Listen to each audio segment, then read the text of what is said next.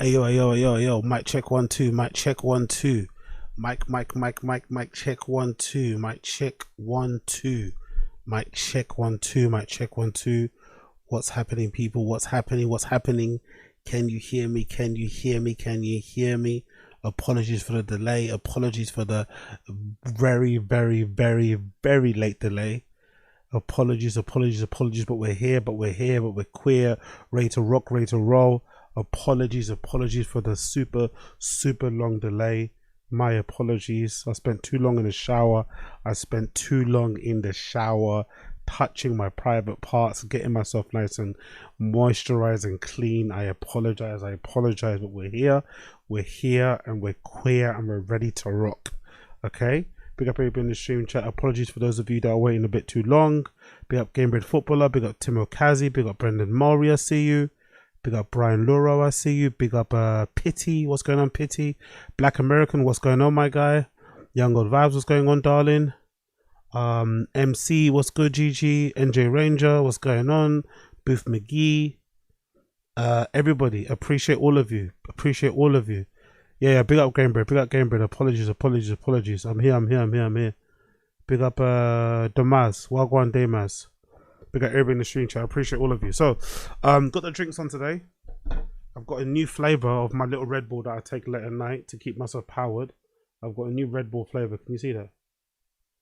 Don't know what that says. Don't know what's that say. I think it says tropical fruit, right? Tropical fruit. You see that? Yeah, tropical fruit. So let me know what you're drinking in the stream chat. Let me know what you're sipping on, what you guys are smoking on, and we're gonna have a good little stream today. We've got a few things to get through. Let me know what you guys are doing. Okay, you got some tea. Let me have a taste. Actually, I'm not sure if it's good. Let's get some ASMR going.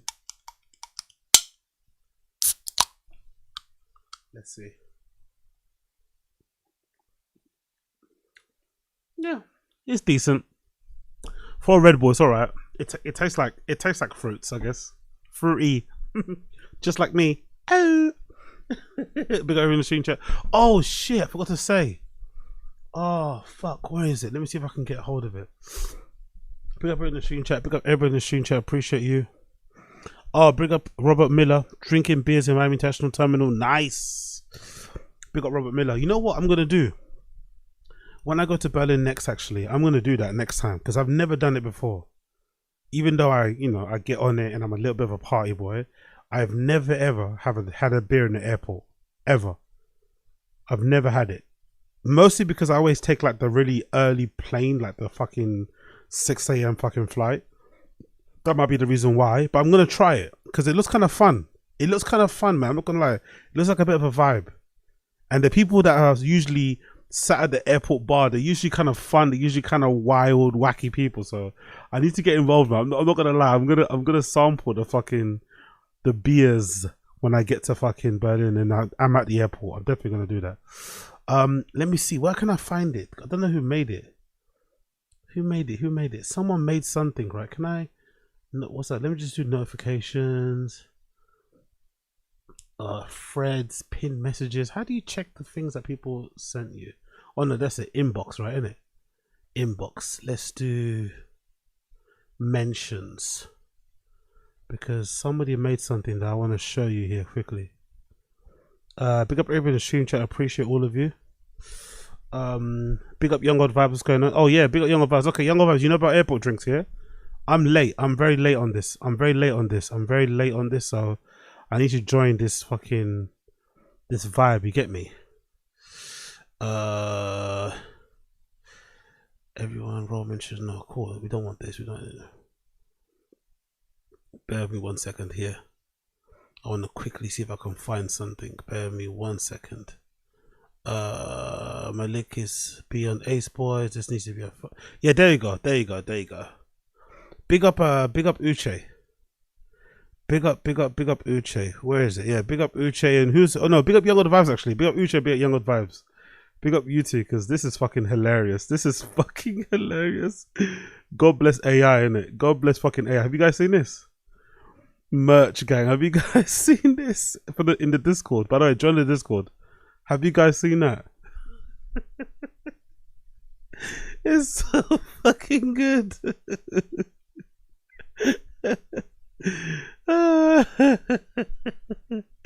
It's so good, man. It's so fucking good, man. Honestly, so fucking good. I swear to God, I saw this and I was literally crying my eyes out, man. You guys will not let me live down this fucking airport toilet zins, will you? You guys will not let me live it down. I swear to God, you won't let me get over this fucking embarrassing, sickening story of mine. But big up everybody. Big up Young God Vibes. Big up fucking Uche. I fucking love it. I fucking love it. I fucking love it. Honestly. But yeah, join the Discord. Loads of good people over there. Join the Discord. Good people over there on the Blood Clot Discord. Join the fucking Discord, okay? Cool. What is this guy saying in the stream chat? I'm headed to Nicaragua, to Montana, so no quick way home. Nice. Enjoy, brother. Nicaragua's fucking fun, super fun place to be. Big up Two Swords, I see you. Brian Laura, I see you. Big up Victor E, I see you too. What's going on, GG? What's going on, Mr. Bob? What's going on, Mech? Damaz197, what's good? Cool. Let's just jump into it, innit? Let's not waste any more time. Let me get all my shit I need over here. Bear me 1 second. And let's just get with it. So we need to switch this. We need to switch my fucking phone quickly. Cool. That's it. We're done now. View channel. Cool.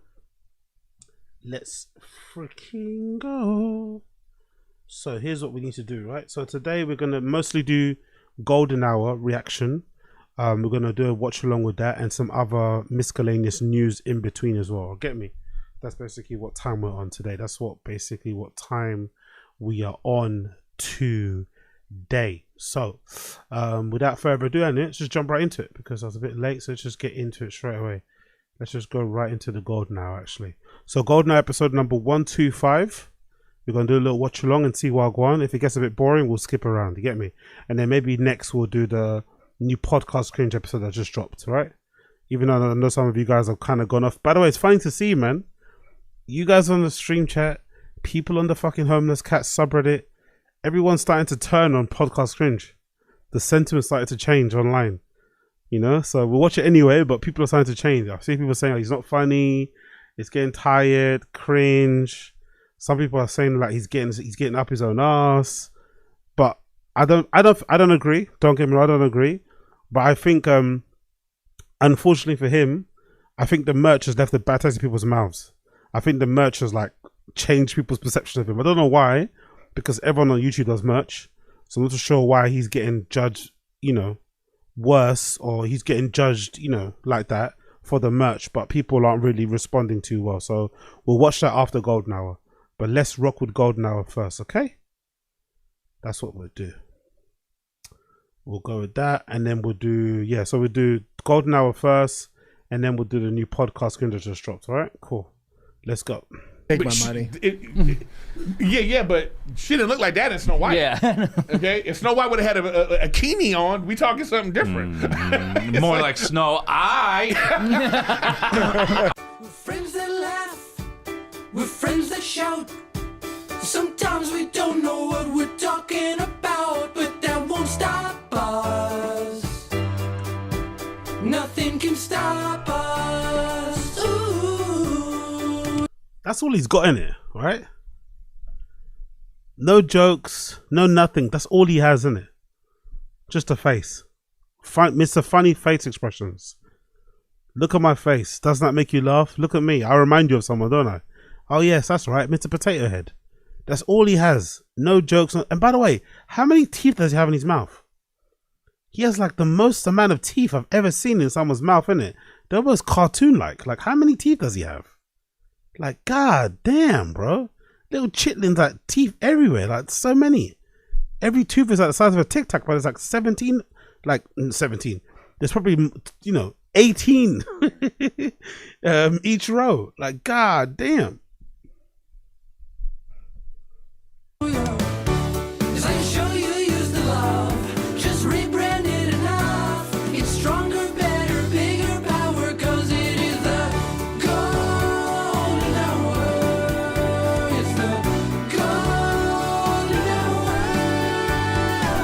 This might be the last one before Brendan leaves for Austin. You know, I just thought about that. This might be the last one, so maybe next we'll see the thumbnail change. There'll be Eric's head on top or Chris's head on top, whoever's the leader next. But they're gonna change it, or maybe what they'll do with Gold now, they'll start having a rotating chair. So maybe, you know, sometimes they'll get someone to drop in. Maybe that would work. And because Brendan's not there, powerful bunch. Oh, big up Andrew. I swear they did that Snow White joke on this pod before. Also, we gotta check in with the no jump reverse given recent events on the dead homies. Yeah. Triumphant face emoji. Yeah. I've got a video. Who have I got a video to watch? If you recommend anything, let me know. But I think I've got a video on here on my tabs to check out. But we're gonna check out stuff with Yuri and Riley. There's an update on that. I think there's an update on. We're gonna do the Almighty Suspect watch exploding. There's a new fucking that's it. Yeah, there's 3. We've got 3 bits, so you should be happy with that one. Enjoy it. Who's the next one? What's the guy's name again? The fucking guy. Point and shoot. There's a new point and shoot video. Almighty Suspect watch blowing up, and Riley and Yuri update. Yeah, we'll go through. We'll go through. Yeah, I was at dinner last night with T after his baseball game, and the USC women's game was on. And he's like, Dad, how are they not making those threes? I was like, yeah, you know. Yeah, if you're on the Reddit, NJ, just post them on the video subreddit. If you're on Reddit, sorry, on the Reddit. If you're on the Discord, post the videos that you want me to check out on the Red Videos Discord, and I'll get it up. How they what? How are they not making those threes? I was like, listen. That's like you're dealing with your first conversation about, like, you know. I hate how this is just a nitpick. I know it's a nitpick. I know. And I know I have my own dislike of Eric, and it's mostly based on my own insecurities. Don't get me wrong. There's nothing wrong with the guy. I think it's based on my own insecurities. Like, my nightmare is waking up one day and being an Eric. And I know I have it in me. I know I have it in me to go a little bit more on the cynical, bitter, hating side and not be as joyous. And also just let myself go body-wise. I know I have it in me. So maybe when I see Eric, it constantly reminds me of the realities, you know, of how quick that can happen to you. But one thing that really teased me off, that really drives me nuts about this guy, is the neck hole on his t-shirts. That just like is pure sloppiness, you know? Like the neck hole just like, oh, saggy and baggy. Like this looks like a pajama shirt. It probably isn't a pajama shirt. You know, we all have those shirts at home that we wear as pajamas. This is probably not a pajama t-shirt, but it looks like one because the neck hole is so saggy and whatever. He just looks disheveled. Like get a trim, no fade, no cut, no nothing. He probably doesn't wash his face. I'm not too sure about the shower regime. Doesn't strike me as the cleanest guy in the world, and just rocks up to the studio, no effort, no nothing, but expects the world, expects you to give him everything, but comes up with this, 0 effort, bare minimum boy, bare minimum man. I hate it. You know, why aren't women as good as men? Yeah. I was like, you used to watching the Nuggets, buddy. This is a little different. And then Juju gets hurt, right? Who's the #1 player in the nation, All-American. She's from Sarah Canyon, LA girl, beast. She's the face of women's basketball. Goes down with a bad knee injury. Blew her ACL out. Yeah. And Tiger, he's like, why is she crying? There's no blood. I'm like, what? Well, there's ligaments in your knee, dude. Like, she can't walk. This guy just.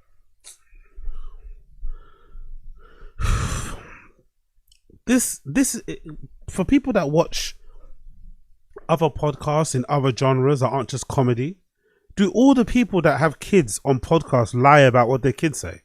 Or is that just a common thing that all parents do? Please. Tell me. Let me know. Please tell me. Big up, run it up for 647. AZ, make clips channel for the clips instead of spamming them on here. Nah, brother, I need to build up the channel. Unfortunately, there's going to be more spam. I need to build up the channel. I need to get the channel monetized and shit and get some traction on it, get people watching it. Plus, unfortunately, the YouTube algorithm doesn't always prioritize channels that only live stream, because I mostly live stream on here. You have to also upload separate content on it. So unfortunately, there's going to be more spam of clips for the foreseeable future. And then obviously in time, I will kind of transition it to having a clips channel, but not right now. Not right now. But yeah. Okay, cool. Sorry about that. Turn off the bell. But yeah, in time I will stop and put it on a separate channel. But for now, we're gonna have to run with the clips. You get me? But for now, we have to run with it. The only thing I could do separately is maybe, I don't know, maybe start uploading like other content that isn't just clips on the channel. But it doesn't make any sense really, because what content would that be? Because most of I talk about is on here. So yeah, for the foreseeable future, we'll do it this way. Later on, it will change. But big up, Run It Up.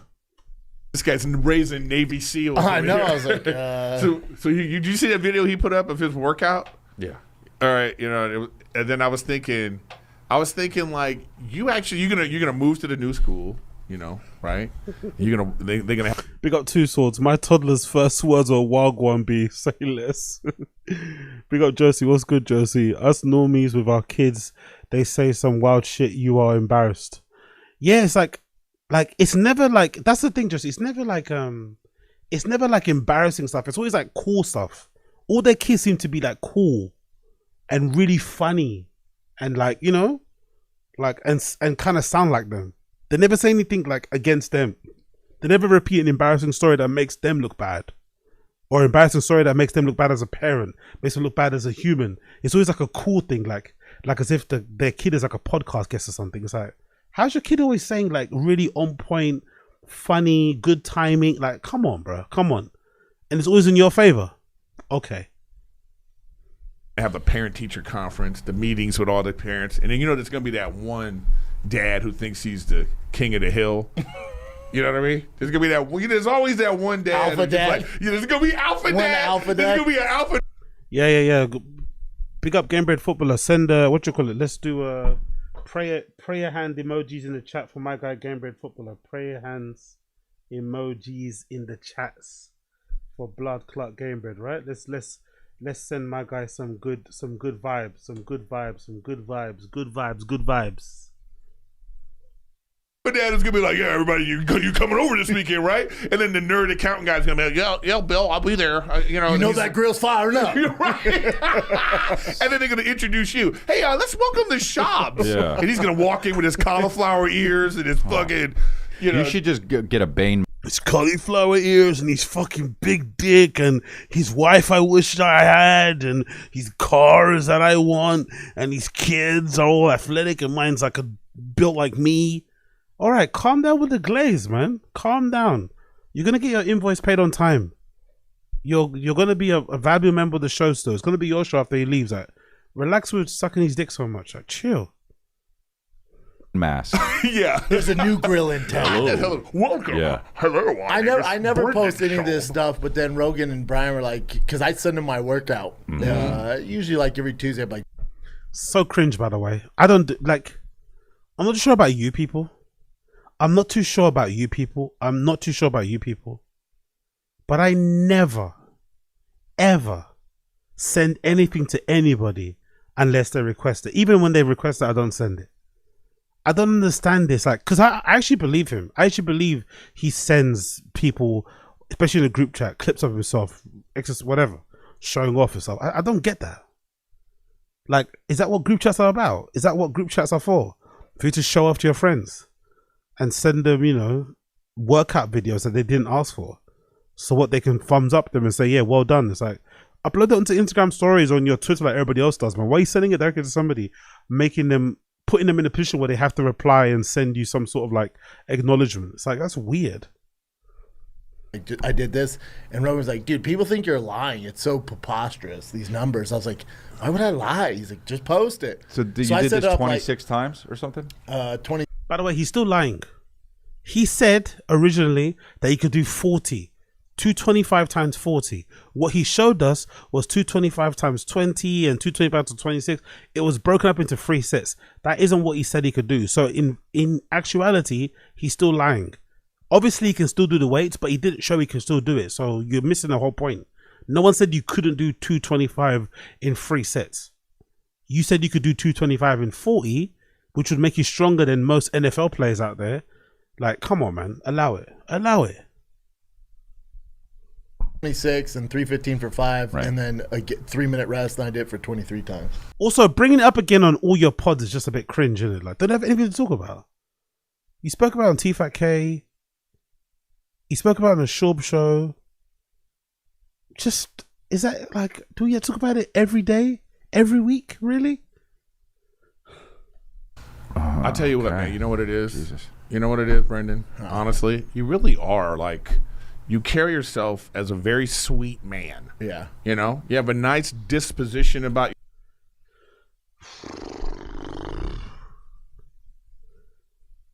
Eric is like so fake, isn't it?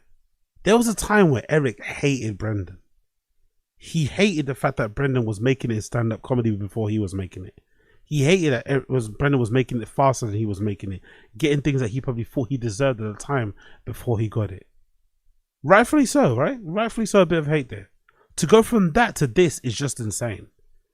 To be skeptical about the guy's come up and to realize that it's kind of partially to do with his Rogan connection and all that malarkey, and then to go from that to this is just wild, man. Fucking wild. How much he overly glazes Brendan. I get why he does it. You got to have your like. It's no, for me and Eric Griffin. It's no coincidence that the glazing kind of ramped up when he got married and when he had a baby. I feel like obviously for most men, when you get married, when you have your first kid, your priorities change. So I'm sure he's in that kind of like, okay, provider, man of the house, you know, look after my fucking family mode. And that is then equated to the glazing. But he's got to pull off a little bit. He's got to take the cock out a little bit. You know what I mean? Don't give too much sloppy toppy. Maybe kiss the tip from time to time. Powerful bunch. Hey, yo, big up Game Bread. Appreciate you, brother. Appreciate you. Big up Game Bread. Powerful bunch. Big up Brave. Appreciate you. He's got to chill with the glazing. This is too much. This is just way too much. Yourself, and also you don't people, when people think of bodybuilders, they think of somebody that's just like, you know, one of those guys that's like, you know. Yeah. You're not that. No. So, but that doesn't mean you can't do that. It's just, but that's what it is. They get You're twisted. podcasting, Yeah, and all yeah, this kind fuck of stuff. around all the people, time. Yeah, but Yeah. people are like, oh man, I could beat up Shab. You know, if they're at home. I don't think anyone really thinks that. Oh yeah, they're thinking that, and I want you to test him next time you see him in public. So the comments, some guys like, I don't get why you do this more than 15 times. After that, it seems unnecessary. Right. I chimed down, went gay. No, but this really is like, I mean, I'm just like, God damn. Yeah. Even with all the things you're always surprising everybody. Like when that time when you were doing that thing with the strong guy. Yeah. You know, I'm like, yeah. what? Yeah, this Yeah. guy's. Sometimes you have flex on them a little bit. Yeah. I don't think there's a single person in the world that would say with a straight face they could beat up Brendan Schaub. Not a regular human anyway walking the streets. No regular guy, no regular degular civilian, as Bert Crusher would say, that's not part of the 250, would say with a straight face they could beat up Brendan Schaub. No one's saying that. What people have questioned was some of his tall tales that he puts forth. Oh, big up, Young God Vibes, appreciate it. Big up Young God Vibes for membership bomb. Appreciate you, blood clot. Big up Young God Vibes for the membership bomber. If you get a membership bomb from Young God Vibes, make sure you say thank you. Make sure you say blood clot thank you. Big Powerful bunch. it's gonna do it 5 times now. But sorry, my headphones fucking knotted. One sec. Powerful bunch. Cool. There we go. Anybody else have that, by the way? Whenever you see a knot on a cable that you can't continue, you have to stop and unknot it. Is that a form of autism or ADHD, or is that just a normal thing that people do? Like, it disturbs my whole fucking flow. I had to fucking unknot it anyway. I don't think any normal person thinks they could beat up Brendan. Everyone, myself included, we just you know, we're not as powerful bunch. We're a bit skeptical when it comes to some of his athletic feats that he proclaims that he can do or has done in the past. That's all we say. No one ever has said that the guy isn't like an athlete. No, he's not an athlete of some powerful degree. bunch. That he wasn't a high level UFC fight. No one's denying that. It's just some things that he adds a little bit of the spice to that people pour cold water over, that obviously he can't admit. Like the fucking pulling two hammies, I don't believe that happened. The fucking ripping of the bicep, that didn't happen either. He loves to exaggerate things that don't make any sense. Did he probably get cramp when he was racing Chappelle down that fucking car park? Probably. But did he pull both of his hammies? No. It's just an excuse to make himself look harder. Like, oh, I ran really hard, I pulled both hammies. You didn't. If you pulled both hammies, you'd be on crutches, or worse yet, you might be in a wheelchair with how much that would hurt. Did he pull his bicep? Did he rip his bicep? No, he didn't. He probably maybe sprained it a little bit, but if you tore it, if you've seen online how people tear their biceps, you have this gnarly fucking bruise where the literal tendons of your muscles are ripped and shit. It takes a while for that to repair. Sometimes you have to put your arm in the sling. You can't work out for sure. You can't sometimes even put a shirt on and shit. It's quite painful.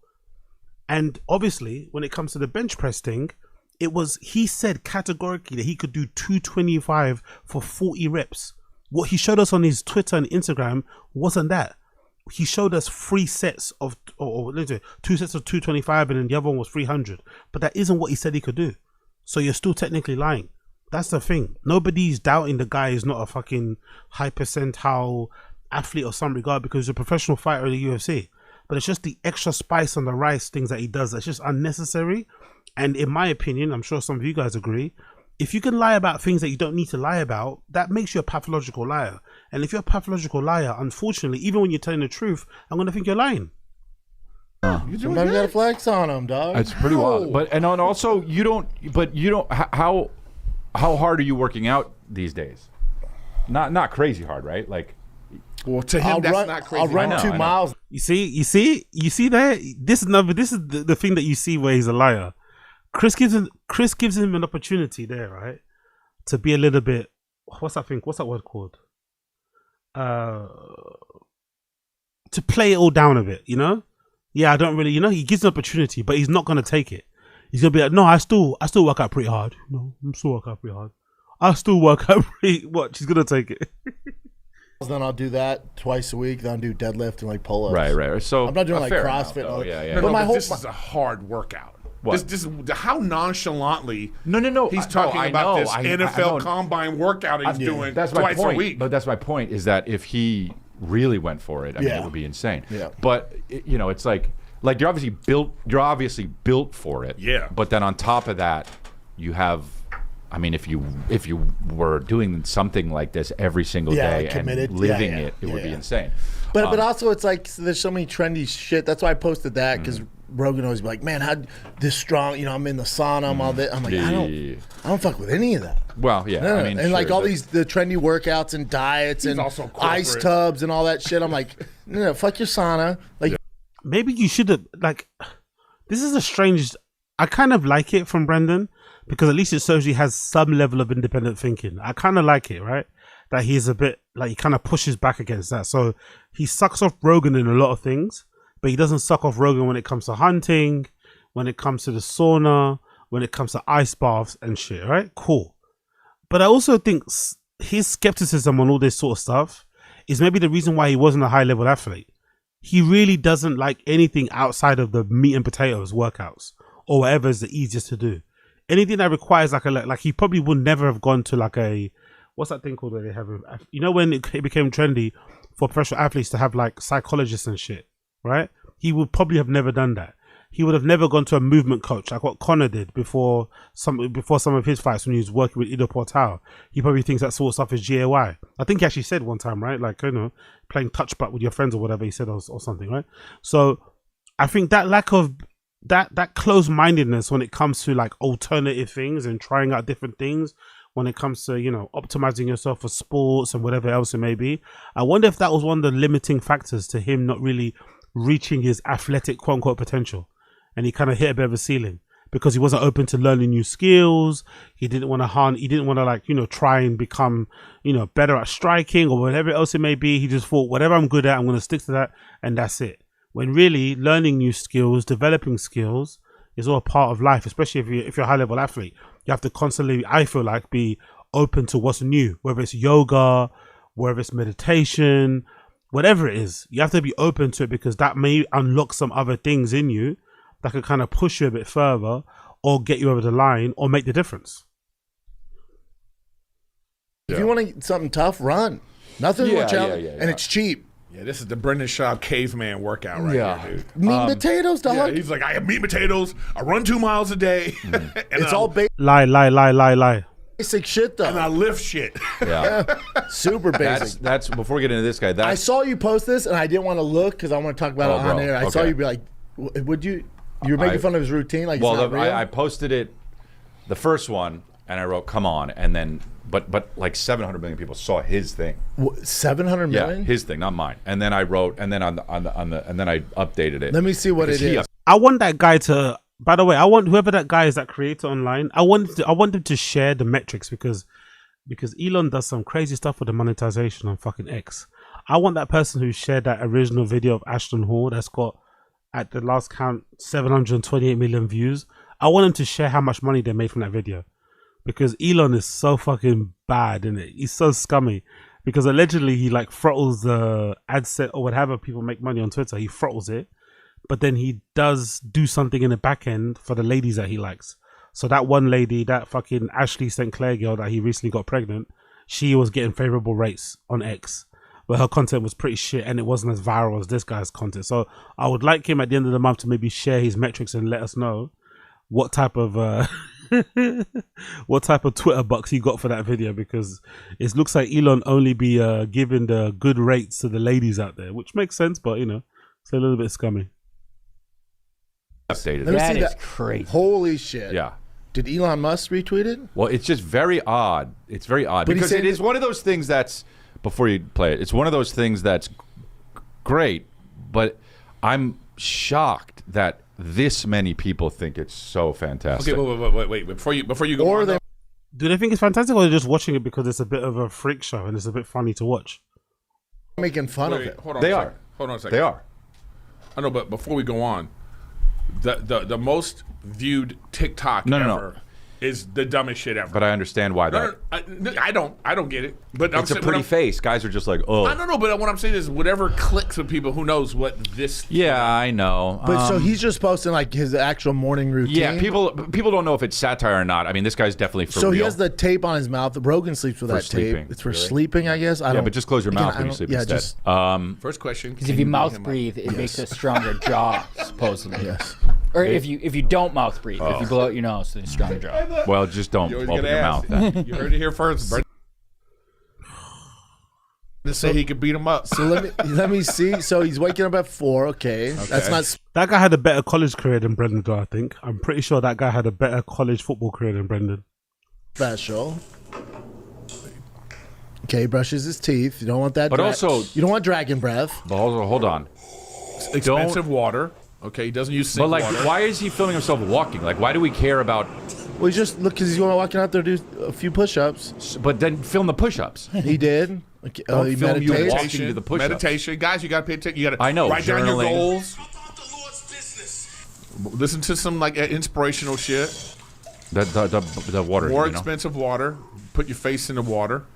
That boy is bodied up though. Change shorts Sure, to yeah. new shorts. Got it. He got a body that won't quit. Yeah, he's got a good body. Well, you know, a very muscular body. Very. Okay, well that's a little Okay. gay. Fanny pack. No, but like, why is he recording this stuff? What? He just why showed the you his elevator? routine. The hate is so strong. Look at the hate. Look at Eric. Eric doesn't want to bring that guy around fucking Rachel, innit? Eric knows. Don't bring him around Rachel.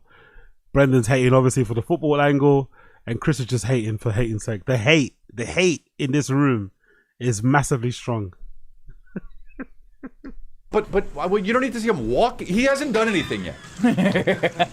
Chris is furious. Look. He put so much work into his videos. He jumped in the pool. He was in the pool for like 11 minutes. Hey, does it show him going to work? No, it stops before that. Watch this. Okay. Like, Shower. who's filming? Nice. Look at this. Watch Eating this a part. banana. Oh wow. Yeah, that's good for your face. Watch this. Oh, and now he's More getting ready this. for work. Bro, we gotta go ahead and get in at least 10,000. Eggs. Look at. He's like, no, I won't take $1 million. He hasn't eaten yet. He's He got a brought white somebody girl. to bring his breakfast. Is he putting? He's putting. Is that syrup honey on the eggs? You know what I find funny? Sorry for Mark. I hate people. You know what I find funny? People like Brendan, especially, right? Or these guys in the Rogan-sphere, Rogan-verse guys, right? they were super on this idea of like telling us how awesome they are, how hard they work, their morning regimes, just through the power of a podcast, right? Then this guy does basically, I think this guy is birthed from them. This guy's been birthed from these guys who go around acting like they're fucking Supermen. They wake, like Brendan always says, I wake up at 4 a.m, I run 2 miles. Essentially, he's doing what Brendan says he does. And he's showing you on video what that looks like. He's showing, you know, when people say, oh yeah, I'm up, like it's like that fucking guy, what's his name? The guy with the burger shop. About I wake up at 3 and then he's got his workout done before people are already awake. By 6, he's already got half his day already done and shit. He's just showing you how preposterous it is. Like you kind of see it visually. And for some reason they're hating on it. That's the weird thing about it. It's like, this is just a reflection on all those guys. You'd think they'd be into it and they'd like it, but I guess maybe because it's not them doing it, it's not as cool because there's somebody not in their circle. Because I wonder if this was somebody else, if this was I don't know, if this was the Keep Hammering guy that did this or something, right? Or someone within their clique, I wonder how they would react to it. Bro, the guy put fucking a banana peel on his face. I'm interested.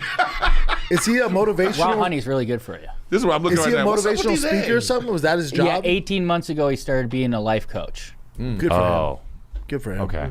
I used to follow this guy years ago. He just for his fitness stuff. He has tits for days. Well, now he's. I mean, everybody's talking about it. And but this was the best that when he jumps in the pool. So Chris knows him before even he went viral, and he's still hating. Oh, that's a real hate. The time changes. Because I legit have never heard of him before he went viral. I never knew he existed. So Chris hating him before that is hilarious. In the air. Like, who's his editor? This guy put, imagine waking up at 3 a.m. and getting nothing done. Yeah, that's it. Exactly. It's like Michael Jordan's dunk in Space Jam. Yeah. I'm gonna have to do one of these. You should. I love how Brendan's now reading replies, right? He reads Twitter replies when it's not his own account, but he posts and ghosts allegedly. Right? Does not fan of social media, but here he is reading replies. It's gonna be me walking. Yeah. Doing it as a comic would be like just me sleeping. Bro, yeah. It's just a time lapse of this. I'd love to see Eric Griffin's one. It's probably him just in bed the whole time, not showering, shouting at Rachel, looking after the baby, shouting at Rachel again. Recording his podcast, pulling his boxes out of his arse cheeks, shouting at Rachel.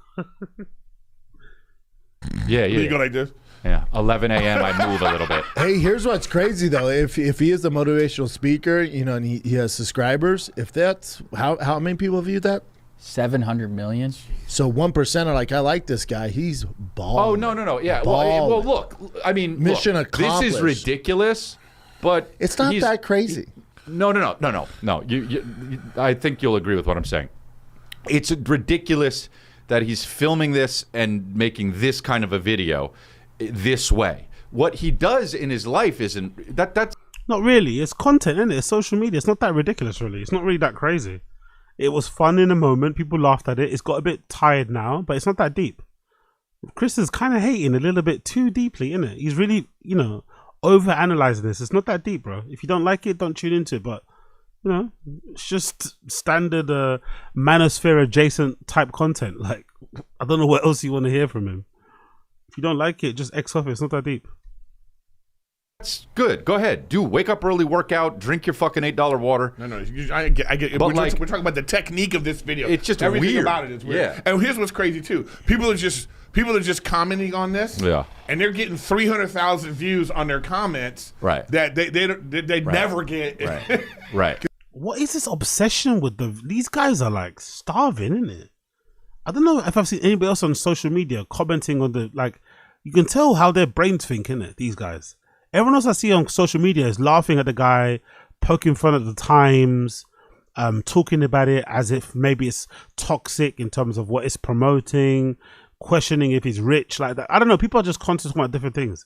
These guys are obsessed with the views. It's like, chill out, man. Like, enjoy the viral content. Giggle, laugh, run your memes, and keep it moving. It ain't that deep. He's analyzing the replies underneath the post. What? The views they got, huh?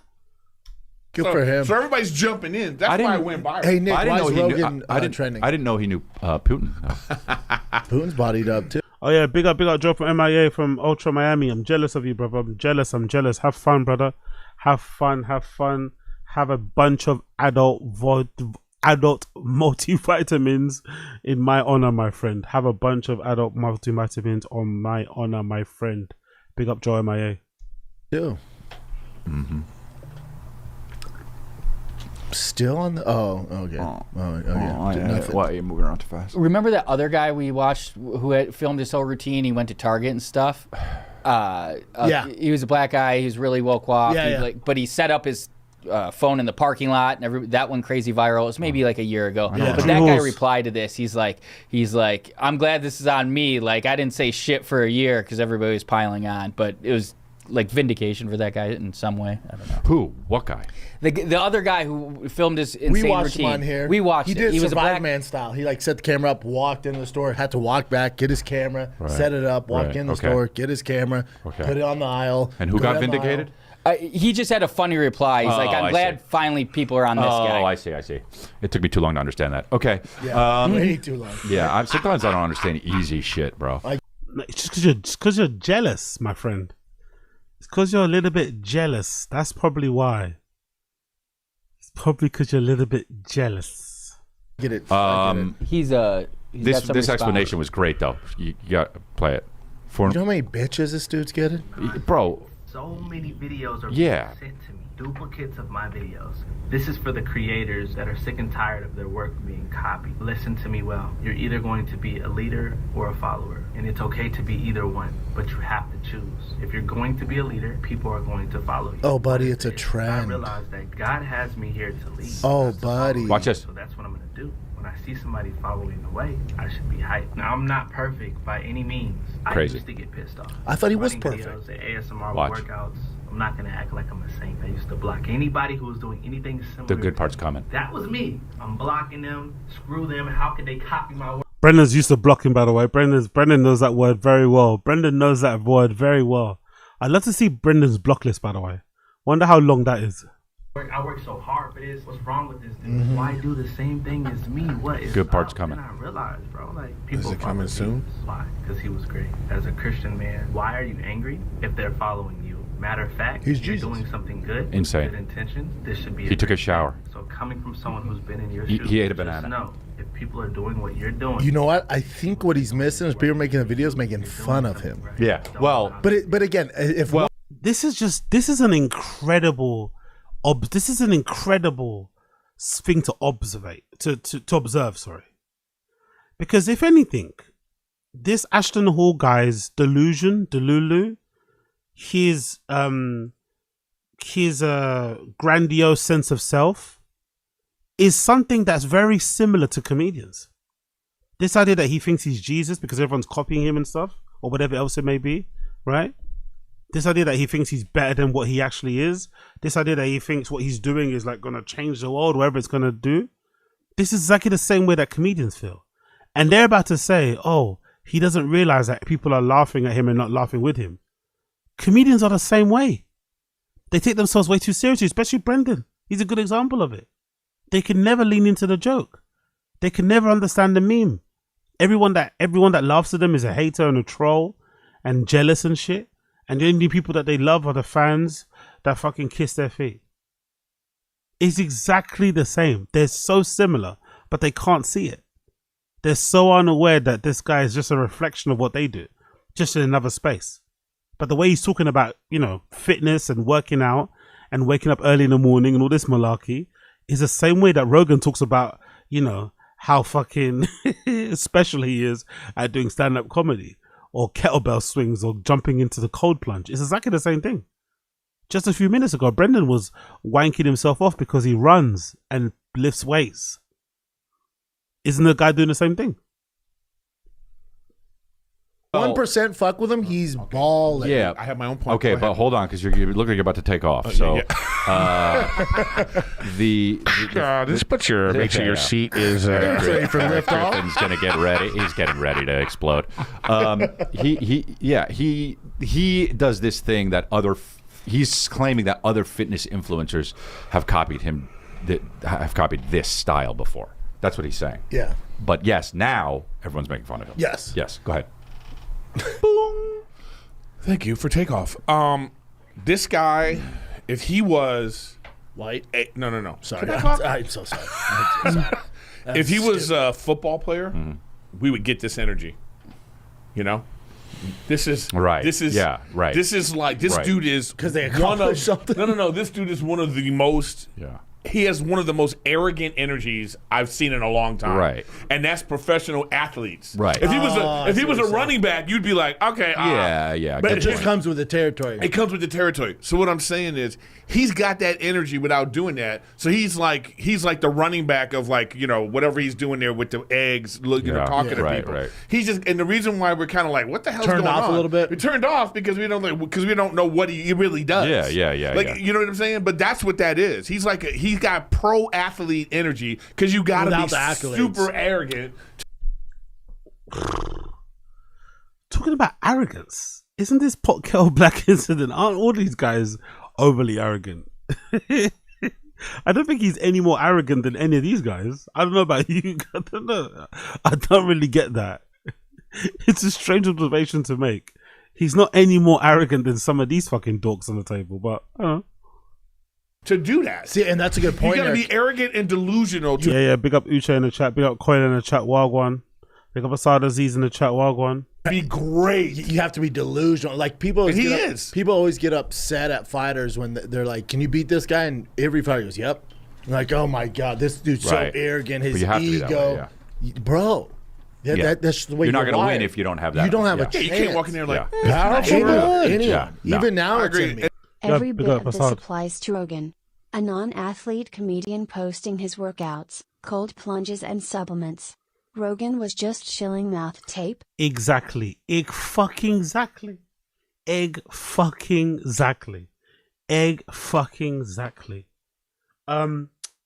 mouth tape thing is funny because there was a time where I was gonna get it because there was I forgot what the company's called. Maybe it's called, I forgot what the company. I remember seeing it on my Twitter, but I remember getting familiar to the mouth tape thing a few years ago. Mostly because of my pose running, because I was doing a lot of CrossFit running thing protocols, and this guy called Brian McKenzie. I think he's been on Rogan before. He's really cool. He gives really good, cool advice and like workouts and shit. He was promoting the idea of like nasal breathing and how that's way better for cardiovascular endurance and shit. But then I remember seeing this startup, I forgot what the name is called, where they kind of advise it's kind of a good remedy to kind of stop guys from snoring and shit. But I guess now it's going to become a whole different thing, innit? But then Rogan shilling it out of nowhere. I was like, this feels a little bit, what's going on here? Like, they must have sent him a fucking bag, but he did mention after that they sent him a big box of stuff. And I think with Rogan, I don't think he tests stuff unless they give him money. I don't think Rogan's that kind of guy. I think you have to cut a check first. So I don't think he just started talking about it because they just sent him free stuff. I'm sure he gets sent a ton of free stuff. They probably cut him a check. Now suddenly he's talking about it. So yeah, if this guy's a shill, if this guy's arrogant, Ashton Hall, then what's Rogan? Come on. Like when people say something like, "Oh, you're so arrogant," I'm like, "Oh man, you have to be." Sports. Yeah, no, that's it's like, yeah. So I think that's what it is, you know. But it's hard to be like, you know, he's this arrogant and he's sitting in front of a iMac. But has he made like? Was he meant to sit in front of to justify his arrogance? That's such a weird observation. He's sitting in front of an iMac and he's that arrogant. What? What's wrong with an iMac? What's he meant to have? 7 iMacs? That'll make his justification, his arrogance justified. The video it's not even that deep. It's just a funny video, isn't it? It's almost like a troll, and now people are trolling him. But it doesn't require this level of over-analysis. It's not really that deep, I don't think. Also, if you're analyzing this deep, he's just a reflection on these comedians. But hey, what do I know? Fucking $40 million doing this life coaching and shit? Know. I mean, like, is he crushing? Well, he obviously makes money. He's got a crew if following him around. If that's his place, if you know he's wasting that much on water, and he has the cars he has, which he has in the other videos. Oh, he shows cars? Yeah. Yeah, this guy's doing great. You know what's a funny video? And I don't think he's just talking about the people making fun of him. I think he's talking about like all of it. Yeah. Big up Z. People taping their mouth before bed, looking like they're kidnapped. Does it even work? Yeah, supposedly it does work. I've read a ton of people basically saying that their marriages, relationships have been basically restored because they've been able to sleep in the same bed as their wives and shit because they're now not snoring as much. Because I'm assuming if you snore, it mostly comes from your mouth, right? So yeah, if you tape it shut, then it probably alleviates the snoring thing. But I've also heard if you do a lot of like nose breathing, in terms of meditating, running, it does also help to kind of limit the amount of times that you snore. There's ways that you can kind of train, I guess your body to not snore and stuff, but I think taping your mouth shut, as mad as it sounds, it does actually work. I just think, unfortunately, if you want to do it, you probably have to have you probably can't have a beard like I'd have. You probably have to be clean shaven. So that'd be the only issue. But it's a bit extreme. It's a bit wild.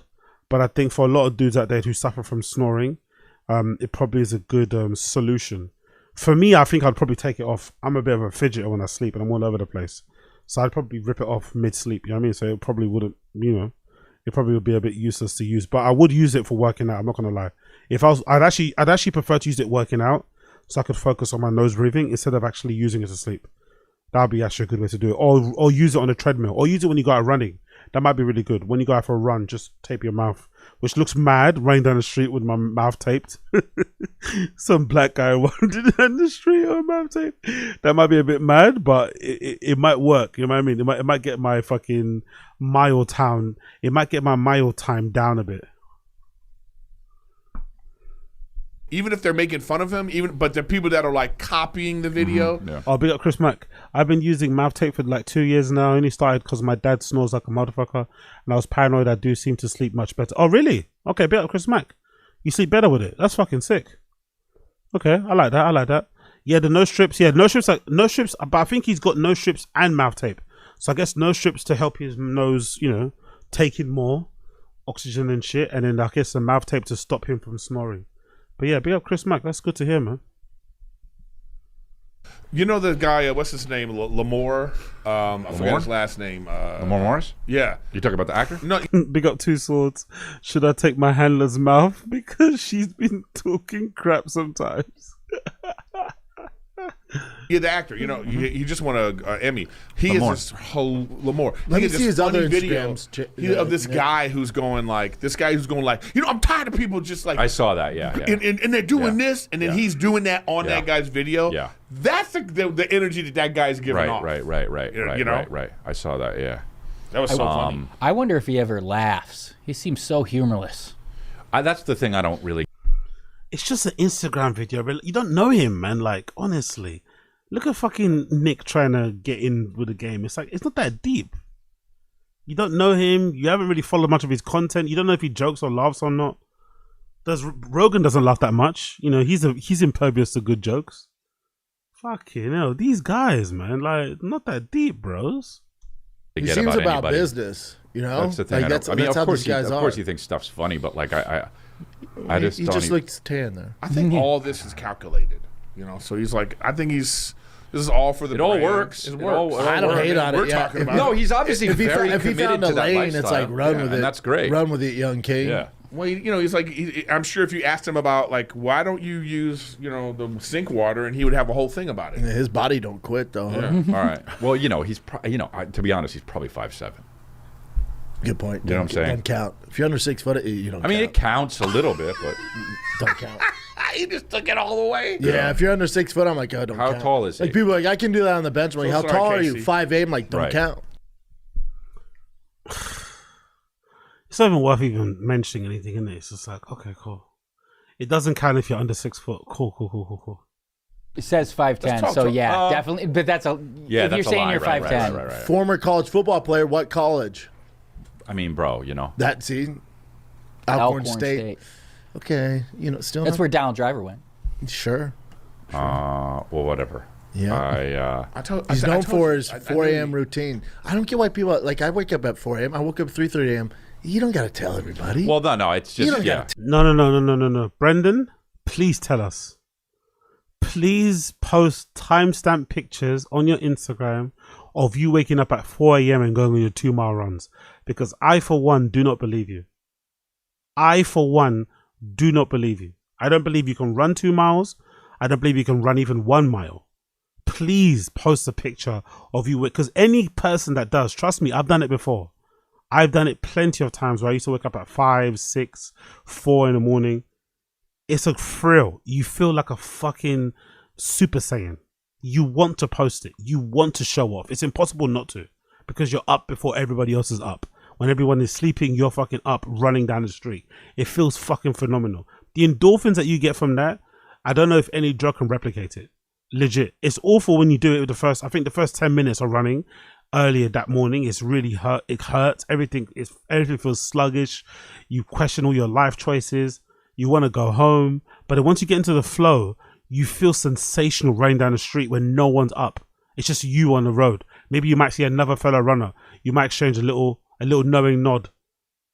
You're going to show off. You're going to want to post about it. So the fact that he doesn't post, he's never posted, but always says he wakes up at 4 and goes on a 2-mile run. Press fucking X for doubt. Press X for doubt. Honestly, ram that button into the PS fucking controller until it fucking disappears. Press X to doubt. No way does he do that. I don't believe that in the slightest. Sorry, I don't believe it.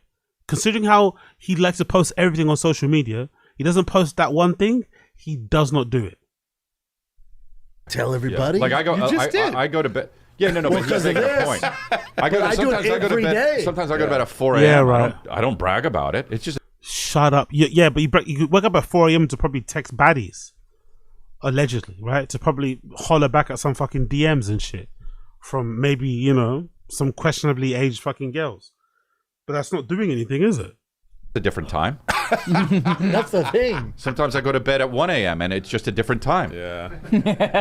It's just different times, dude. You go to bed whenever. Hey, are you tired? Take a nap. It's not, dude, sometimes I take a nap at 3 p.m. That's just a different time. What I'm saying is that's a flex. No, it is because that's a flex. What Chris is saying is why is that why is that perceived as so impressive? Because it's Of course, Eric would say that, innit? What's so impressive about waking up early in the morning? Why don't you try and wake up early in the morning, you fucking donut? What's so impressive about waking up at 4 in the morning? Why don't you try, sir? You have a newborn. You recently married. Try and wake up early. Get your workouts in early before your kid and your wife wake up. Try that. Try it. And also the day before that you had a long, hard day. Try and wake up early and do something strenuous. Not just wake up early and fucking scratch your fucking ass.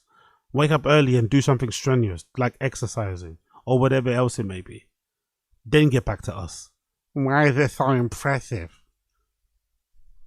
Discipline thing? Yeah, but like, dude, you know what? Sometimes you wake up with anxiety at 5. Some of these guys, some of these guys are really lucky they do comedy, innit? Could you think, that's probably why they shit on us regular people a lot. Us regular civilians. That's why they probably shit on us, because maybe deep down there's a feeling in all of them, they know that if stand-up comedy disappeared and they had to go back to the work, to the workforce and have a normal job, they would literally suffer. They're not built for it. Like, imagine some of these guys having to wake up at a set time, Monday to Friday, and go somewhere to work for money, exchanging their time for money, taking instructions, being a part of a team, thinking about others and not just yourself. Attention to detail, learning on the go, developing new skills, implementing new procedures and shit, or processes and whatever else it may be. They would struggle. They're so lucky they got stand-up. Like, think of what would Eric Griffin be doing if he didn't have stand-up? I think he'd even suffer as a fucking Uber driver. He's so fucking useless. 5 a.m. and you go, I guess I'm up for the day. Yeah. That's not impressive. But if you're doing it every single day, kill yourself, honestly, because if that's too much anxiety. But if he is waking up because, he could just be he could be waking up at 3:58 a.m. every morning, like, oh God. All right, well, fuck it, I'm up. You know what I mean? Let me get some water. Yeah. Splash my eyes. That's me. Yeah, but my question is, when I'm up, I'm up. But what time does he go to bed too? Because that makes a difference. I'm in bed by 4 p.m. This is a funny exchange. They're talking about Ashton Hall, but Brendan is such an egomaniac, right? He's such a fucking narcissist. He can't not miss an opportunity to talk about himself. They're talking about that guy. How does he sleep? How does he wake up that early? What time is he going to sleep? It doesn't make any sense. And Brendan just keeps interjecting and talking about himself. What time do you go to sleep? I go to sleep at 8. I go to sleep at 8. No one's asking about when you go to sleep. They're asking about that guy. When does he go to sleep? Not you. Well, then it's not impressive to me. I see. You know what I'm trying to say? That's what I'm talking about. When people say, "Oh, 4 a.m. is discipline." Not if you're going to bed at 2 a.m. You ever seen Mark Wahlberg's schedule? Yeah, it's the same pretty much. But he goes to bed at 7 p.m. I don't believe it. You're like, bro. I don't believe none of that. Well, Your also, kids are like, what the fuck? Anytime you like have a list like that. Doesn't Brendan say he goes to bed at 9 or 8? So if Mark Wahlberg going to bed at 7 is weird, but you going to bed at 9 isn't, or 8 isn't. 2 hours after the fact. Okay, I'm out when you see like pray. oh, I'm out. I don't believe you. Or when it says meditation or like, you know what I let's mean? say meditation, pray, playtime with children. yeah, It's like that- 15 his did minutes. Say that. Yeah. Yeah, exactly, Mick. They've been talking about this way too long. Exactly. It's a lot of jealousy and probably just not a lot of topics to talk about. Probably a slow news day for them. But they have been rambling on about this for way too fucking long. It's pretty funny. Especially considering most of them are like, oh, it's not that impressive. Who cares? This is that. It's like, okay, if it's not that impressive and no one should care, then why are you still talking about it? Fuck off. Oh, come on. You think that they're on your schedule? He's also 5'6", doesn't count. All right. We got to start playing. Come on. We only have 10 minutes to play. Wait a minute. What? You doing impressions now? I don't like to be known for it, but I can do some. The Eminem one, I didn't want to do that for the longest time, and then I did it, and look what happened. But yeah. Napkins. Bam, bam. Yeah. Now there's that other guy doing it. I'm like, what are you doing? Aren't there a It's ton been of guys done doing already. it? Oh, no, there's one white rapper, though. He's a white guy. He can fucking rap, though. No, but he's talking about. He's like super legit. No, there's a guy that's An always impression. doing Eminem. Right. And it's always in a situation. Eminem at Starbucks. Right. Oh, You know, no. Eminem at boom. No, Eminem walking on a trail. No, this you know? this guy did like a tip of the hat to Eminem. Oh, great hip hop talk from Golden Hour. This is what we all wanted, right? We got a fucking a forensic dissection of hate on Ashton Hall. Now we're moving into hip hop talk with the Golden Hour boys. Incredible. Rapped over his beat. Oh, okay. Because he sounds like him. Everyone was like, "You're like Eminem." And he's like, "All right, I'll do cool. a rap over the beat," and it was so good. Oh, really? Couldn't tell you who he is. Ooh, guys, I don't know if you guys know, but I got Okay, skip. We don't care about the ads. And finish it. We don't care about the ads. Skip. No, I think And it's that Eminem. next weekend, the next one, and then I got Cranston, Rhode Island, Boston coming up, Denver, Atlanta, Savannah, Georgia. Go to chrisleah.com. See my Powerful website. Now. I think And I that can show Eminem it guy's now, on but go TikTok. to- If there's pick up one Asada thing Aziz. Brandon is informed about, it's white rappers. Shout out the white red-haired girl from Wild and Out, aka Bappa's favorite rapper. Yeah. It's so true. Pick up Asada Aziz. chrisleah.com. Check me out. Does my website work? Napkins. Annoying. Fix it. All right. Website's Well, it'll not work working? now. It'll work now. You wear red socks today, huh? There Nice bit there it there. is, Nick. Nice bit there. Look at this fucking show. Man. Oh my god. Look at how pale his legs are. Jesus Christ. God almighty. He's got legs of a paraplegic, isn't it? Like, what going for that? Oh, I don't like This guy? No. I that's the guy I I'm sent talking you a about. text to you. That's the guy, but he does the actual rap. You should show his thing first. This is the guy. I think Chris, that's the Chris actual is guy. down. Mine's is down, yeah. Yeah. Mine's down, but it won't be down when this is airing. Well, then show mine. So, All right. Well, mine's down when we're recording. So go to chrisleah.com. It Go works. to- this is a new website coming your way. You got a new website? So annoyed though. No, I decided. No one's website. Look at the dead air, bro. This show. What the fuck is going on? All of this dead air and shit. I wonder how it's going to flow without Brendan. I wonder if Brendan's is a problem why they have so much dead air. By the way, what happened to Chin's hair? What's happened to Chin's... Jesus Christ, bro. What? That fade is trouble. And why is his hair like that? It looks like an afro. Is that dry? Or does he do something to it? Did he maybe blowtorch it or something? Why does it look like afro-ish? I love Chin, man. He's just interesting guy. Sites are working. No internet. Is the Wi-Fi acting up? Wi-Fi at the crib was acting up It too. already moved to No, Austin. other sites are working. Oh, I forgot to pay the bill. And Everything, it's working in Austin though. everything else is working. Hopefully that gets up later. What do you mean everything else is working? Any other website, but Eric's and Jesus Christ, look at his face. Why is he staring so hard? hopefully that gets up later. What do you mean everything else is working? You see his face. Everything else is working. Hopefully that gets up later. What do you mean? What did he see on his phone? What did bro see on his phone? Fucking hell. Relax with the eyes, bro. What did fucking bro see on his phone? Look at his eyes. Crystalia, calm down, brother. Calm down. I mean everything else is working. Any other website, but Eric's and It was working. Your site isn't working? Yeah, that's what you jinxed me. That's funny. Oh, you made it yourself though. All right, well, your guys Yeah. go to briancown.com. I know, but it'll be better when his works, and then we can But do. yeah, side but by Yeah, side. okay, by the okay, time okay. this airs, it'll be fine. Yeah. No. There's a Yours thing. will be still be broken, right? Let me No, see. it's a Oh, thing. there was a thing There's for us. thing. Nick, go to this guy's other post. This should be the guy. There's a thing. This guy? Yeah, that guy. Yeah, go to Well, his, that's go the to his guy whole who's- page though, because That- he had a whole song. No. That guy is the guy who does the Oh, yeah. impression. God almighty, man. This is fucking brutal. What the fuck is going on? No topics, no nothing. It's just freestyle. Check things that we think about on the spot while we're talking, but there's no actual things that we want to talk about. God damn it. No, of Eminem look, now. if Eminem went camping, he has an actual rap. This though. guy actually did it. Yes. Really? But this is what I'm saying. This is the same guy, Brennan. Oh, I didn't know The that. guy. He does the Maybe I impressions don't know. all the Maybe time. it's just the impression guy. I don't see an actual rap because This is the guy. This guy just does impressions. Yeah, Yeah, he just does impressions. He just Yeah. he, all the People time. send me this all the time. Yeah, I'm like, because they go. It's like, but this is lit. But the only thing that I think about this is this lit. You know what it is? This is more effort than what you did. way more. What do you Yeah, mean? It's just doing- I know, but what Chris I'm, just doing it I on know, the but fuck what I'm with it. saying is like you know, but I think that was better because it was just casual. Well, that's the This thing. guy's making an yeah, effort. I don't. That Yeah, making effort's a bad thing, right? Being intentional is a bad thing. That guy's got how many followers on TikTok? 3 point something million? What is this cope? What's going on today? What's going on with this cope? Eric's just has decided to glaze Brendan, glaze Chris, all this weird cope going around the place.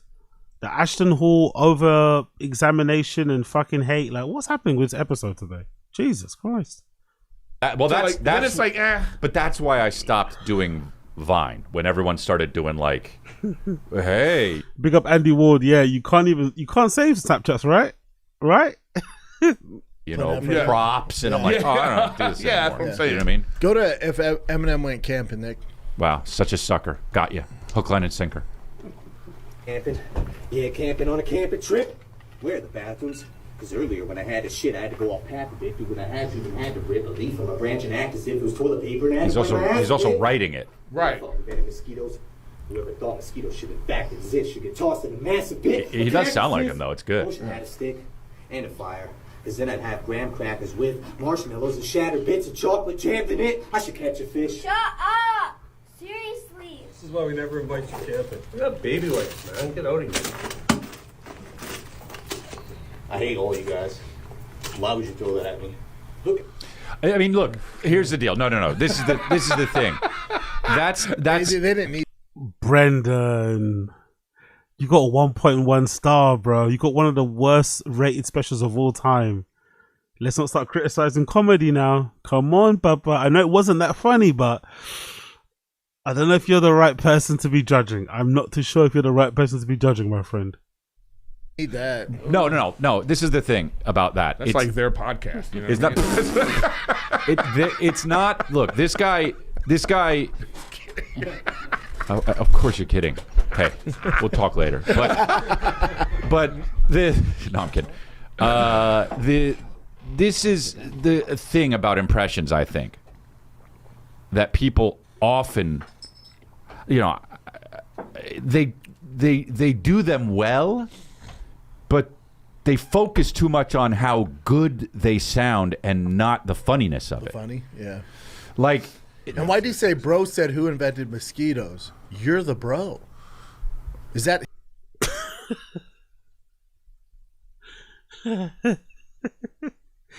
Oh my god, he's so fucking dumb. He's so fucking dumb. It's so admirable how dumb he is and how like relatively successful he has been in his life despite being so dumb. It's quite impressive. Wow. Who's the bro though? You're the bro. What? Good they sound and not the funniness of it. Funny, yeah. Like, and why do you say bro said who invented mosquitoes? You're the bro. Is that...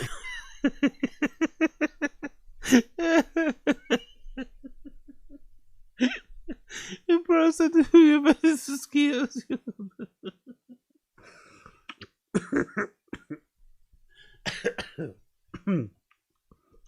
His caption. well, that's yeah. It's all Well, good. It's all good to even think about that. I agree with you. I think that's the issue. That's always been my problem with impressions. Is like, okay, so you got this impression. That's been my problem with impressions. I don't know about you guys, but I don't think about impressions that much. I'm not gonna lie. I don't sit there and pontificate about impressions. Are they good or are they not good? That's basically where it starts and ends. Sometimes impressions, the worse they are, and maybe the more of a, the more of the mannerisms you do, sometimes they can be pretty decent, but I don't think about them that deeply. It's pretty funny that Eric has this whole philosophy on impressions, this whole playbook. It's like, oh, it's not that deep, bro. Because I think that a not as good impression, but it's a good impression in a great scenario is better than just a great impression. Sure, yeah. But here's the thing. This guy also is... Yeah, cool story, Eric. Cool story. I don't know what his background is, but this guy is thinking, okay, how do I make this funny? Right. You already lost. Yeah. He doesn't have the direct line. I swear that guy's got 3 point something million followers. I think the fans have basically said he's funny. Even if I don't really liked it, he's clearly doing something pretty well. I wonder if this is just jealousy from Eric because of his time and his little viral moment. Because did that Crystalia Eminem impression, did it happen before he got cancelled, didn't it, right? Yeah, it was. I wonder how soon after that Eminem impression did he get cancelled. Maybe that's why he's hating on this guy, because maybe he didn't really get to enjoy the fucking the good vibes and he was receiving from that impression, because soon after he got cancelled. That's probably why he's hating on this guy extra hard, because it's like, don't get me wrong, I don't find that kind of humor funny anyway, but people seem to like it. The guy's got 3.6 million followers. It looks like he films it professionally with some fucking editor or photographer or whatever it may be. So he's clearly doing something pretty well. And these guys are telling him how to be more funny. I don't know, man. I think he's all set on funny. I think he's got it. I think he's got a handle on it. Line. You already lost. Yeah. Go back to a previous episode. you know what I'm saying? That's why when people, and look, there's all different styles of stand-up comedy. There's different styles of comedy, but there's different styles of stand-up comedy. I don't... Exactly. Be up young on vibes. Exactly. Eric, a type of person to roll his eyes when someone else hits a jackpot at the casino. PK. Exactly. Or even worse, roll his eyes or tell you to calm down, to keep the noise down, trying to focus. That type of hater. That's the type of hater he is in the casino. When people often say there's no punchline though, and I'm like, yeah, I don't give a fuck, dude. Mm-hmm. I'm not trying. That's arrogance, no? Isn't that arrogance? Your fans want to hear punchlines. Your fans want to hear jokes. Your fans want to laugh. And you say, I don't care. I'm not trying to make you laugh. There are no punchlines in my jokes, so where's the joke? This is incredible, man. But I love how honest he's being. Because I think most comedians feel this way. Most comedians in the Rogan-verse, they feel this way. This is how they look at it. They look down on their audience, and they also feel like, they shouldn't be held to the standards of funny comedy. Funny is subjective, Funny is open to interpretation. Trying to figure out mathematically what's funny. You like what I do or not? I think it's funny. Big up 84 Matna. You messaged minors, you already lost. Exactly. Do you know what I'm saying? And the people who feel me are going to think that's funny. And if I operated from, how do I make this joke work? That's not me, dude. Yeah. That's not me. And it'll be. So how do you write jokes then? If you're not writing jokes to be funny, what are you writing jokes about then? Huh? False. Well, that's the thing. No one's forced you to do it. Yeah, that's the thing I said on a way other episode. Fired I mean, up, that's dude. the thing that makes you what it is. I mean, Brendan, he's fired up because he cares about stand-up. Look at fucking Brendan as well. What a fucking dork sometimes. Like, Chris is obviously fired up because he cares about stand-up comedy. His views about how he does it, I don't agree with, but he clearly gives a fuck about the profession and the art form. Brendan doesn't. That's why he just quit, because he wasn't selling tickets. Fuck it. I'll get a new hobby. You're old. Let me pick up another hobby. But really for Chris, it's like a, quote unquote calling. It's a passion. It's something that he really loves, a vocation, a career, long term. That's why he's passionate about it. That's why he's being so fired up. Brendan could never get being fired up about anything, because everything's just a trend. but I think that it always is that. Even the people who are wordsmiths, like Seinfeld. He's a wordsmith. So the people react to him because they're really, the reaction is, ooh, I like how you did that. Yeah. No. People are reacting to Seinfeld because he's telling jokes.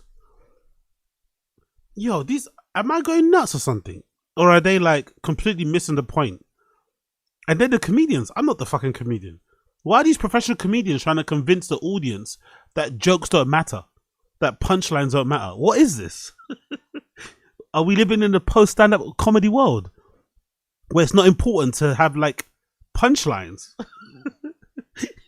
It's not important to have a setup and a punchline. No, that's not important anymore. What are we doing? We're just going on stage and doing podcasts, but standing up. Yeah. Then a reaction to someone else might just be like, man, I love this guy. Yes, totally. It's just, of course. Her big episode disease. I listen to Seinfeld for the beats. Hilarious. I think Bert is like that. Right. You know what I mean? Mm-hmm. I think storyteller. he's a storyteller. And you're but he's a vibe, dude. He comes out, you're like, oh, what's up? Yeah. So, what I'm trying to say though is I think it's always been that, and we're just realizing it because of social media and having more connection with people. I think it's always been that. I don't know if it's ever been, really just like, oh, what is this person writing? Right. I mean, you think of the greats, they got something going on with them that's more than just like the written word. It's a combination of things though. It's their persona, it's their aura, it's their style of dress, it's the way they carry themselves, maybe their face, their inflections, maybe it's physical comedy, but it still comes down to the fact of it's funny. And most of the greats have punchlines. I'm so perturbed that these guys have this view, but maybe this is something that happens across comedy. I'm not too sure, but this is really odd. This like new outlook or whatever it is, I don't know, perspective that they're having is strange. Like this, no wonder their comedy sucks then.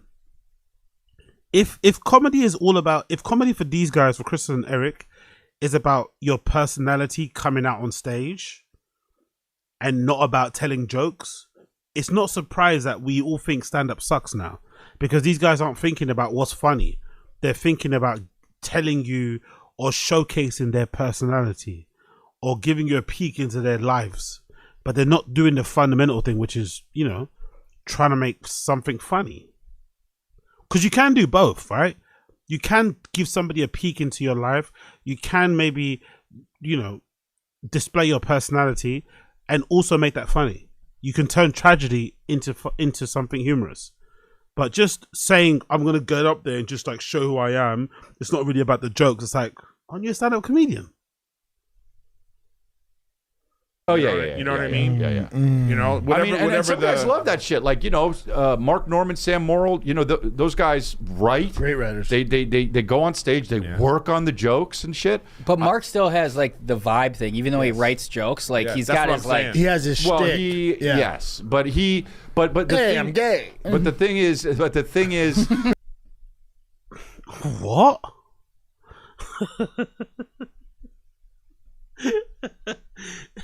What? What the fuck was that from Brendan? But the thing, not. That's the funny part. He's not Kevin Hart either. He goes, I'm gay. I'm Kevin Hart. Walks off. But I don't. I just think that you know, get the eyes out today, huh? That's what he wants to do. And well, yeah. I know, but that's different. Because you get the vibe. The moment that he went over to his family and friends, whoever that was, who aren't actors, like you kind of get taken out of it because it's just like whatever. But you know, I don't know, man. That was way too loud. Breaking news that Ashton Hall, Chin, he stole it from Chin. This was 2 years ago, and Chin did a routine. Oh God. It's not. This is what you guys been working on this whole time? No. All distracted? No, what I'm saying is like. Did you hear him like whispering back and forth for literally an hour? It's not copying. This has been around forever. Yeah. That's just joking. No, he's. Look how embarrassed Chin is. Chin is so embarrassed. He doesn't want his. It's almost like he doesn't want his dads or his parents to see his YouTube videos. Chin is so embarrassed. Chin is so embarrassed. I would be too. Don't worry, Chin. I would be too. Stole from Chin. Oh yeah, I saw this. Yeah, right. So it's not copying. It's like it's been around forever. Of course. It's so stupid that he says he's copying. This is old. That's when your studio's outside, Case. Remember? Yeah, baby. But yeah, but it's been around forever. It's so stupid to say this guy's like, oh, they're copying my style Nick did him dirty, man. Nick did Chin dirty. or whatever. It's like, oh no, up. Look, dude. People send me that Eminem guy, and they're like, he's taking your thing. I'm like, dude. Shut up. Shut the fuck up. Don't send me something somebody did that maybe I did a version. I don't give a fuck. Yeah. What are you talking about? Dude, I did a No, you do care. You do care, bro. You were overly analyzing that guy's Eminem impression, breaking it down, dissecting it. You do give a fuck. Be honest, you do give a fuck. I understand why, because he's probably enjoying the fruits of your labor. You kind of set the precedent in this kind of way, and people kind of built off of it. But let's be real, you do give a fuck. It does hurt your feelings. I used to do all this stuff. Remember, I would do the guys from Snapchat, Derek. I would do Derek. Yeah, Thompson. I would do all those characters with the faces and shit. And then Ivan, the Travel Channel guy. Yeah. I stopped doing that because I was like, all right, how many times am I going to do this? It was fun. Yeah. And then bring that back though, right? And then, no, I would love to, but I don't know how to do the filters now. But you get old fast. Yeah, I know. But what's his name started doing filters of guys and impressions. He's really funny, really good at it. Oh, you're talking about Adam Ray? No, he's good at it too, though. No, what's his fucking name? He's Clout? great. Yeah, Kyle Dunning. Yeah, he's great. He's great. Yeah. So I one of these times I was like, he's not good. Rogan just said he's good. He's not good at all. He's not good at all. That guy made an entire career of Rogan just loving him. That's another person that Rogan fucking endorsed and backed. He was incredibly unfunny. But he seems like a nice guy, that Kyle Dunning guy. Seems like a cool guy. But very, very unfunny. Rogan fucking loves that guy. Very unfunny. Seriously unfunny. Aggressively unfunny. I'm going to do one of those things again. Mm-hmm. And I did it. And people were hammering me in the comments. Like, bro, you stole Kyle Dunnigan's thing. And I'm like, what the fuck are you? So I wrote him and I was like, can you believe this? And he's like, bro, that's so stupid. But it's like, it's so weird, dude. It's so weird. Well, it's so weird. People don't know. No, I guess not. But do that. But they why don't. Why would they know anything? No. Sometimes you're just scrolling and you see. That's why they think I would see that guy's Eminem thing and be like, who gives it? It's not the same. He would have done it even if I didn't do that. He would have done it. The only person that should be upset. Bring that back. The only person that should be upset, if he was going to be upset, is Eminem. Yeah. And he loved it, dude. I think honestly, these I don't think I've ever been funnier than these. Fuck. For Steve's hater. Look at Brendan laughing. He loves Eric, innit? Chris. Sorry, he loves Chris.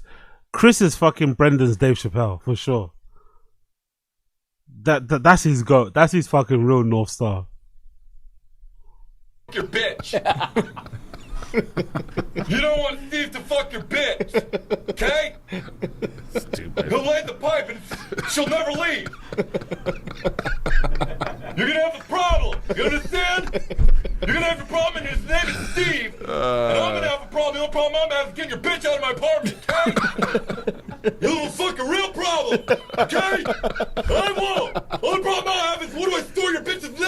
my phone so wifey doesn't find out. There's a reason they call me demigod in fucking high school, okay? Only thing that people call your girl is Subway because it's cheap to get on her. He's all drooling. Okay, yeah, I admit I got a little carried away. But it's better than being carried away in a fucking stretcher because you got your asshole raw. I'm a fucking savage. I'm a fucking savage. Dude, that might be the funniest thing I've ever done, I think. I didn't laugh a single time, not even a single crack of a smile. That's jokes, by the way. That's funny. That's humor. Forget punchlines. This is the humor. Some sort of filter and what? Him having a lisp and screaming things. Cool.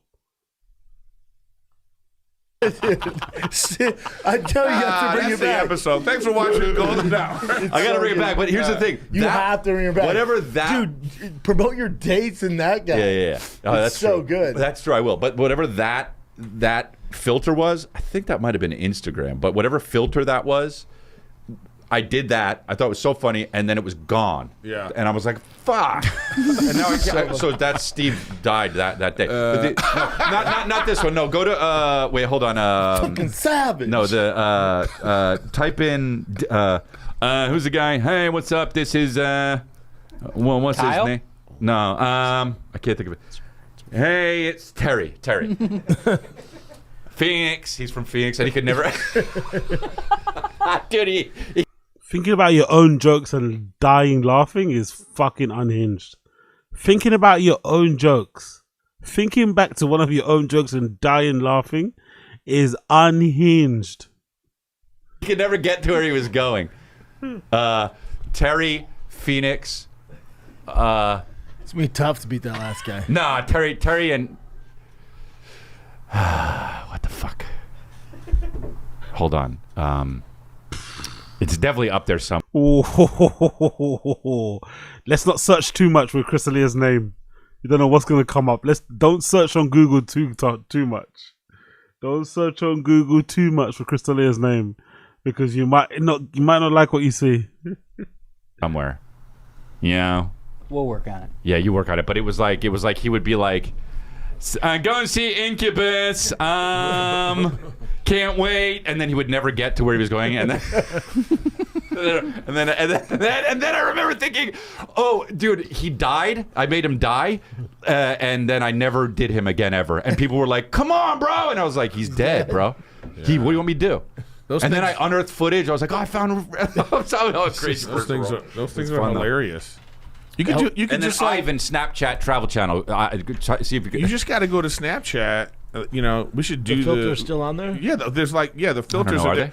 Yeah, but what happens is you have to change go. them, right? No, but you have to go and look for the old filters. There's a He can't go back to Snapchat. Got PTSD. Crystalia can't go back onto Snapchat. He's got PTSD, mate. way to do that. Oh, really? Yeah. There's a way to do that where you go to like this little thing right here. You go here, and then these are then you can find the filters. Past ones like that this. you've used. Yeah. There, this. That's the same face. That's the same face he did. Then you can find the filters. Past ones like that this. you've used. Yeah. That's the same face. That's the same sound as well. So what? How did he get that? Could you save DM? Yeah, you can save DM. Same face. Yeah. There, this.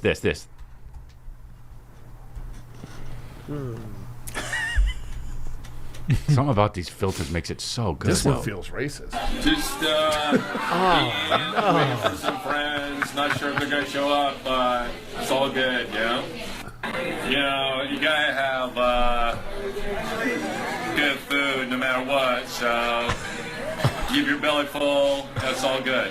Sure, friends are great, but gotta eat no matter what. So friends come, kill two birds with one stone. Did you have to open your mouth extra wide for it? No, or did it nope. Did it for you? The key is relaxing, bro. Chin is a filter. Chin, you fucking ignoramus. It's a filter. You don't have to do anything. Did you have to move your mouth extra wide? Yo, Chin, man. He's also lucky he's got a producer job. Imagine what Chin would be doing if he wasn't a podcast producer. God almighty. Nailed it. I don't even. Good thing friends weren't here. I probably would have eaten some of that. So This is he has more of a storyline. This is feeling pretty. Why is he talking about himself in the third person like that? It's you with the filter on. What is this? Like he's like he put the character in a movie. It's you just trying to be funny on social media. What? He has a bit of a it's like what?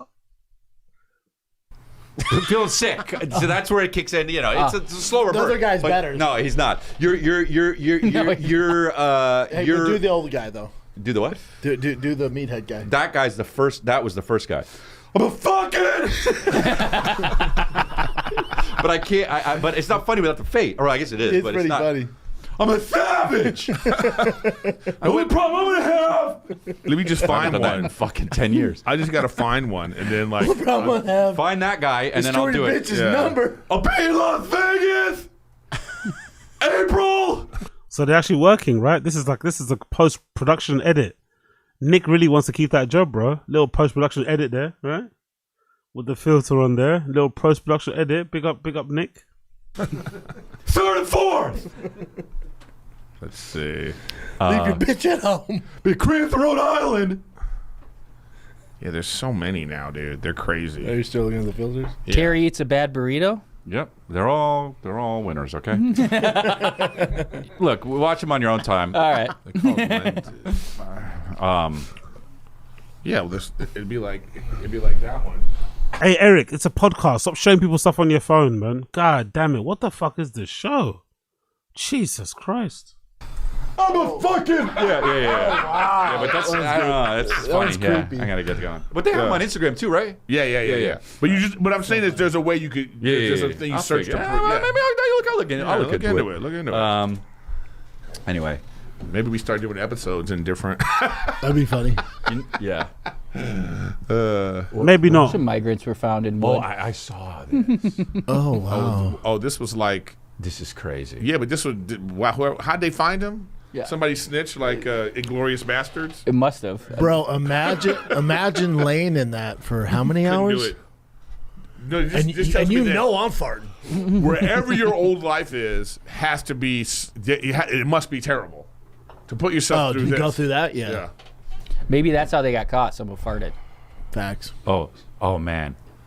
I mean, they are nose to butts there. I'm just waiting for Brennan to say something mad racist about Mexicans, but he's not. He's holding it in. I'm just waiting for him to say something about illegal aliens or something. I'm waiting for it. Just damn. You think Brennan the was on ice guy ESPN. like, fuck, man, just go. Oh yeah, dude. The car thing. Let's talk about that. Your purple Jeep. Pink. Is it? Yeah, it's pink. Rubicon 392 final edition. Well, hard to find, man. I was crunk. And the stressful thing is they gave me a budget, and I didn't think I'd get the car within that budget. Right. And So that's why you're so excited. Yeah, I won this car. And Why does he pronounce budget like that? Budget? Isn't it budget? I didn't think I'd get the car within that budget. Right. So And that's Budget? why you're so excited. yeah, I won this car. And then won it? Well, I won the bid, so I have to pay for it. But I got a really good deal. They go for like 110, 115. Oh, nice. And just imagine what it would And I don't want to be on live TV and lose an auction. That's why I got so crunk when I won. Is it silent auction? So you just, or is it like No. you keep going? Yeah, no. There's a bunch of rich dudes there trying to win it. Of the cars on the road today, and whoever thought that You a see me Wrangler bomb left. could be Who described would win like that bid is apple leather Steve. interior. Why does Chris do that with his eyes? What is this? Is he on the gear or something? This is me at 4 a.m. somewhere, you know? Listening intently to someone's conversation in the fucking smoking area or in afters. Why does he do that? Like, God almighty. He's a little bit, you know, a little bit unhinged in his own way, isn't he? 392. I want to fucking bid on it. Run-of-the-mill Yeah, look it up. Watch this. Watch this. This is great. So goes into his old habits of training, right? Dad Fucking takedown took him defense by down. Lex. Didn't help him back up. So shitty. You just tackling Yep. old dude. Forgot about. It's actually not funny, you know? It's actually a real reflection of how he is as a person. even the people closest to him, that guy Lex is meant to be like that's his ride or die. That's probably a person that's responsible for putting a bunch of money in Brendan's pocket, helping him keep his businesses afloat, probably one of his best friends. And even in that moment, it kind of shows you what he's about, you know? Because yes, it's in jest, it's a joke, I shouldn't be taken too seriously. But tackling your friend like that and then not even offering to help them up is kind of weird. But it kind of shows what type of guy he is in a way as well. It doesn't matter, but it kind of does matter. It's like, why you just leave him there? Why couldn't you offer him your hand? Weird. Also, why do you tackle him anyway? About him after that immediately. Just goes like this. Fuck, I want a car. Big up Brendan, appreciate it. Thank you, my guy. Thank you. Big up Brendan. He was with us in Kissimmee a couple of months ago. Look at the guy still. The guy said it fucking. I haven't talked to him since. Still haven't talked to him. He died. No, that's that's Lex. He popped up. I don't know, but that's one guy that can handle that, frankly. That's one guy who can handle a pink car. Am I right, bro? That's stupid. The Lex just went, you can't afford this. Yeah. That's basically what he's saying. What are you doing? Who was that? Huh? Who was that guy that was hugging you? Jan. It's my boy Jan. Oh, cool. No. The older guy. That's Jan. Oh, the older guy's Jan. The guy tackled his legs. Who's the guy you killed? Oh, okay. So, all right. So because Lex was back, because you had to tackle because Lex probably went, come on, man. No. Lex was. Eric sucking off Brendan, sucking off Lex to get paid. Chris doesn't even know who Lex is. Chris probably gets his accountant or whoever it is, agent manager to sort out all these monies and make sure they get paid on time. So he's never even dealt with Lex or know who Lex is. But Eric does, because Eric has to do everything himself. And he's also trying to suck up to him. Jesus Christ. This Eric glazing is just wild, isn't it? Like, he knows where his bread's buttered. That's one thing for sure. You can't deny him that, but Eric. He knows where his bread's buttered. Was stoked because they gave us a budget and we thought it was going to go for like 125. Budget. So for 92, I was like, I fucking told you. I saved us money. So what? So now what are you gonna do? So now what are you gonna do with that Jeep? When you get it? It comes today. Oh, cool. And what are you gonna do with it? I'll build it up and then do a giveaway with it. But so you're gonna build it up, but it's already pretty built. So what are you gonna do? Shocks, wings, a stewardess. You in the back. She just has. So what? He paid like 80 to 90 grand for it. He's gonna probably add. He's probably gonna spend maybe 30 grand more on it, maybe 50, and then he's gonna do a giveaway. But he's not gonna claim that. So yeah, that whole giveaway thing's a scam. There's something weird there. Maybe it's just free money. Maybe you get a lot of that money back because you can write up as tax exemption. I don't know. But it doesn't make any sense because there's no way he's making that money back with the merch. No fucking way. He's not that popular and doesn't sell enough merch. And the merch ain't that good enough. Really, I don't think. Or maybe it is for this car. Maybe this car might see a record number of entries because it's a lot more accessible for the regular person. I don't know. Has to wait in the car. Me in the back doing comedy. We know you love Crystalia, so we put a Crystalia in the back of your ride. I'll pimp your ride. How often do you go to those? Once He a can't month. stop. Every other day. Can't stop, won't stop. Yeah, they're fun. Yeah, they look cool. You realize how poor you are though, because there's like guys billionaires. Like the first one I went to, some dude spent like $7 million in 12 minutes next to me. Well, bro, it's like and didn't give a fuck. I had. You know how I was all excited? He was going like this. I'll take it. Yeah. Well, that's also like that's why those things are great. Like if you were running one of those, you want the most arrogant, flashy, guys to come, and you want to get rivals to come. You want to find out what's with him and success and arrogance. What's with this thing? I think his insecurity is screaming for this guy. He loves mentioning arrogance or success or popularity. It's like, bruh, like, what makes you think they're all arrogant? These people are bidding on these cars. Maybe they're just rich dudes just bidding on cars because they're bored and got money to burn. Why does everything have to be arrogance? Now, who hates this guy and you want to invite the other guy? Because then they're going to just be like, I can't let him get involved. Yeah, their egos get involved. The ego is involved. And that's what they kept telling me. They're like, don't get your ego involved. Yeah. If it's over your limit, just back off. I'm like, I don't give a I can fuck. bench 225 26 times and then go higher and then go back to 225 and do it like 15 times. So go fuck yourself. Yeah, glad. Well done, Chris. That was actually funny. I'm glad he called him out for his fucking hypocrisy. acting like he's Mr. Humble, but here he is bragging about fucking weights and also lying about the weights in the first place, and also posting the video clips and also posting the fucking car thing. Like, come on, I don't care, but you seem pretty happy when you won it though. You did tackle your manager to the ground and never help him to stand up. For someone that doesn't care, you seem like you care. 3-minute break. So, I don't know.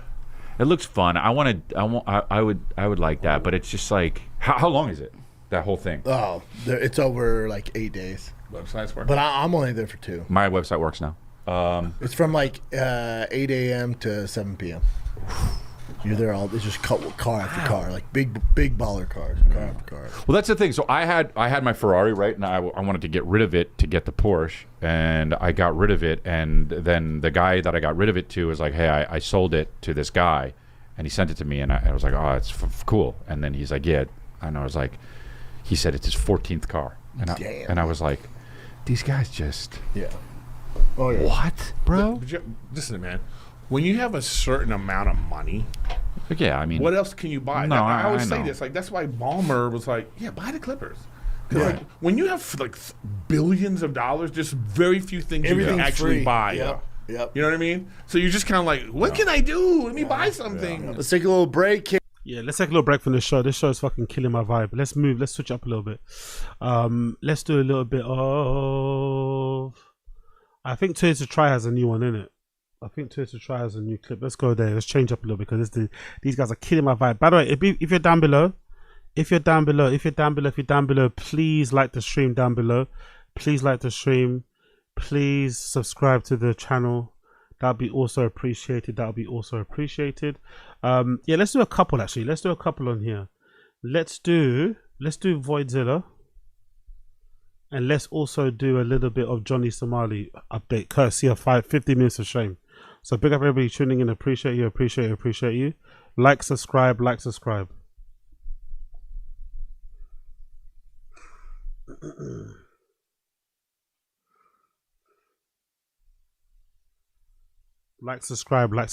subscribe. I've been diagnosed as bipolar. I've been diagnosed as bipolar. Go get on some kind of like medication, and I need to go to therapy. I need to be properly medicated. So I mean. All right, so like, still, I feel like Kanye, bro. I feel like they try to kill me. I want to go back home. All right, so Johnny Somali is panicking because behind. Yo, so basically, I think some of you guys know who Johnny Somali is, right? I'm sure you do. Nuisance streamer. Was made viral for just going to different countries around the world and basically bothering people, antagonizing people, trolling people, harassing people, to the point where he started getting chased around the world essentially for retribution. Eventually he ended up in South Korea. He ended up dancing on some sacred statues and whatnot, and that obviously pissed off the Koreans to the point where they started chasing him around the country, basically wanting to beat him up. Eventually he got arrested for what he did to one statue in particular that's very revered over there, and now he's facing some pretty lengthy prison time, and then for some reason, even though he's on trial at the moment, he's still running around town doing a madness. Like, I don't know why. I don't know if it's like he's actually tapped or if he's just a little bit whatever, or maybe both, but he's still causing a ruckus. He's still causing issues. And I think lately he did something in particular. I think it was harassment. I forgot which one it was. There was one particular charge that he's got added to his docket that means he will definitely serve some prison time. So I guess now he's realizing the reality and the severity of the situation, even though he's never been remorseful or whatever, even though he's apologized and always goes back for it and kind of, just trolls endlessly. He's been doing a ton of interviews now and press. And I think he's doing these interviews in press with the hopes of getting someone's attention in the US to try and get him home so that he can kind of leave. I think is he from America or Canada? Whatever it may be. He's trying to get out of South Korea, but I think if I'm not mistaken, the Korean government have seized his passport, so he can't leave until the court case is concluded. But he's definitely panicking because he's doing a ton of interviews and he's trying to paint himself out to be a victim, which he clearly isn't.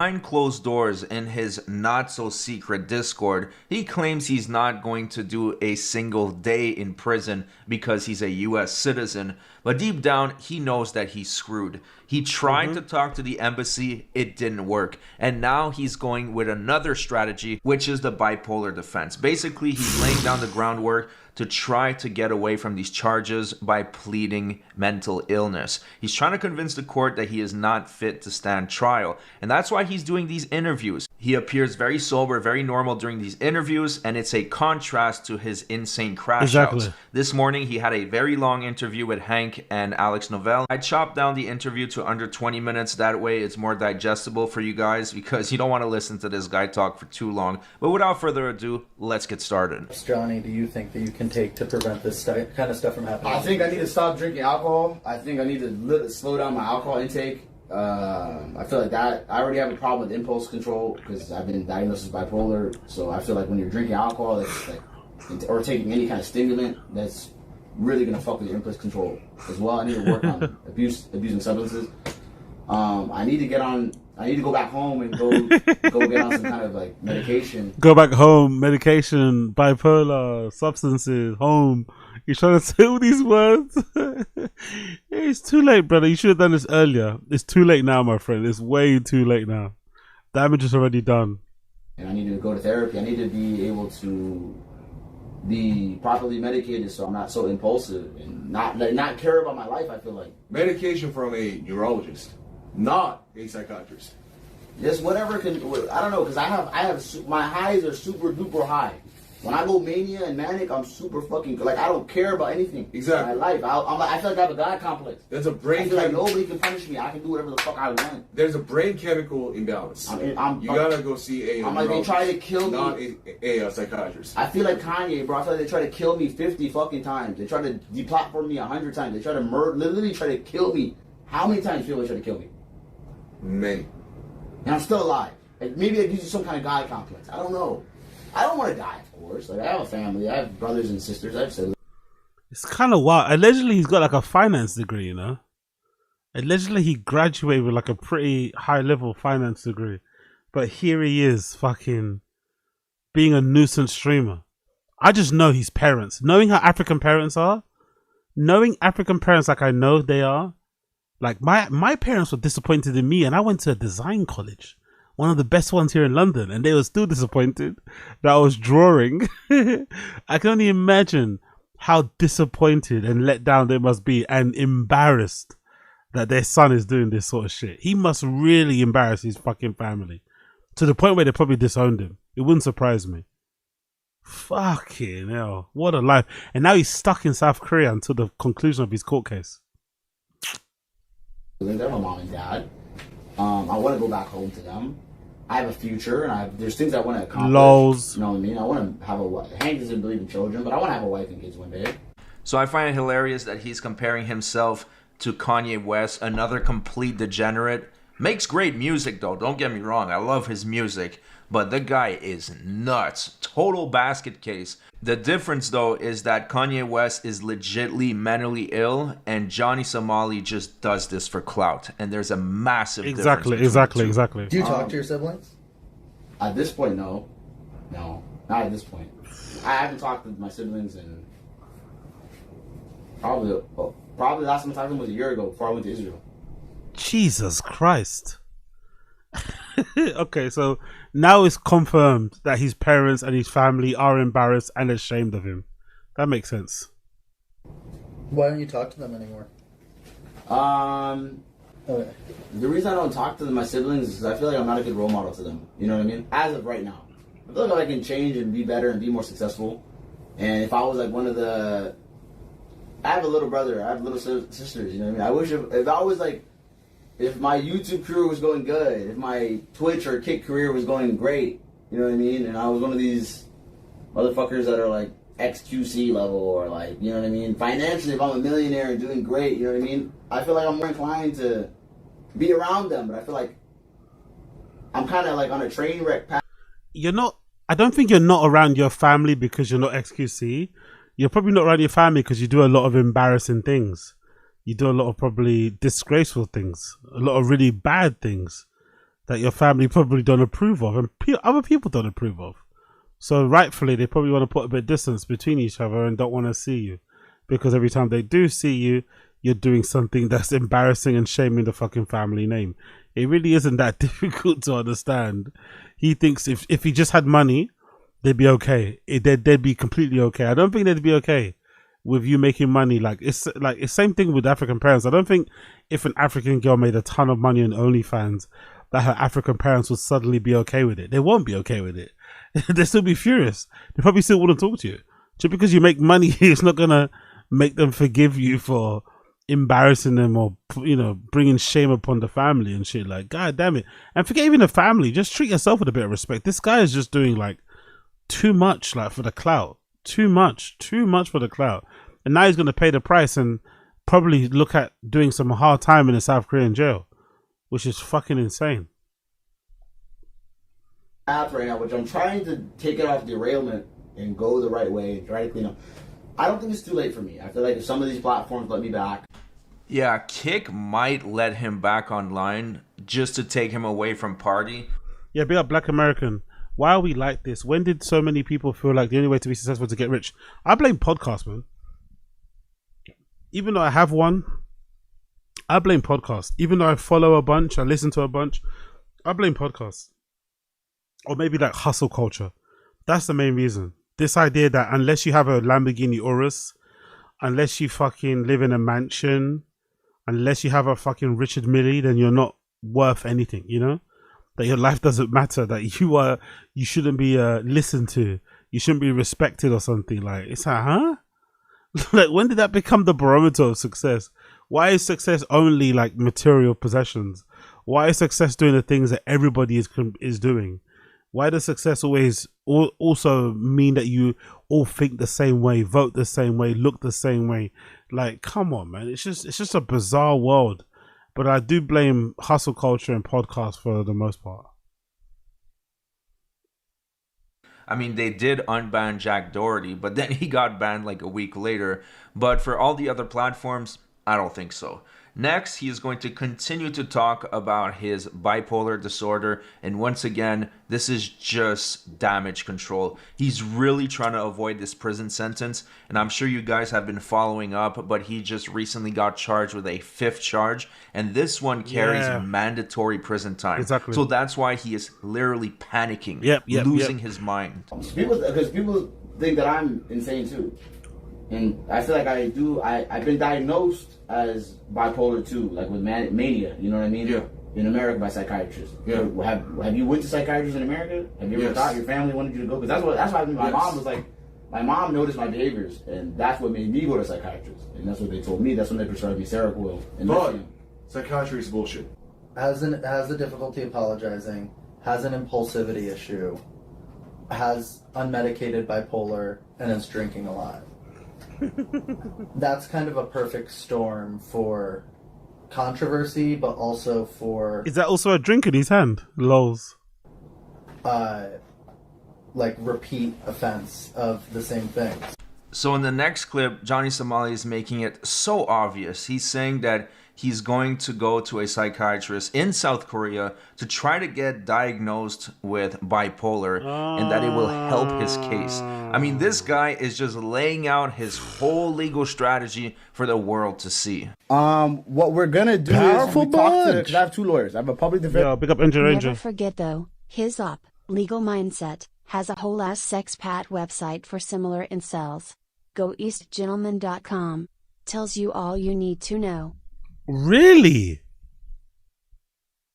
Legal Mindset is a PUA? Fuck off. Is that true? I don't want to get it up on my screen. I don't want to check that stuff right now. No way. Legal Mindset's a PUA. Legal Mindset's a passport, bro. Is that why he's so knowledgeable about like Asian cultures and shit?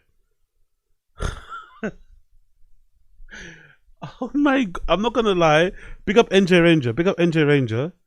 I'm not gonna lie. I saw them do a vlog when they went to the court case, right? Him, Atozy, and a bunch of people. And I saw Legal Mindset like full body. I was like, he's dressed like he's going, you know, he's dressed like he's He had like a trench coat like this. He dressed like a PUA a little bit PUA-ish. The desert boots, the skinny jeans, the long coat. I don't know why I saw it. I was like, huh, interesting style. That's amazing. What's that? Okay, cool. Let me check it. Was it Go East Gentleman? Go East. Was that Gentleman?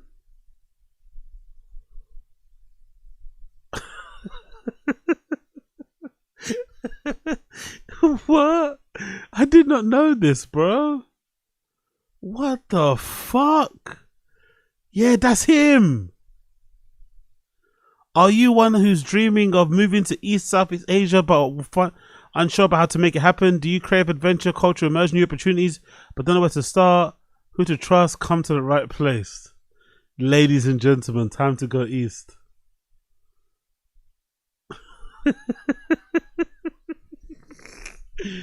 Look at him. Jolly Somali's worst nightmare. Fucking nightmare. Wow. What we offer: books, events, courses, consulting, renting in South Korea, issues, top 5 Korean visas, easy Japanese visas, great debate from east to west, Asian v Latin. Oh, look at that thumbnail, eh? Asians v Latin America. Colombia or Osaka, huh? Medellin or Tokyo? Where all the bad bitches go?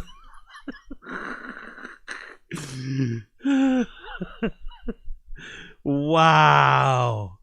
Legal minds as a passport, bro. I did not know this. This is incredible, bro.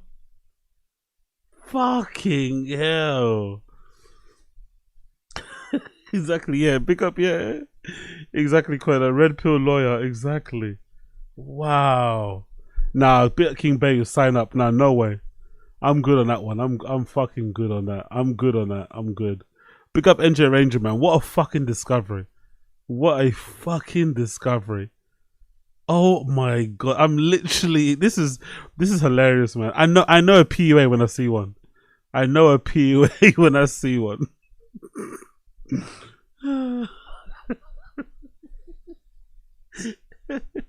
Go East, gentlemen. Yeah, sure, gentlemen, sure. And I have a paid lawyer that's helping us with other cases. The public. Yeah. Big up NJ Ranger, exactly, for sure. Like Johnny Somali's a piece of shit, but legal mindset, you also are a little bit, you know. Let's not paint ourselves out to be Mr. Perfect. Legal mindset. We know your website. The defender said it's a good idea, and that me and Hank are gonna go to a psychiatrist pretty soon and bring the paperwork. We can go to a psychiatrist here in Korea and bring them the paperwork. Oh man, I've got. Do you think the same thing that happened to Nick Recader is gonna happen to Legal Mindset at some point? Because he's getting a lot of love with the Johnny Somali coverage. He's covering it really well. His streams are doing really well. He gets a ton of super chats and views and stuff. Do you think eventually he'll end up like Nick Recader and then just crashing out? Hope it doesn't happen. But he's already got this past, you know. It's a bit dodge. Hope it doesn't happen, but this might be a Nick Recader part 2. 5 years later, we find some crazy shit, you know? Paperwork of that. And hopefully he said it can help my case, because I am diagnosed as bipolar 2 in America. You know, So in the next segment, he says that Hank is his designated legal guardian, believe it or not. Any kind of mail, if I do get sent in prison, this is my designated, to the Korean immigration, you're my designated legal guardian, right? Yes. He's been to the immigration offices many times with me. So if I... Jesus Christ, man. This is just so late, man. Like, you can tell he's scrambling. You can tell he's really panicking. You can really tell he's panicking, but this is just a little bit too late, unfortunately. This defense. Maybe it will work, though. I don't know. Maybe the Korean courts are a lot more forgiving. Maybe this might work, but this is a bit too little too late. do go on the run or go jump the DMZ, jump the border, and disappear, this is actually my legal. He's my official legal guardian in Korea. In the next segment, he complains that the police in South Korea is way too active and it's pretty much a business over there to file charges on people, and compares it to a DMV. If you go to the Korean police station, inside, it looks like a DMV. There's literally plastic walls. Like, you take a ticket, there's like 20 seats, rows, cops just sitting there. What happened to you? What's your complaint? What's your this? What's your this? What's your this? It's literally, still mocking the country that he's in, that's currently has him on trial, and he's probably facing some lengthy prison time. Let me mock the country. Let me mock their procedures. Let me mock their traditions. Let me mock their infrastructure. Let me mock it all. Sure, that's going to help your case, brother. File, like, Korea is one of the most litigious countries in the world. And if you look at, compared to Japan, there's some stats that somebody sent me. The amount of fake accusations and false accusations in Korea is like by an order of magnitude higher than Japan, a country that's an hour flight away. Like, people. In the next segment, he is contradicting himself, because he is saying that there has been a lot of charges that we don't even know about that has been filed against him, but they have been dropped by the cops. There's a lot of charges they've thrown at me that have been dropped. There's been a lot. And even the police told us, like, yo, in Songkla, remember, they told us so many of these third-party complaints. They told us so many of these third-party complaints, we dropped them. Yeah. Like, you should be happy thanking us, right? Korea. In the next... What? Even if that is true, why are you sharing it to try and get a win? Just be quiet and stick to your court case. I don't understand this. Same thing going on with the no jumper thing at the moment, man. This new generation of people is just weird, man. There's no jumper Rico that's going on. Loose Cannon is calling into no jumper. Brit Baby's calling into no jumper while they're currently in prison. While they're currently in jail. Sorry, awaiting their court cases and shit. It's like, what happened to just sitting quietly and letting the fucking thing play out as it plays out? Why are you going to jeopardize your case by calling into a fucking podcast? Why are you jeopardizing your case, Johnny Somali, by going and doing all these interviews? Like, these guys are just addicted to fucking attention, isn't it? It's the viral virus for real. In Johnny Somali's case, I understand why he's doing this, kind of. He's trying to save himself, but it's still, like, this isn't going to help your case. It really isn't. Segment, he talks about the kidnapping, at least that's what he calls it, of when he got tricked into apologizing in front of the statue. He can't admit that he got owned and outsmarted, but he reveals, and we all knew this, that it was a coerced apology. It was totally fake. When they set up something where there were a few of those YouTubers, after that situation went down, when they were camping outside Hank's house, they found me at the other hotel where I showed you the pizza place yesterday. Mm-hmm. They kind of kidnapped me and Hank. And I went through this with my audience. There was an American dude that joined the Twitter space to talk to me. And he was like, I can help you with a lawyer. My wife knows a lawyer. Come like meet me. Like, I want to help you. You're a fellow American. And he picked us up with a car, and he drives me and Hank to these YouTubers, like 12 YouTubers surrounding us. Dalgoon's like former soldier buddy, and all these Korean YouTubers. And it's like a live event in Korea. All of them are live, pointing the selfie sticks at us. A Korean version of CX is surrounding me. And they bring us to the statue. And they basically make me do like a forced apology video under duress. And Dalgoon's there, and Dalgoon says afterwards, if Johnny didn't do the apology, we were going to kill him. Like, we were going to murder this guy. In the next segment, he plays the... You did the apology though, didn't you? Under duress, you still did the fucking apology, didn't you, eh, Mr. Tough Guy? You still did the fucking apology though. Victim, and basically says that the government is trying to bring attention to him and to unite the people so they can distract from whatever else is going on with the Korean politics at the moment. Once again, that is an effort to deflect responsibility delusional. And to shift it onto something else. He's so delusional. And try to make it look like there are bigger forces at play. People in a local district against a common enemy like Johnny instead of an enemy like the government. Yes, actually. They're using Johnny as a scapegoat to unite people under the Democratic Party's leadership, actually. The leftists are highly against Johnny because Johnny is the uniting factor to basically get people angry and see how we punish Johnny for like insulting Korea. See, we're pro Korea now. Support us in the impeachment. So it's nothing to do with Johnny's actions itself, no? This is a Korean conspiracy to bring down this live streamer that nobody knew before he started trolling and being a dickhead to people. Huh? Okay. President, you. Do you think the media, because if you look at the media, me and Hank have seen clips on their media, there's NBC News, SBC News, like their versions of CNN and Fox News, the American counterpart, like kind of the same thing over here, their mainstream media, has covered me on national television. I love how he talks about the country like as if it's like not a civilized country. Like we know what it means. Just say the news. You don't have to like explain to us that Korea has like their own version of CNN. We guessed as much. Like it's a developed country. Why wouldn't they have their own version? Why wouldn't they have their own news networks? Even when he's just explaining stuff, he still comes across like an obnoxious cunt, innit?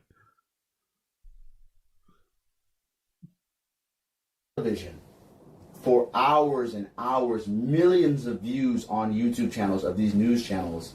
Sometimes they've done hour, 3 hour, 4 hour, 12-hour broadcasts just talking about me. In the next segment, he mentions how the media in general are inciting violence against him. That it's not his actions, it's the media's fault. Exactly. Such They're an not idiot. saying, hey, they're like, okay, private sanctions are bad, right? They're like, the YouTubers that are attacking Johnny are also wrong, but Johnny kind of deserves it. So I'm like, no. In America, that's what NBC said. That's what NBC News said. That's what JTBC said. Yeah. KBS and the SBS, they just reported it. Because I even felt I don't get this America. I don't know about you guys, but Johnny Somali's reputation is so in the dumps. I'm not sure he thinks he's got a safe haven in America. But I think if he tried to do the same thing he's doing in Korea and America, like not to be hyperbolic or dramatic, there's a danger he could die. If he did the same pranks he was doing in Asia, in America, he's almost getting away with it in Asian countries because they're so polite, you know, because they're so like chill. If he came back to America and did some of the things that he's doing there, depending on where he's at and based on his race, let's be honest too, he could die, bro. Like he could actually die. So he in a way, he should thank his lucky stars that he's doing this stuff in Korea and it's not back home. Or even somewhere else in Asia. He does the same pranks in China, for instance. Forget going back home. He does these same pranks in China. I think he gets thrown in prison without even a trial. It could get very touchy for him very quickly. He does the same sort of shit in the Philippines. In the fucking Philippines. Try this in the Philippines, please. I beg you. Try this in Thailand. I beg you. I beg, try this in Thailand. Like, he's lucky that and I'm guessing it's on purpose too, to go to places like Japan and Korea where they're a little bit more, you know, polite. Dare I say, people could look at them as a bit of a walkover in terms of how their society is and acts and whatever else it may be. And it's also just a cultural shock for them.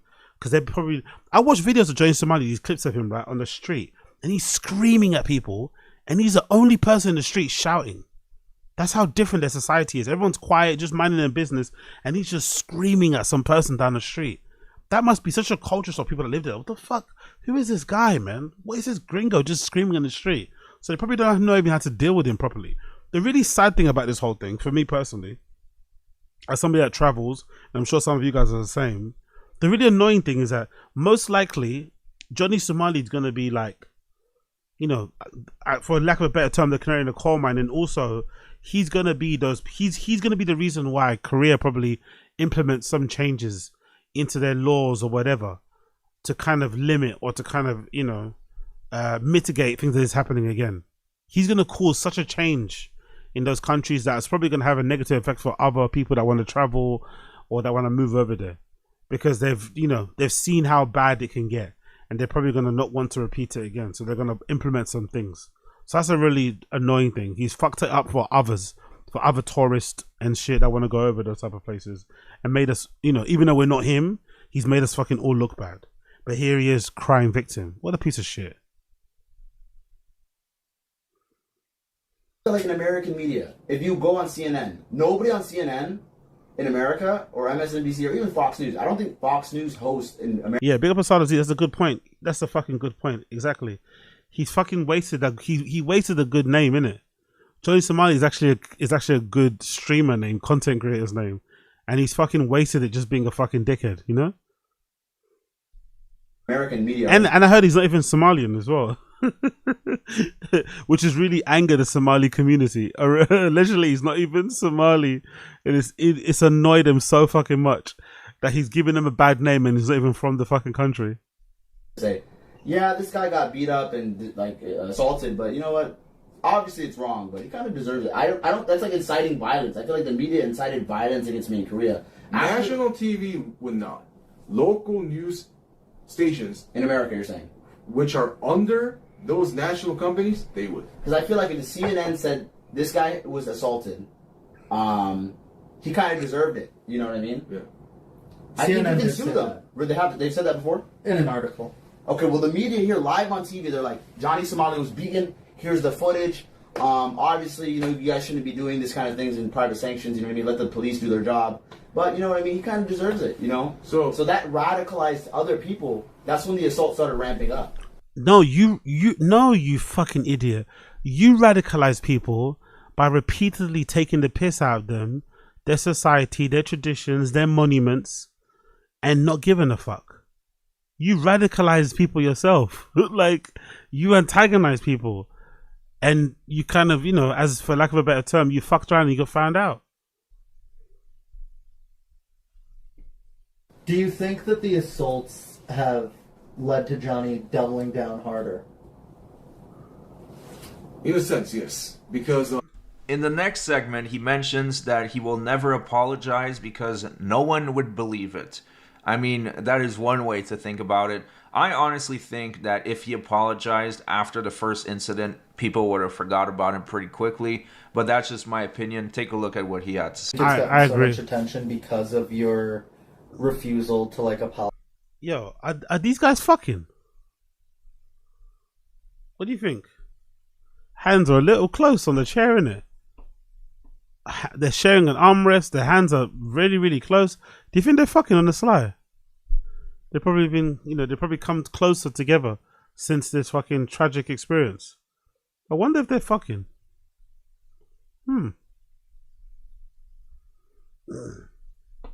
Apologize or like take accountability. Yeah. Even if I did apologize and I go in front of the statue and put a flower and start crying, and who's gonna believe that shit? You never apologize to the internet, bro. Like you're gonna be apologizing for the rest of your life. You know what I mean? Also, that's how I feel. No, you apologize. We just don't. No, that's not how. That's the wrong way to feel, brother.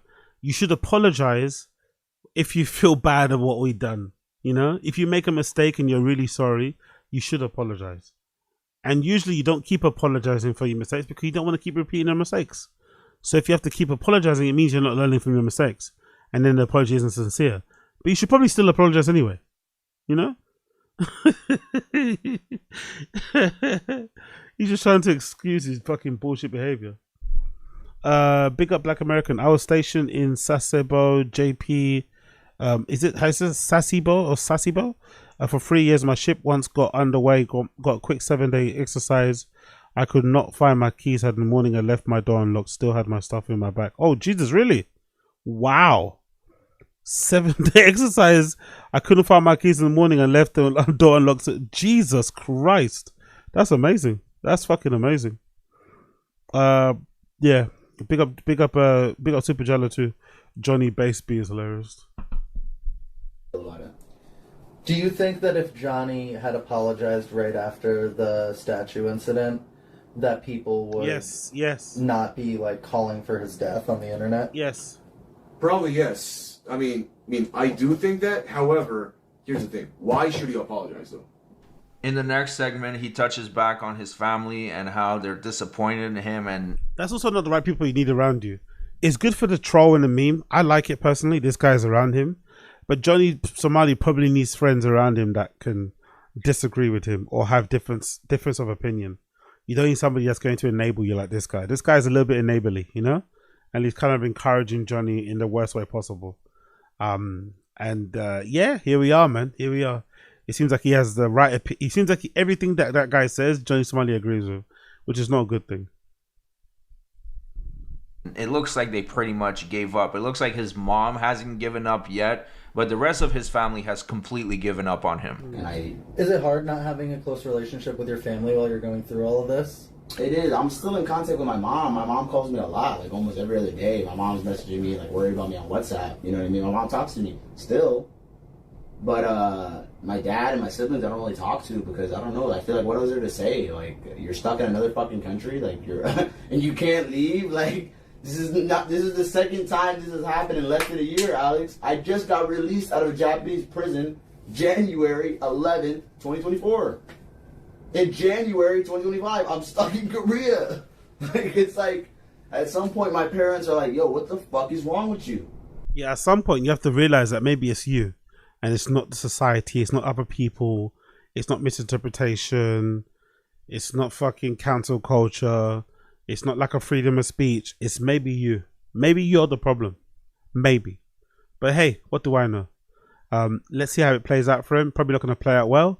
Probably not going to play out well. Let's do a bit of Voidzilla, a little bit of Coffeezilla quickly. Let's do a quick bit of new Coffeezilla. I think this is talking about the Hok Tour girl. Hok Tour girl got found not innocent, but basically the SEC decided not to pursue any charges against Hok Tour girl over that meme coin that she did, the rug pull.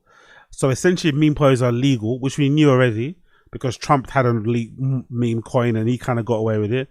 But yeah, in the one way, I'm okay with it. In 1K, I'm okay with Hok Tour girl not having any charges brought against her because I think the owner should always be put back on the people who are buying, you know, who are buying all this shit. If you're buying these meme coins, seriously think you're going to get rich, you're a fucking idiot and you deserve to lose your money. So the owner should be put on people. Be responsible. Don't be a fucking idiot. But it's also kind of wild that this is basically giving a green light to more meme coins to be pumped and dumped and shit. But let's hear what Coffee has to say about it. Big up Keepy. Big up Keepy. This season of American Crime. No, I haven't watched that yet, brother. I'm going to watch it probably this weekend and do a review for on Taz. I haven't watched it yet. Everyone's talking about it though, but I haven't watched it just yet. Is legal is getting even crazier. I haven't been posting on this channel because truthfully I've been too depressed. Maybe depressed isn't the right word. Disillusioned, disenchanted, disgusted is probably more apt. But lately we've seen sort of an escalation of this with the SEC basically dropping every possible slam dunk case they have. Like the Hawk Tua girl, she had her investigation closed. Obviously because she basically did more or less what the president did. Yes, it was a little bit worse, but kind of would look bad if you took out somebody for a meme coin while the president did it. Exactly. But that's sort of your run-of-the-mill stuff you see a lot. I wouldn't even be commenting on it, except that we've now moved from not just not going after people who've done something wrong, but sort of releasing the prisoners from Arkham. I am talking about Trevor Milton. He's one of the OG fraudsters of the 21st century. This guy faked a hydrogen truck company. Yeah, exactly. Which was called out by Hindenburg Research. I remember this one. This one's the one about the he made cars, isn't it? Trucks. I think they were called like Nikola. So like instead of Tesla, Nikola Tesla, his ones were called Nikola, and he had these semi trucks that were gonna revolutionize, you know, trucking and shit, and they were hydrogen powered. But allegedly in the demo video, the truck was just on the hill. So it looked like it was, you know, hurtling down the road, but it was just on the hill. That's what made it look like it was driving. So it didn't even have an engine in it. Fucking crazy, man. Legit scammer. Legit fucking scammer. And somehow Trump exonerated him or pardoned him, which is fucking insane, to be honest. But hey, we're living in the era of the grift. If ever there was an Tim Dillon will be happy about this, by the way. I can't wait to hear Tim Dillon's analysis, because Tim Dillon loves a good scam. He loves a good grift. He's all about just getting it how you get it. So I would love to hear Tim Dillon's analysis of this. Where he rolled a truck down a hill and told everyone that it worked. Okay? He got arrested, sentenced. Nice, good to hear, brother. I listened to Big Up Joe MIA. I listened to a Dom Dollar and fucking Solomon. He did a set with him recently. I think it's on his channel actually, Dom Dollar's channel. Really good. And I think John Summit's got a new album out recently as well. He put out, I think. I'm not too sure, but yeah, I'm a big fan of those too. Big up Joe MIA. Sentenced to 4 years in prison, but now he won't be finishing that because he got an unconditional pardon from President Trump. Insane. This is from his Twitter account. What's up, guys? Oh my gosh. Totally undeserved. I don't believe just what happened. What a piece of shit. Sorry, it's pretty hard for me to talk about, but probably the best day I've had in 5 years.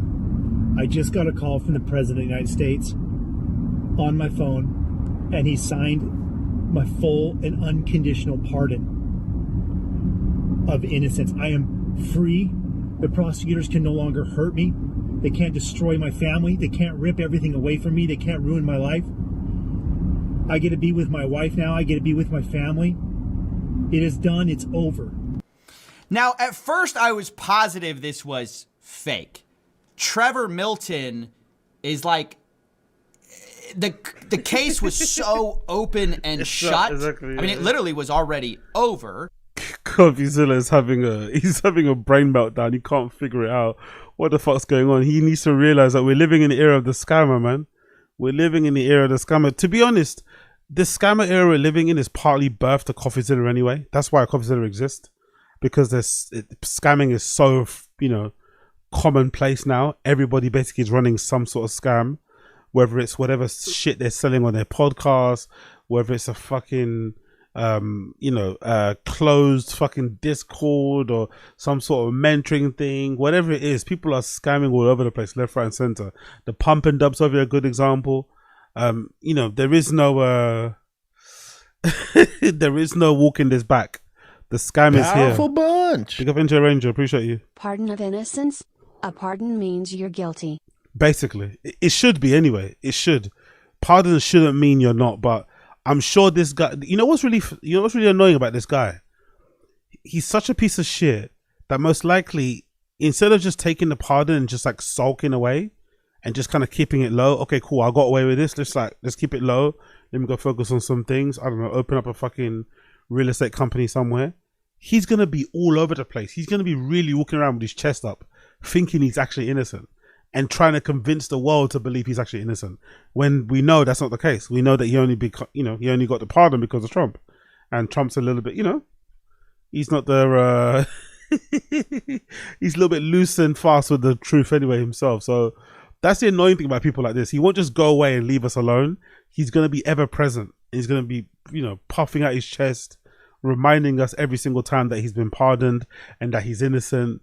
But yeah, big up Ranger. He had already been arrested.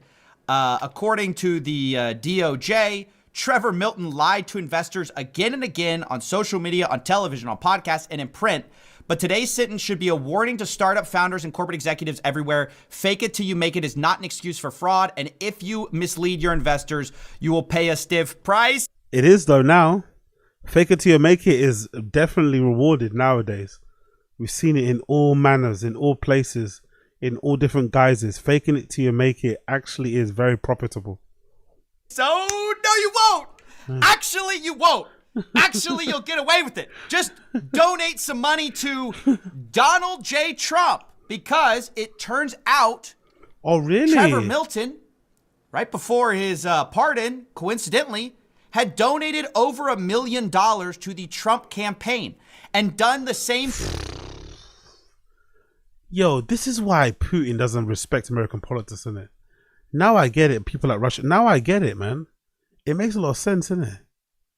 Because people like Putin and stuff are like, look, this is not a democracy in Russia. He's clear about that. It's not a democracy. I'm a totalitarian, I rule with an iron fist. What I say goes. the oligarchs answer to me. I win the election by a landslide every fucking election. But at least the public know that's the case. Everywhere else in the world, even here in the UK, we have this illusion of a democracy, right? We have this illusion of a democracy where we think we're doing things the right way, when really we are just as corrupt as other places around the world that we kind of point and laugh at. We're just as corrupt, if not more. Yo, big up Ashley Cummins in the stream chat. Well, go on, Ashley. Bang your fucking chest. Thing that SBF is doing, where he's like trying to pitch for like, I'm a Trump guy now, because what all these guys know is if you pitch that, oh, I'm on Team Trump, then maybe you'll get away with it all. We see this from Donald J. Trump. I thought it was fake, like I said, and I refused to report on this until we got Trump. I love that quote, by the way. Big up DSP, fuck DSP. He did nothing wrong. He did everything correct. Actually commenting on it because I just didn't believe it was possible. What was your reason for pardoning Trevor Milton? Highly recommended by many people, that was taken advantage of. He did a business deal like in Utah, as I have it, and I think he was exonerated, and then they brought him into New York. We had a rough road. I mean, he was exonerated. It was a big celebration. I wonder if the person in New York that he got, I wonder if the New York thing is probably the reason why he got exonerated. Maybe whoever the judge was or whatever that was presiding over his case in New York, I wonder if that was the same judge that presided over Trump's case. And maybe he's trying to stick it back to them or something. Because, you know, he's a bit vindictive and petty like that. I wonder. Again, I don't know him, but I was, they say it was very... I don't know him, but I gave him a full pardon. I love that little bit he includes there, just to give him a little bit of, like, you know, just to kind of make sure he's he's not totally made responsible for the pardon in case something comes back to bite him. I don't really know him. Recommended by a bunch of people. Many people. Great people. Not greater than me, but great people. You know, just in case. Very unfair. And they say the thing that he did wrong was he was one of the first people that supported a gentleman named Donald Trump for president. So if you support Donald Trump for president, you can do whatever crime you want. To be clear, that wasn't what he did wrong. Nobody was mad at him for going for Trump. Yes, he all of a sudden started donating money to Trump's campaign. But when Trevor Milton says, oh, this is my best day in 5 years, I'll tell you why it's his best day in 5 years. Because Hindenburg research revealed how they parlayed an ocean of lies into a partnership. They're doing this fake it till you make it thing. But it's not your average, like, oh, we're slightly exaggerating some of our details. We actually, they had a truck. They said they had this hydrogen-powered truck that worked. Yeah. But it turned out they were rolling it down a hill. Like, this wasn't the roll for Donald Trump. Honestly, this scam is fucking incredible, bro. Say you made a hydrogen-powered truck. Say you have revolutionized trucking, but it actually doesn't even work. And you're just rolling it down a hill. Is insane levels of a scam. Such an insane level of scamming. They're just lying about the capabilities of their vehicle. This was not powered by hydrogen here. It was rolling. I mean, guys, what? Don't get me wrong. It's a nice looking truck, though. It's a nice looking fucking truck. That looks like something out of the future. It looks like a motorcycle helmet, right? It looks fucking cool. Really fucking cool, but it doesn't actually work. If I'm not mistaken, there wasn't even an engine inside it. I'm pretty sure I saw something that said somewhere there wasn't even an engine in it. Oh, brilliant, Scott. It's like those people on the street that try and sell you an iPhone, you know, usually, unfortunately, of the gypsy persuasion, and you come back home and it's just like a pile of bricks inside it. What are we doing here? In addition, he said the word. He said it. One more time. what are we doing here? In addition, they had internal emails where they revealed that their truck, which was supposed to be powered again by just hydrogen, but instead there was an electric cable that went up to power it. So when they were doing their like show, it looked like it worked. I mean, you get the point. It was like a blatant fraud.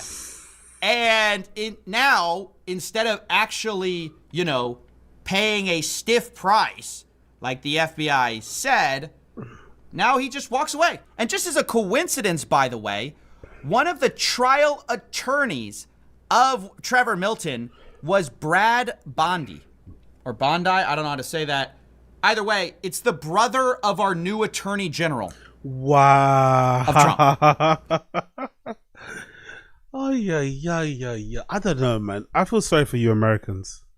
Because the previous regime, the previous administration with Biden and that, they were super inept and didn't have a fucking clue. Now you have this guy literally in full HD, running scams, running plays in your face, just blatantly doing meme coins, appointing actual psychos. Like, you've gone from like bad to worse or worse to bad, things haven't gone better at all. Maybe you got your guy in place because some of you people like, you have a red tie, which is all well and good, but the mess, man. And then recently that thing with Signal, that whole shebang with Signal on the Signal app, like adding the wrong person to the group chat and discussing all the war plans. Oh my God, man. Honestly, man, politics is hilarious. It really fucking is. What a fucking circus. Who is Pam Bondi. So Brad Bondi, trial attorney. Now his client gets retroactively pardoned while his sister is the attorney general. It's so corrupt. It's not even like, it's mind-blowing. I mean, it's like... But I also think a lot of Trump people prefer this level of corruption. I think there are some people out there that prefer their politics like this. Like, just be honest with me. Like, I think that's why some people prefer Trump, because at least he's honest. Not honest. At least he's like open, straight up with his scams and his grift. He's not trying to pretend to be a good person, Whereas I guess with the Democrats, sometimes there's this level of like, they have this like intellectual superiority. They think they're better than their constituents and shit, right?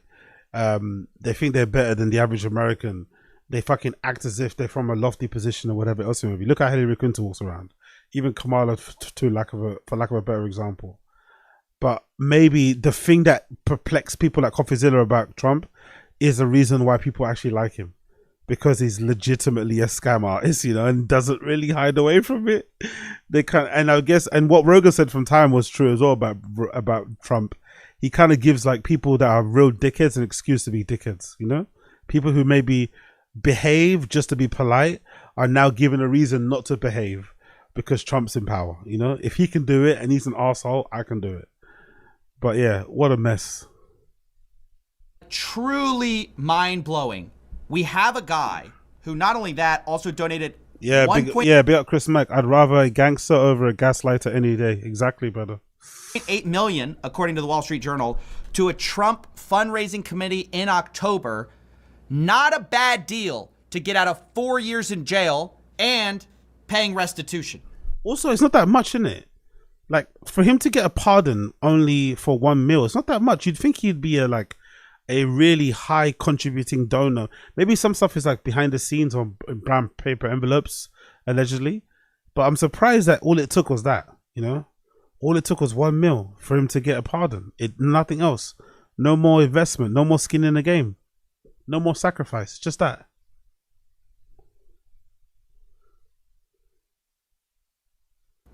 So now what?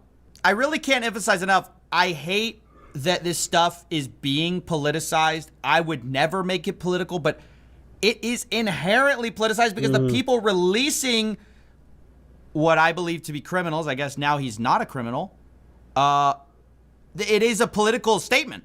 Like, I don't know what to say. It's just pay to play, average corruption. You pay me. You're the bro. You have the attorney that's the bro of the Attorney General. You get a pardon. And look at the way Trevor talks about it. He plays right into the whole politics thing. Done by the same offices that harassed and prosecuted him. And I'm now officially 100% pardoned. And I wanted to tell everyone out there, all the people that supported me and fought through all the bullcrap, fought all the lies, fought against all the short sellers and the destruction that they do and everybody else involved. The greatest comeback story in America is about to happen. And I just wanted to tell you guys, thank you.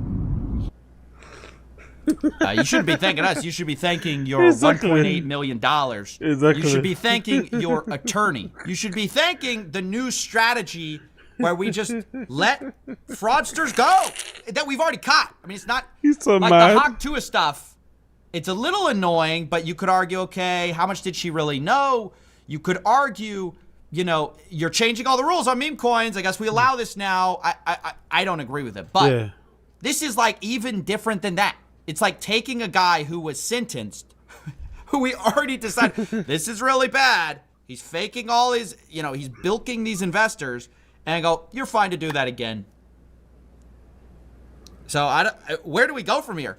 I think SBF is up next. Sure. But anyways, I definitely agree with that one. I think SBF is definitely Sam Bankman-Fried is probably going to get released for sure. He'll probably get released. You know what, man? If Jeffrey Epstein wasn't so hasty, if Mossad wasn't so hasty or whatever, and he didn't press the button, maybe he could have got out too. Maybe Epstein could have got out. Maybe I see a scenario if Epstein didn't unalive himself, he could have possibly also got out. He possibly could have got out. Trump could have definitely pardoned him. I could definitely see that happening. Trump could definitely pardon him. Oh, I can't wait. I can't wait. Like, imagine if the Tate brothers don't get convicted in Romania, but then they go back to America and they end up getting convicted or tried. I could see a scenario. I could see a scenario where Trump pardons the Tate brothers. Now that would blow up the internet. Imagine that. Somehow they get convicted in America for something. I think there's currently a girl talking about, abuse that she suffered from Andrew Tate. And then suddenly Trump decides, you know what? I want to pardon the Tate brothers. I like them. Oh, I love it. I love it. I love it. No, they're not in the US. They went back to Romania the other day, I think. They went back to Romania because they're due to be in court soon. So they went back to Romania because everyone thought they were going to run away, but they went back to Romania. I think maybe a week ago, if I'm not mistaken. I think maybe a week ago. Let's move on. Let's do a little bit of no jumper. Let's do a little bit of no jumper. What do we have here? Let's do a little bit of no jumper. Where is it? Where's the no jumper video I want to watch? I think it might be this one, right? Point and shoot, yeah. Big up Point and Shoot. The title of the video is Adam 22 visited at home by federal agents. Big up Point and Shoot. Let's see what Point and Shoot is saying about this whole, fucking no jumper Rico and everything else has happened since then. It's been fucking wild. It's been a wild ride. Let's see. All right, so in this video, I want to talk about the 16 of Yeah, don't worry. Yuri Riley after this, brother. God's favorite. Yuri Riley after this. Nashua getting contacted by the FBI. I think this was Tuesday morning. The 16 posted this. He says, the feds came knocking at my door today. We'll be filling y'all in on what happened to me at 4 p.m. on Wednesday on YouTube. And I'm not going to lie. I love his impressions. They're so bad, but they're good. I so fucking love it. And then shortly after this post, he posts a video talking into the camera saying this. When they showed up, I was wearing a red Nike Tech. Not exactly the definition of fresh. I got a crazy update. I'm going to do the Good Diligent Podcaster thing, and I'm going to save it for tomorrow at 4 p.m. So the 16's trying to create hype for his next show. He's saying that he's going to be revealing what the feds told him and everything. So he's plugging his show. He's trying to get that hype. He's desperate for that hype. And so the next morning rolls around, and Three Fingers Whack posts this on his Instagram. Talking about they double back on Adam. They got him this morning. Real shit. Oh, and Brick Baby might be in trouble. Do you think Adam is going to tell them what they want to do to bed? And he's, this is fucking stupid. Everyone knew that this was just the 16 trying to go viral. So he put Three Fingers Whack up to posting this in order to get it going viral, which it didn't. Everyone looked at this and said, this is obviously a play. And so Three Fingers Whack took it a step further and tried to double down on this lie. And so later on that day on the No Jumper News, Whack Three Fingers calls in and tells this idiotic lie story to Remo about how his attorney is trying to get the 16 out of custody. This is actually incredibly stupid. Watch this. What's up, man? I just called my attorney trying to get him down there so Adam don't be doing no telling, bro. Man, they saying Adam locked up all on the blogs. What's going on? They came and got him this morning, bro. They doubled back. They came by and we try and have him out. Adam texts me every day, and I ain't heard from him today. Listen, he should be free by 2:30. It is really fascinating to me how Three Fingers Whack. Honestly, this whole thing is just like, it seems like they're excited. It seems like they're like enthralled by this RICO. And usually when RICOs happen, everyone is scared because RICOs usually equal prison time, a lot of prison time. And sometimes just being that's the whole point of a RICO, just being associated with a gang can get you in trouble. You might not even have put in any work. You don't even need to have been out there stepping or doing anything. Just because you're associated and you've thrown up some fucking gang signs and shit, and you've been in some pictures, or you've been caught on a wiretap congregating, talking about stuff, you could also get in trouble. So it's wild how these guys, instead of shutting up and keeping stum, they are leaning into it and talking even more. Sometimes providing information that the public don't know as this RICO is ongoing. It's like, what are you guys doing, man? Like, just shut the fuck up. But they won't. They refuse. Whack has turned himself into a source of laughter. He's a lol cow. No one respects him. And you're going to see in this next clip, Almighty Dodson sort of marks him out for being a lying buffoon. Look at this. Today, and I ain't heard from him today. Listen, he should be free by 2:30. Why? Why 2:30 and why not 2 o'clock? Well, no, he just said 2:30 at the latest. So I'm telling them, shit. He's full of shit. I'm telling them ASAP. I don't want bro sitting there. So this was a failed attempt at getting a lie to go viral, and the 16 shamelessly admitted to this. Second of all, I thought you were locked up, Adam. What's going on? Nah, that was cap. Yeah, that was cap. But so the 16 admits that was just a fake publicity stunt to get hype around this next podcast, which featured these guys from Long Beach who call themselves the Viral Way Podcast. What? Now, I want to be clear. They are far from viral. The Viral Way Podcast, who, believe it or not, we were already planning. He doesn't like them. I wonder. I think they got beef probably, innit? I bet they got beef. I bet Point and Shoot has beef with these Viral Way guys. He probably has.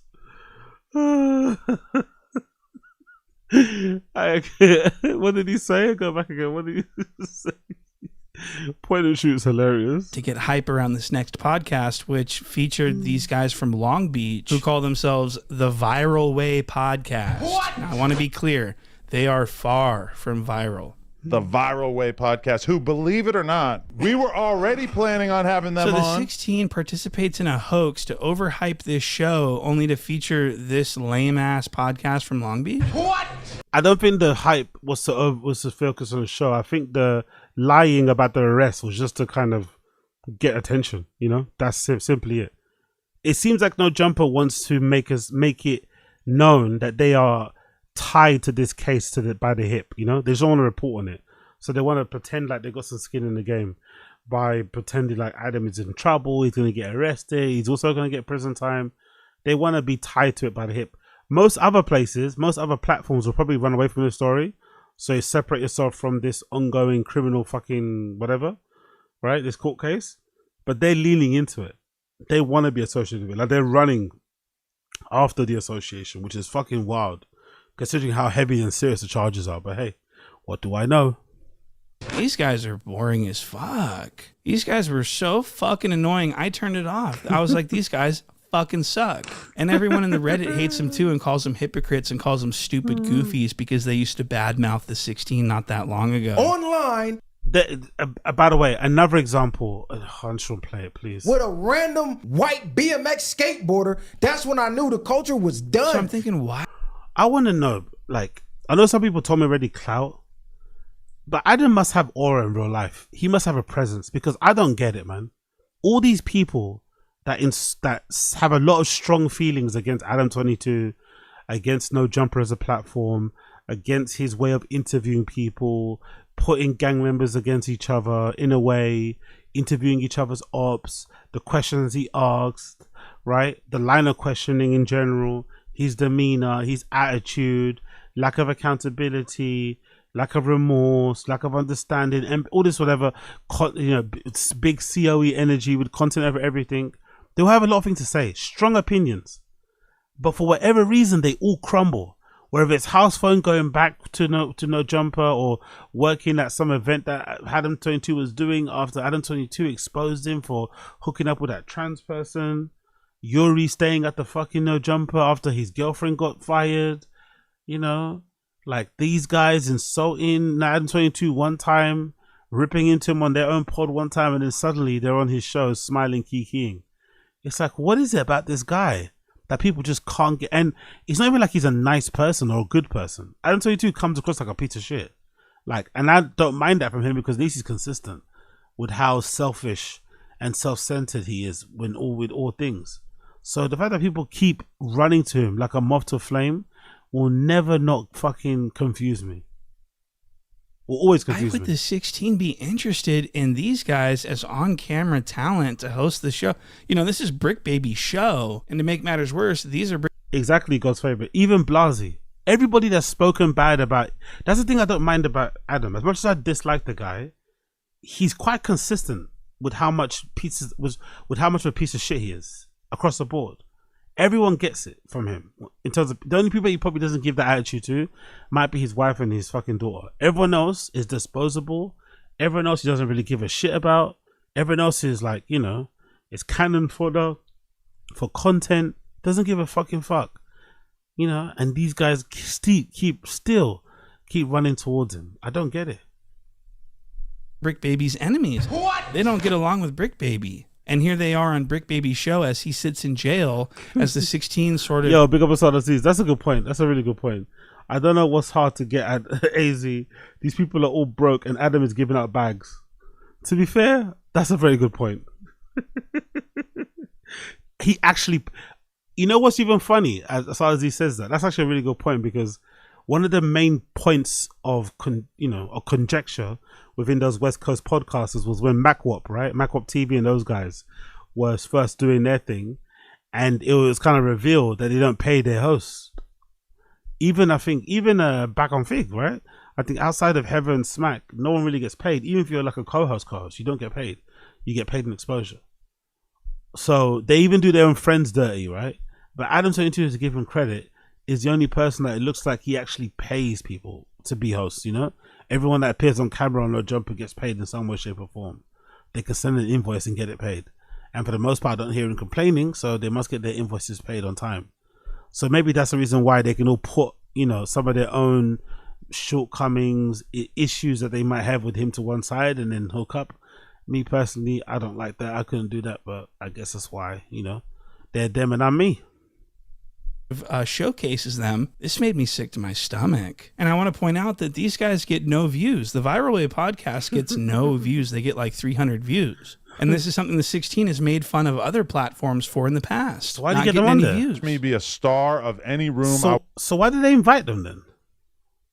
Walk into, what are you talking about? Your podcast gets 300 views, and have people come up to me. So I was like, why would he want the Viral podcast to have anything to do with No Jumper? And then I realized, oh yeah, it's because he wants to manipulate Crips. He wants these Crips to come on and agree with him. So he's got to get some Crips in that fucking building, and that's what I think's going on. And the Viral Way podcast is near the bottom. I mean, these guys are going absolutely nowhere, and so they really are looking for that opportunity to be a No Jumper Crip. And so it's a glaze-a-thon. And so they're agreeing with the 16. They're agreeing with the narrative that he has no responsibility in getting people to incriminate themselves. As far as guests that come on and willingly tell on themselves, that's 100% on them. Okay, I don't blame platforms for dumbasses coming on the internet where you know the police are watching. Okay, I'm getting so sick of this narrative that people say, oh, it's not the platform's fault. It's the person that self-snitches on the platform. It's their fault. And technically, it's true. It is ultimately the person's fault who self-snitches and answers the question. But the interviewer also has a responsibility to ask ethical questions. Exactly. And if you've actually watched, this is one of the disappointing things about Adam 22, because I used to watch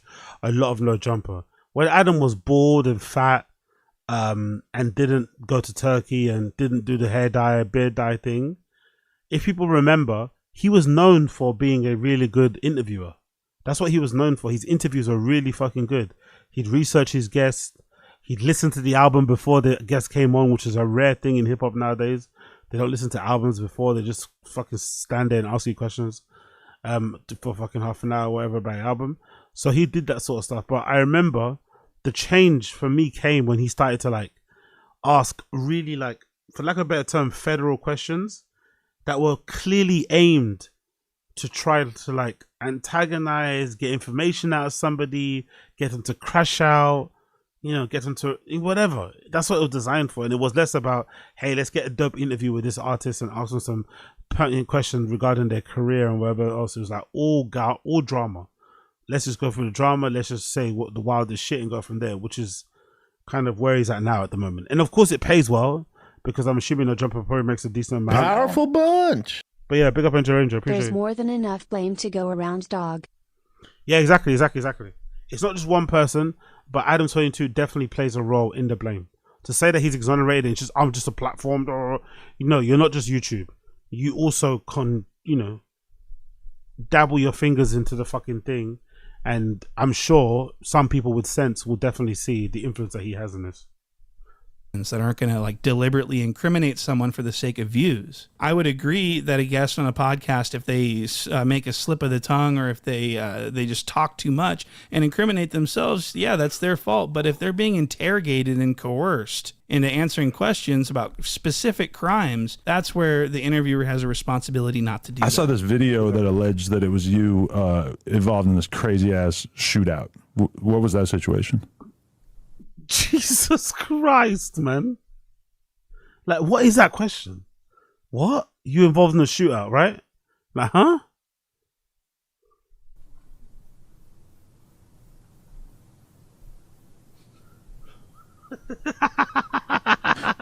Maybe it might not have been you. I'm not 100% sure. Yeah. I don't think it was me. Okay. But that was...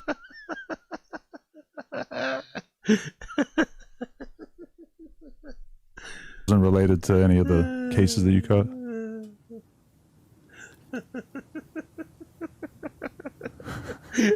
Well played. Powerful bunch. Yo, big up The end of the SoundCloud era should have been the end of this platform. No one really cares about new SoundCloud talent, and he can't get high-profile guests because of trash reputation. This is now a reality show about LA gang politics. Yeah, exactly. And I think as well, the issue for me was the porn stuff. I'm not going to lie.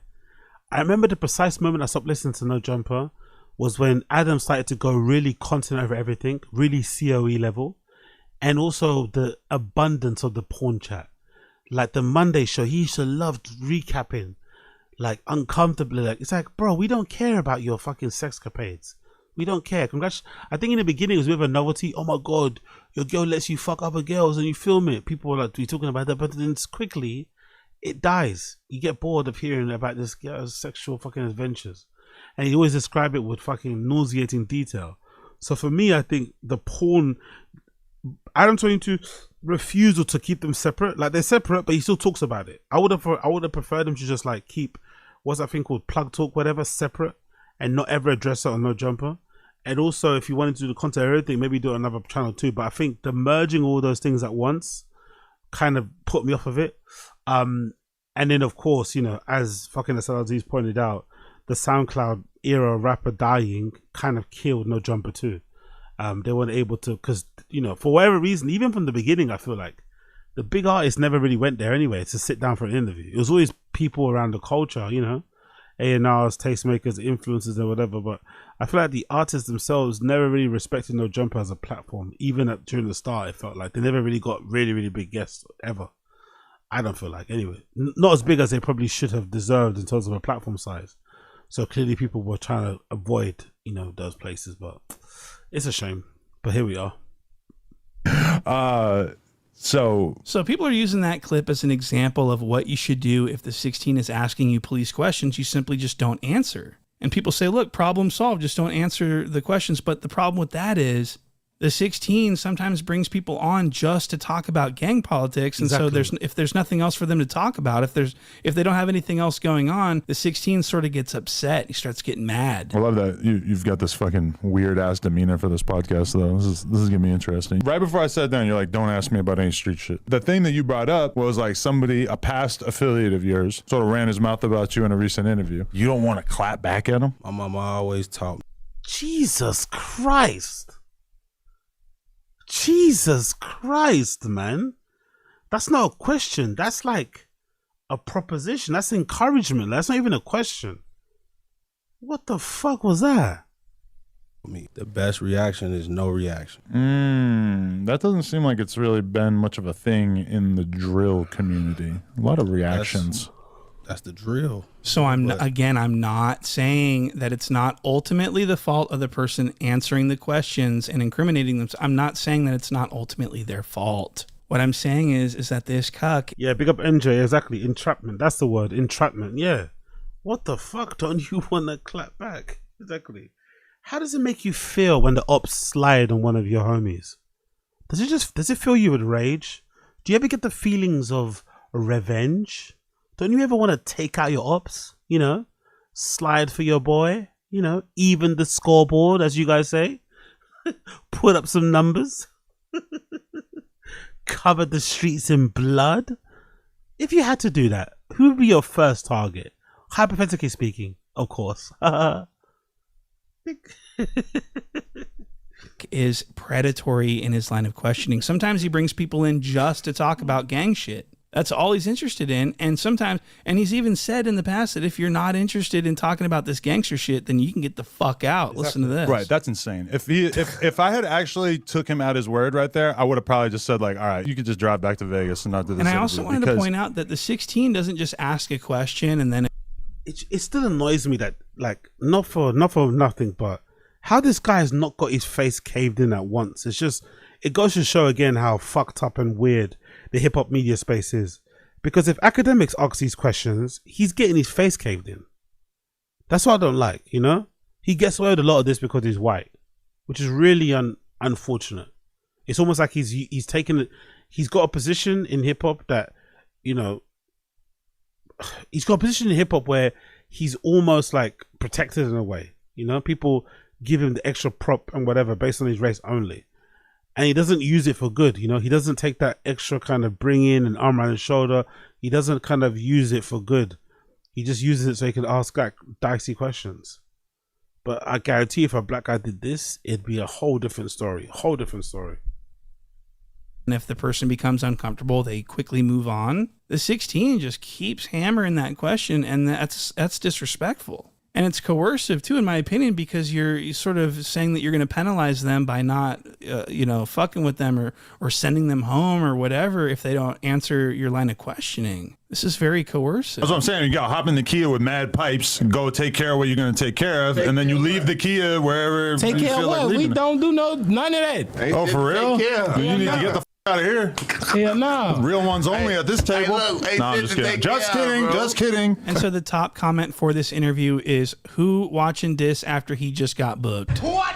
So he got booked, and maybe he got booked for this interview. Who knows? It makes you wonder, though, because the 16 was saying some very interesting things in this interview that I want to actually show you. Watch this. The cops ask me about y'all all the time. I don't tell them nothing. What was this? I had the Chicago PD on my line earlier asking me if I could get some information about you guys behind the scenes.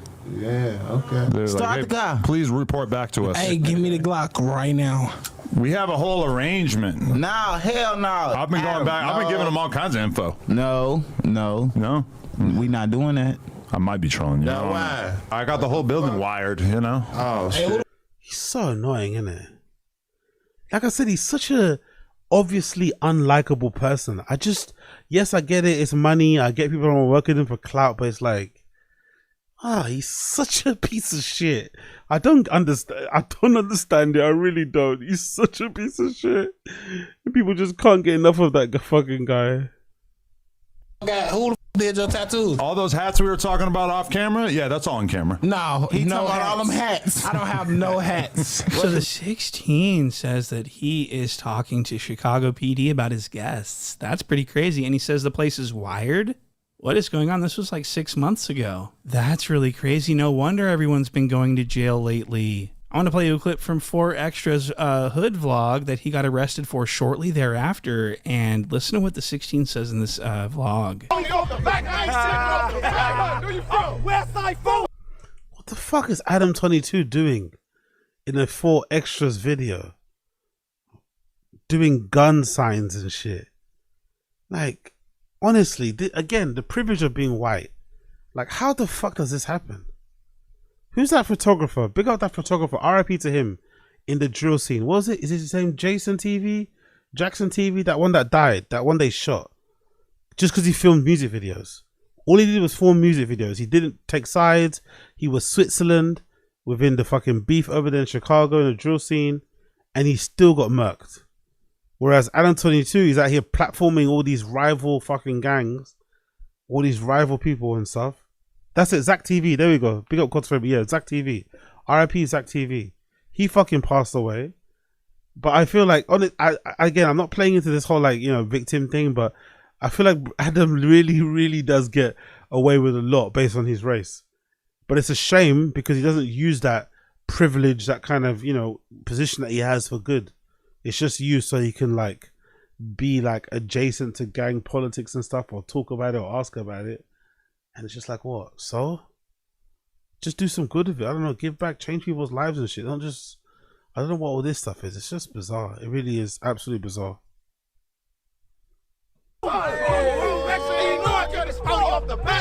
If you're like me, you might be wondering, where are the cops in all this? I don't know. But we've been dominating this block for like 45 minutes right now, and I ain't seen a goddamn cop car roll by. So apparently, they got a little hood permit going. Ain't nobody saying shit. So the 16 obviously has a little bit of a cop fetish going on. What a fucking weirdo. Okay, so let's actually get down to what we came here for, which is the feds. I want to hear what the feds had to say. While I'm in my house, I'm playing poker on my computer, a guy comes to... That's a horrible shirt, by the way. I don't know where you got that shirt from, but that shirt is horrible. Imagine taking that type of shirt. Imagine wearing that fucking vacation shirt to the police station because you got no other shirts in your fucking wardrobe. Not a single white fucking button-up shirt, not a single black one or navy. Just pure and utter vibes. To my front door, and I didn't actually even know, but my girl was communicating with him through the box in the front of our house with the camera. She texts me, she says, a dude is here from the FBI, and basically he's trying to serve you with a subpoena. And so she told him, like a ride or die would, he told him, Adam's not here, and he's off at work or whatever. I forget what she told him. So she lied. So the 16 is lying again. This is insane. So he's saying that his wife committed obstruction of justice. Is that obstruction of justice? If Lena the Plug lied to the FBI while relaying messages to the person they're looking for, isn't that obstruction of justice? Jesus Christ. What is going on? So imagine admitting that. Imagine admitting that yourself. I just want to say that story that the 16 gave was bullshit. Now, I do believe that she may have lied to the FBI and said, oh, I think he may have gone to work. I don't think he's home. But she certainly wasn't relaying messages throughout the entire thing. That's not what happened. The FBI came to the door. She said, no, he's not home. Sorry. And then they left a message and left. And then she told the 16 what they said after the fact. And so what a cheap lie to make this story more interesting. You know, forced to hand over a crazy amount of information, because that was kind of lingering around in my head is like, God, this is going to be a huge pain in the ass if they want to confiscate all the computers and everything in here. We're going to have to, like, what, buy a bunch of computers to use. Where's the furnace? Start the furnace up, guys. I don't know. I was considering that. I've not destroyed any information for the record. But this is the thing. Powerful bunch. Big up, Andrew. Cool. Good job, Adam. A roll lady committed a felony. Exactly. Well done for getting the mother of your child. Well done for getting your wife and the mother of your child involved in the RICO. They didn't need to be part of it whatsoever. But well done for getting them a part of it. Well done. What a fucking idiot. hasn't destroyed any information, even though they delete the security cam footage every day, according to Three Fingers Whack. What the feds are probably going to say to him, yo, we want to see your security, we want to see your surveillance footage. It ain't gonna matter. There ain't nothing there anyway. That shit get erased every day. Wow, so No Jumper deletes their security footage every single fucking day. That's very telling. Very interesting. What could be going on that they want to hide? And what's even crazier is that Three Fingers Whack is saying this on the show. To be fair, I think most places do that, right? It self-deletes the day before. Maybe uploads it to a cloud, but it self-deletes. I'm pretty sure most places do that. Oh, and so I finally want to get to this clip where the 16 explains what the feds actually wanted from him. But the one thing that the feds wanted was the cease and desist from Big U to No Jumper, asking us to take down the episode in which Loose Cannon first made the explosive statements that suggested that Big U had previous knowledge of Nipsey Hussle's death. What? So the 16 thought that this was going to set the internet ablaze, that the feds are interested in Nipsey Hussle's murder and Big U's... When actually the reality is, the fact that they called Adam 22 in says more about her position than it does about the others, you know? Let's be honest. Let's be freaking honest here. But hey, what do I know? Possible connection? The FBI is interested in what Big U's involvement in Nipsey's death might be. Okay, so that was the 16's big announcement, is that the feds are interested in Big U's connection to Nipsey's murder, which we've already, I mean, I just can't understand how he thought that this was going to go viral. Exactly. This piece of information. Everyone already knows about this. Big U's initial hearing is on the anniversary of Nipsey's death. They're doing this on purpose. This whole indictment is probably over Nipsey's death. And speaking of indictments, it looks like the indictment actually dropped, and Loose Cannon was named in the indictment, and he actually got his age doxed. He's 42. What? He's actually 42, so he was lying about his age. Birth certificate with you. I ain't going for the 32. Oh, okay. Yeah, that's cool. Yeah. I ain't going for the 32. You do look like a sort of weathered 32. No, listen, I know, but you have to understand this, right? When you have money, a 2-year-old would be a big bro to a nigga that's 35. A 2-year-old? What? What? That's a very funny concept. What's up, big bro? Hey, big bro. No, Lush was afraid to laugh last. Sorry. Lush was afraid to laugh first, isn't it? Lush was afraid to laugh first. He had to get permission. He looked. A 2-year-old would be a big bro to a nigga that's 35. A 2-year-old. That's a very funny concept. What's up, big Lush? Oh, what a fucking spanner. bro? Hey, big bro. No, it's true in the hood. So that's pretty cool, and I'm going to have more Loose Cannon stuff coming to Patreon very soon. So thank you guys for watching this video. Cool. I'm not going to lie. If someone deserves some consequences for their actions, it's definitely Adam 22. But would I wish fucking prison on any person? No, of course not, because it looks like a fucking hellhole. But if somebody does deserve some level of restrictions or whatever when it comes to visiting, you know, whatever these places are, then yes, I think he deserves it. But in this particular case also, the dummies that go up there also infuriate me. The dummies that go up there every single fucking day thinking they can do different, thinking that Adam's their best friend, thinking all this dumb shit and it works out the same way. They really get on my nerves, but let's see how it plays out. Let's see how it plays out. All right, cool. Let's move on. Let's do a little bit of Yuri and Riley. So this is a funny one, right? There we go. So Yuri and Riley update is courtesy of the No Jumper Reddit. Big up the No Jumper Reddit. So, give you a bit of background. The other day, what's it called again? Reconnected. They had a show on the other day, Reconnected on Thursday, with Blasey, Potlord, and I forgot the other guy's name. But essentially that's, you know, the podcast. And by now, Riley and Yuri have cut off everybody. So Riley and Yuri moved to San Francisco. They're on their own over there. And by now, Riley just cut off her best friend in Philippine Ali, who is Toke's girlfriend. And now over time, I guess that relationship has definitely gone sour. Hence why we got what we got. So the other day, they were streaming Reconnected, and Toke's girlfriend Ali was in the comments revealing a lot of details about Yuri and Riley and what she knew, because Ali is really hurt personally by Riley unfollowing her, which I don't think is a bad thing personally. It must have hurt if you're Ali, But to be fair to Riley, she has to pick a side. It would have been weird for Riley to be friends with Toke's girlfriend when when the boys aren't friends. When Yuri and all those guys aren't friends, it would have been a bit strange. So I get why Riley unfollowed Ali, just as kind of be like, yeah, I'm not part of that group anymore. But it's just a bit wild how that all happened together. All wild. Anyway, let's play you I'll show you the slideshow of all the things, because Ali was in the reconnected chat box, or in the stream chat, basically revealing some details about what's going on with Yuri and Riley, and they're quite interesting developments. So let's check it out. So here's some messages from Ali. Here's what she's saying here about Riley, right? And her relationship with Yuri. I'm just say this. Y'all saw the tip of the iceberg with the abuse. And before anyone asks why I stayed friends with Yuri, it was to be close to Riley to save her. So Ali, Toke's girlfriend, is alleging that what we saw on live stream isn't the best. Or sorry, isn't a reflection of how bad the behavior got. You know? That's the fucking issue. So yeah, that's kind of troubling. It continues on. Let's do another one. Another screenshot of it says, and before anyone and before anyone wanted to save her, now that bitch can have fun trying to save herself. She would be dead if I wasn't there. Wow. I don't know if he means abusive, like hitting. I don't know if you guys agree that. Do you guys see Yuri hitting Riley, like physically? Do you think he has that in him? I think he's a bit of a bully mentally and shit, but I don't think he's got it in him to hit a girl, to be fair. But who knows? Let's continue. Another one. What is this? Performance. Yeah, cool. This is Ali here. Yeah, she showed me that I went all in for her and was riding for her while she was fake all along.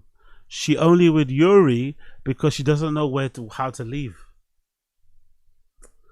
I don't know if I buy that. I'm not gonna lie. I don't know if I buy that. I think they're so toxic that they kind of belong together, you know? I think they kind of belong together. I think that's what they decided. Like, even though they're toxic, even though they're technically not good for each other, they technically are. But I could be wrong. Let's just talk about what else we got here. Oh, she only with Yuri because she don't know where to leave. Let's do another one. Ali Rose, she only with she got her own money, if not more than him. I don't know about that though. I'm not gonna lie, I don't know about that, because before they moved to SF, you know, she wasn't looking the well is put together. Let's just say that. But I don't know. Maybe I could be wrong. She got her own money, if she not more than him. Tony P, Miku, Blasi, cool. Let's do another couple of ones as well before we continue. Where's the? Oh, there you go. Here. Big up everybody tuning in. By the way, if you're enjoying the show, please like the stream down below. Please like the stream. Oh yeah, big up Coily. It's mental torture, exactly. What else did Ali say here? At this point, I'm ready to just see it crumble.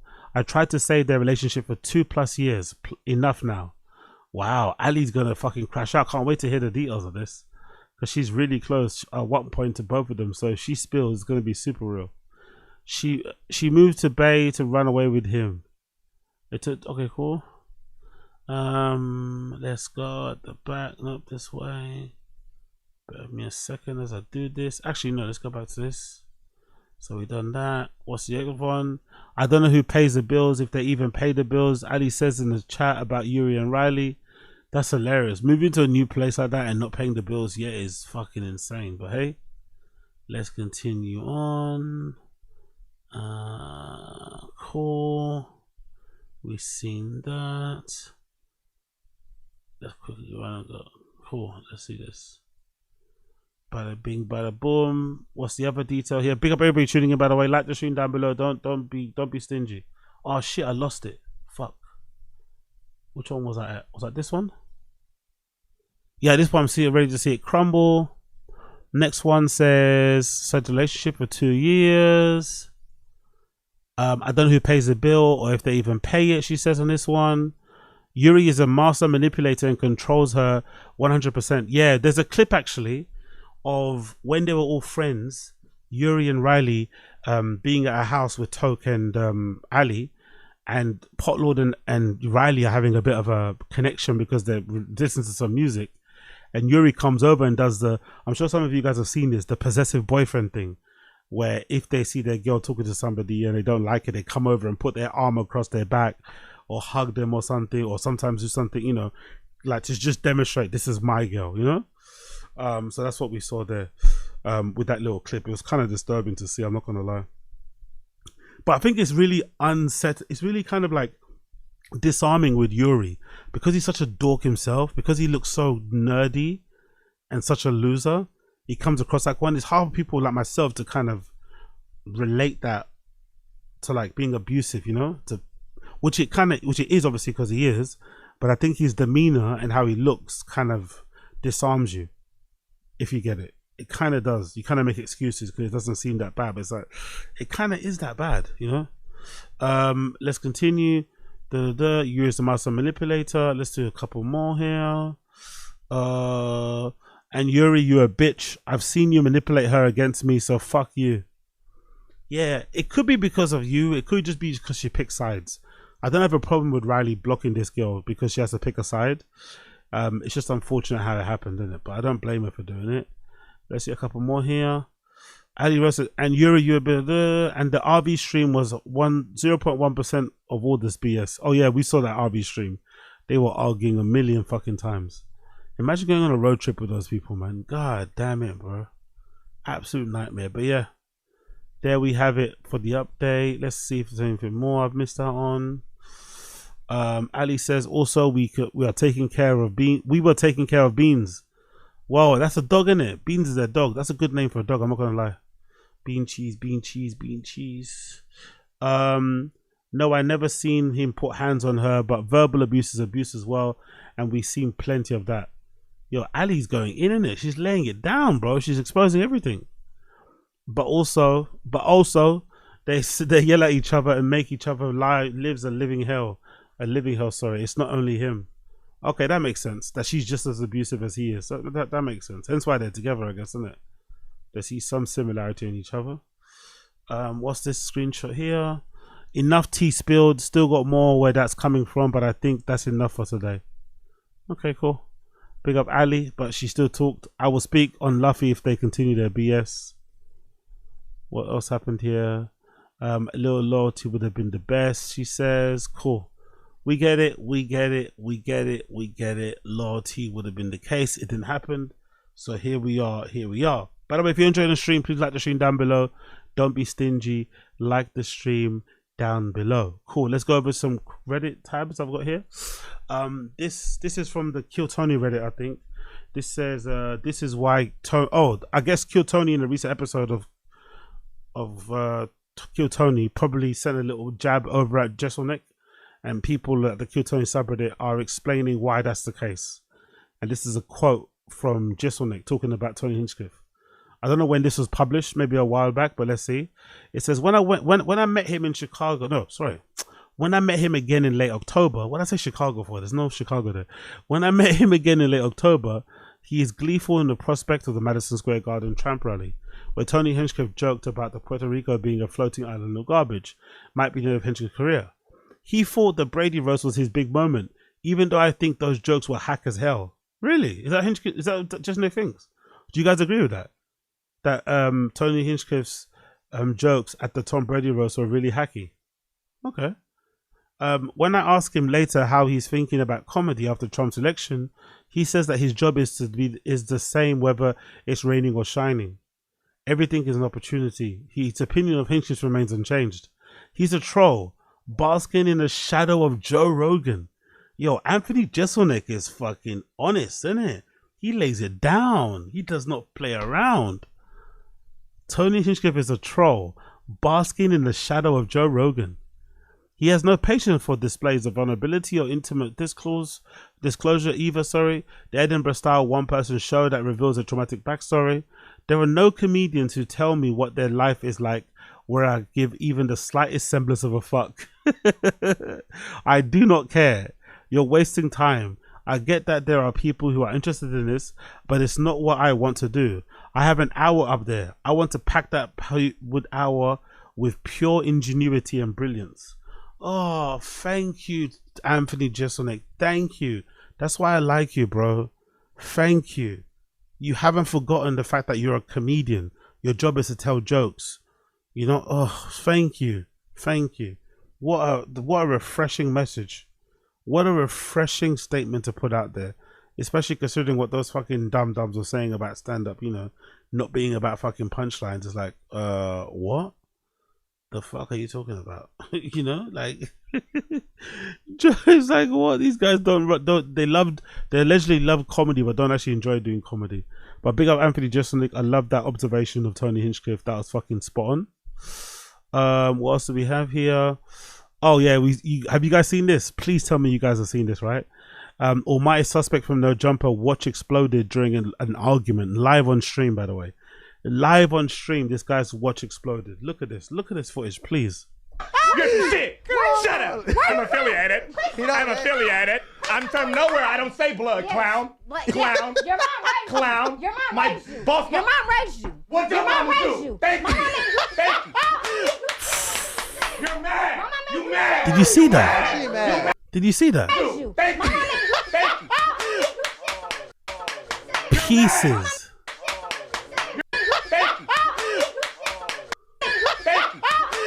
Look at that. Pieces of the watch flew away from his wrist. The watch face, the bands. Look at that. 3 pieces just flying in the air as he claps. I've never in my entire life seen that before. Like sometimes the bezel on the watch can fall off, right? The bezel falls off. Or even sometimes the clasp gets a little bit janky. But I've never seen somebody clap and the whole watch explodes. That's fucking incredible. And allegedly, he's got 2 Cartier bust downs, by the way. He wears 2 Cartier bust downs on either wrist, which is really strange and odd. But I think a lot of these guys that have bust down watches, they wear them just as jewelry. You know, they don't wear them as actual watches. Or they don't even wear them on one wrist. They want to show them off, like how 6ix9ine was with the multiple Richard Millions on either fucking wrist. But this exploding thing is fucking insane. And really embarrassing considering how much he's been shitting on people like, you know, Sharp and whatever else they may be. And saying that he's got, you know, he's 6-figure Dodson and shit and he makes a lot of money and this and that and that. But, you know, watch exploding when you clap? I don't know if that's the sign of somebody that's got a lot of money. I'm not going to lie. Your mom raised you. Boss, your mom raised you. What your mama do? Thank you. Thank you. Yeah, they're nice, isn't it? Big up God's favor, they're nice, but don't be confused. Don't be falsely confused, my friend. Those dunks only look good on her because she's small and she probably has really small feet. Dunks are annoying. Powerful bunch. Yo, big up Asad Aziz, appreciate you. This what he gets for buying a second-hand Cartier Santos bust down in 2025. Exactly. Such a trashy piece. Exactly. And 2 of them at the same time is disgusting. Exactly. And also, let's be also honest. Why does he have a Cartier bust down anyway? It's similar to the whole Brendan thing. Brendan's got like 6 cars, a mansion, a wife with super rare Hermes Birkins and stuff. Why? You're not a fucking quarterback. You're not a fucking running back. You're not this, you're not that. You didn't even make the team, and here you are living a lifestyle that doesn't really match what you actually do for work.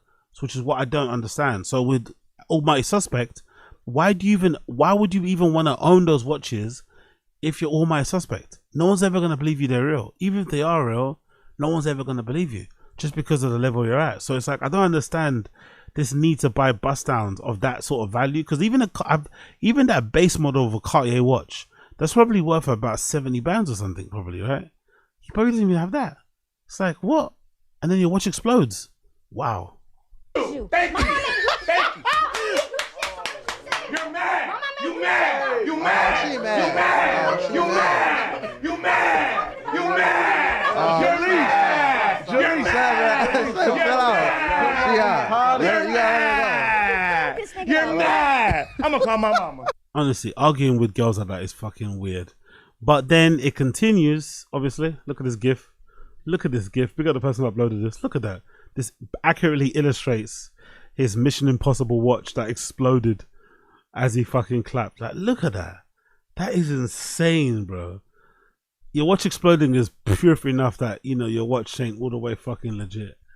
And then another video of Almighty Suspect, actually, after this video went viral of him clapping and his watch falling, he decided to let the internet know that this wasn't a fake thing and that allegedly his watch did fucking snap because it's meant to. That's his defense. Or my suspect's defense is that this watch is meant to explode. Let's hear him explain it. To be quick through for niggas running their mouth talking about my watch broke, my watch fucked up, not broke, not fucked up. Cardi's come off and on for the band, you feel me? If you trying to change it, diamonds, regular, whatever. You finna put it on. Okay, so Cartiers do come off, right? It's sometimes a band to change them for diamonds and shit. But I don't think they come off easily enough to allow you to clap and the last is gonna fucking shake and be unlocked. No, that's not the case. They probably come around with some type of mechanism, but it's not a mechanism that makes him explode on impact of hands clapping. That's not true. Let's go back. On and put it apart for niggas. The devils.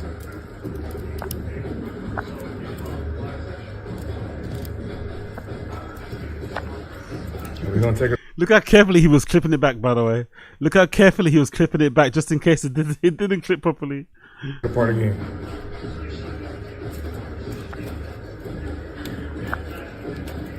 Got me fucked up. That's not a good thing, bro. That's still not a good thing. You wouldn't want your watch to just explode on you. You'd want to get the fucking patterns all that malarkey strengthened, because this is not it. I don't believe him at all. Because he has such a long history, you know, of just straight up lying. So what can you do? Let's continue. What else we got there? Oh, sorry, let's go to the video. So if you come and take a closer look, as you can see, of the... If it be quick through for niggas running their mouth talking about my watch broke, my watch fucked up, not broke, not fucked up. Cardi's come off and on for the band, you feel me? If you trying to change it, diamonds, regular, whatever. We finna put it on and put it apart for niggas. The devils.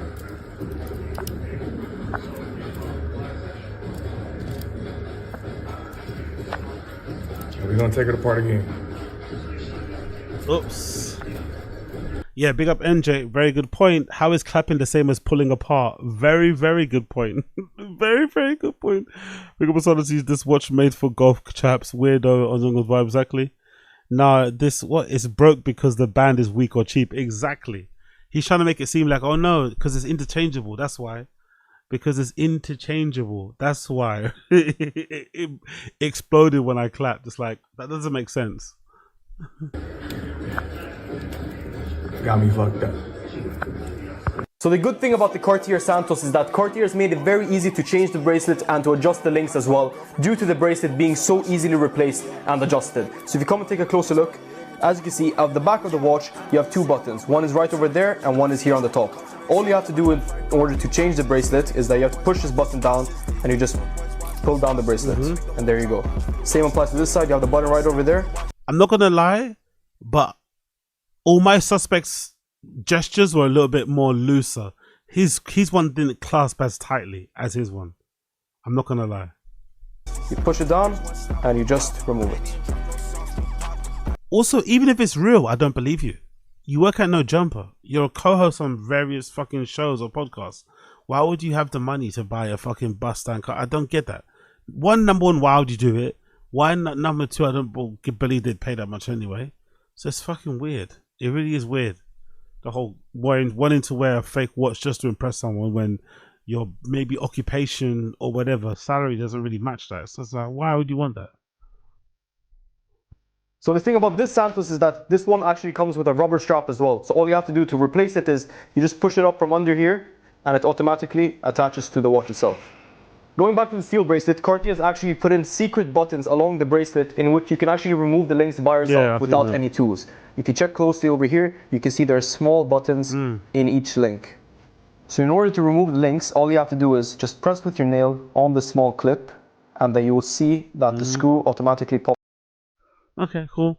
I still don't believe Dodson. I still believe that watch is fugazi. But hey, who fucking cares, I guess.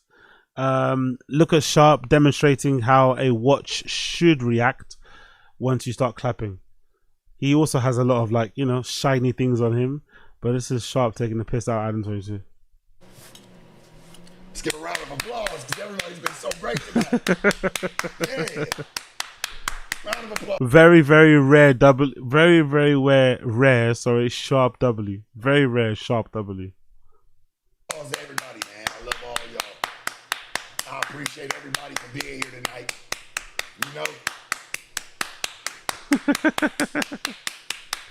I appreciate everybody for being here. Come on, give yourself a round of applause, man. Come on, yes. But to be fair, I still need him to explain that one watch. He's got a different watch on now, but I need him to explain how he had that one watch that I think they said Jay-Z owned. It was like a Tiffany blue one. It's like, come on, bro. Okay, show us your collection, isn't it? Do you know what I mean? People are doubting you, so show people. But yeah, that's one thing. Powerful bunch. Big up, Mr. O. Appreciate you. Real business owners running businesses have the luxury to argue with women on a podcast. Exactly. Exactly. That's what real bosses do, right? That's what real bosses do. Scream at women on a podcast. Gang up on women on a podcast to win their arguments. Exactly. Big up, Mr. O. Big up, Mr. O. Give yourself a round of applause tonight, man. Y'all deserve it, man. Y'all been the best for me, I promise you. Big up the rings. Big up the rings. Big up the rings. Appreciate you. Appreciate you. By the way, last thing on fucking Suspect. Allegedly, he's worn fake Hellstar. Like, if you have to wear fake Hellstar, just buy regular sweatpants, man. There's no point. I didn't know this was a case. So this is an image. I think this is old, by the way, because I don't think I've seen Kai wear Hellstar since. But this is an old image of all my suspects somewhere outside of No Jumper wearing a Hellstar suit and outfit, which I think is wild, by the way. I think it's one thing to wear Hellstar, fake Hellstar, if you're like some kid in fucking, Vietnam or something, right? You just want to get your shit on, or China and that. But wearing fake star, wearing a blatant fake Hellstar in LA, where the brand is founded, where probably a lot of people that work with them or family with them are around, is wild. But this is it. Allegedly, this was fake. I don't know nothing about Hellstar, but you can tell it's fake based on what Kai Cenat's outfit looks like. So this is all my suspects' red outfit from Hellstar. Look at Kai Cenat's one. Look at how different Kai Cenat's one looks compared to the one that Dodson had on. I think his one looks a little bit less quality. The other one looks better. But it's just a shame because it means it kind of shows up all my suspects, maybe he's not all paid up as he pretends to be. Because if you can't afford to purchase Hellstar and you have to buy the fake one, then how are you able to afford 2 bust-down Cartiers? I don't get that. Which is the reason, this is the problem with buying fake stuff, because it doesn't make sense. How do you have money to buy 2 Cartiers that you wear on separate wrist, but you don't have enough to buy a legit Hellstar top and bottom? Something doesn't add up for me. Something doesn't add up. So, fake it till you make it, I guess, guy. Maybe he's doing it for the image to be as a rapper, but I don't think he needs to. I don't think he needs to do it. He should probably not do it, really. But here he is. And then his watch exploded. So, lesson learned, I guess. Lesson learned. Yeah, this is a random quote. Big up Rogan. I won't be at UFC 315. I don't go to Canada anymore. I'd rather go to Russia. So for some reason, Rogan is really scared about Canada. Not too sure if it's to do with Justin Trudeau or the issues that Jordan Peterson was having earlier on. But he's made Russia into be this like crazy Godzilla, fucking like country. I don't know why. Powerful bunch. Be up King Bayu. Be up King Bayu. Was that's just the LA scammer star sweatsuit. Yeah, exactly. It's true. Yeah, it's fucking crazy how Hellstar's become that LA scammers fucking outfit of choice, isn't it? It's kind of wild how they've done that over the years, or in such a short space of time. I think like they've redefined exactly what luxury or high fashion even looks like. People are now buying fucking sweats and want to swag them out and make them look nice and shit. It's kind of wild. But yeah, Joe's definitely afraid of fucking Canada. I don't really know why, but he's definitely afraid of it. So he'd rather go to Russia. Like, be careful what you wish for, sir. Be careful what you wish for, sir. Next we got this American Redact. Big up American Redact. New video just dropped from American Redact. Brendan Schaub just keeps getting worse. Let's watch this. Big up everybody tuning in, by the way. What's the like saying? How many likes do I have now? Because you motherfuckers are tight with the fucking likes. How many likes do I have? 46. Come on, help a brother out. We're approaching the 4-hour mark, right? Help a brother out. Smash the like button down below for me. Subscribe to the channel if you can also. That'd be greatly appreciated. But just smash the like button. Smash the like button down below. Give us a like. Appreciate you. Appreciate you. Time, Brendan Schaub is quite possibly the most insufferable he's ever been. It's just crazy how he's at the lowest point of his career, and yet he's more egotistical and delusional than ever before. Like during his latest appearance. I don't think so. I don't think so. I'm going to pour cold water on that. I don't think he's more egotistical and delusional than before. I think it's just the same. Nothing has really changed. That's one of the reasons. That's probably one of his secret powers that he's not even aware of. Who's he staring at, by the way? Is he staring at me? I feel like he's staring right at me. That's one of the special powers he has, Brendan. His ability to just keep going. Like how he says, I just go. You know, he doesn't have an ability to be introspective, to be embarrassed, to be shy, whatever. He's just a bit, just keep going, just keep going, just keep going. So I think he's the same. I don't think he's gotten worse. I just think he's the same, personally. Appearance on JRE, every time he opened his mouth, he was either lying or peddling off some off-brand snake oil that apparently boosts cognitive ability and muscle growth. And the worst part of it all was that Joe Rogan pretty much just sat there the entire time and ate it all up. Exactly. Like when Brendan told his infamous lie of being able to bench 225 pounds 40 times. Exactly. Yeah, I want to challenge those guys to 225. That's my shit. That's why I wanted to challenge him. Hold 225? Bench press 225. Oh, as many times as possible? Because I asked Thor, and he told me his record, and I was like, I beat that a while ago. And he's like, let's do it right now. I'm like, right now? Like, we're in the middle of a photo shoot. I'm like, I ain't doing it right now. So I still don't get this thing that he did. You brag to Thor that you can bench press a lot, knowing full well that he's probably going to feel a little bit inadequate. He's going to feel very competitive, and he's going to want to challenge you. And then when he challenges you, you start looking at him like he's an idiot. Like you start gaslighting him in a way. You start like, you know, like, what? What do you mean? Like, no, you said what you said. He offered you out. Now let's go. It's like, no. It's like, oh my God, these people. I was like, let's wait to after, but we'll do 225, 315, 225 and see who can do the most. And we'll just combine it. What's his record of 225? That's not the one though. Again, he just changes the rules. You said you can beat his 225 max reps. You said you did 40. Then when he challenges you, you say, let's do this, let's do that, let's do that. No. Let's just see how many reps someone can do of 225 without going unbroken. It's not that difficult. I think he said like 30 something. Oh, without racking, sorry. Without racking. 225, 40 times without racking. You do. 40? Really? At 225? Yeah. That's so crazy. That's fucking nuts. Yeah, every Monday, Wednesday, I do 225. I usually get at least 20 something. The first time I do 315 for 5, and I do 225 for again 20 something. So I go bam, bam, bam. That's not the challenge though. Oh, it's so fucking annoying, man. Like he sets the challenge. No, he brags about beating the challenge, then sets different challenge parameters. Like what?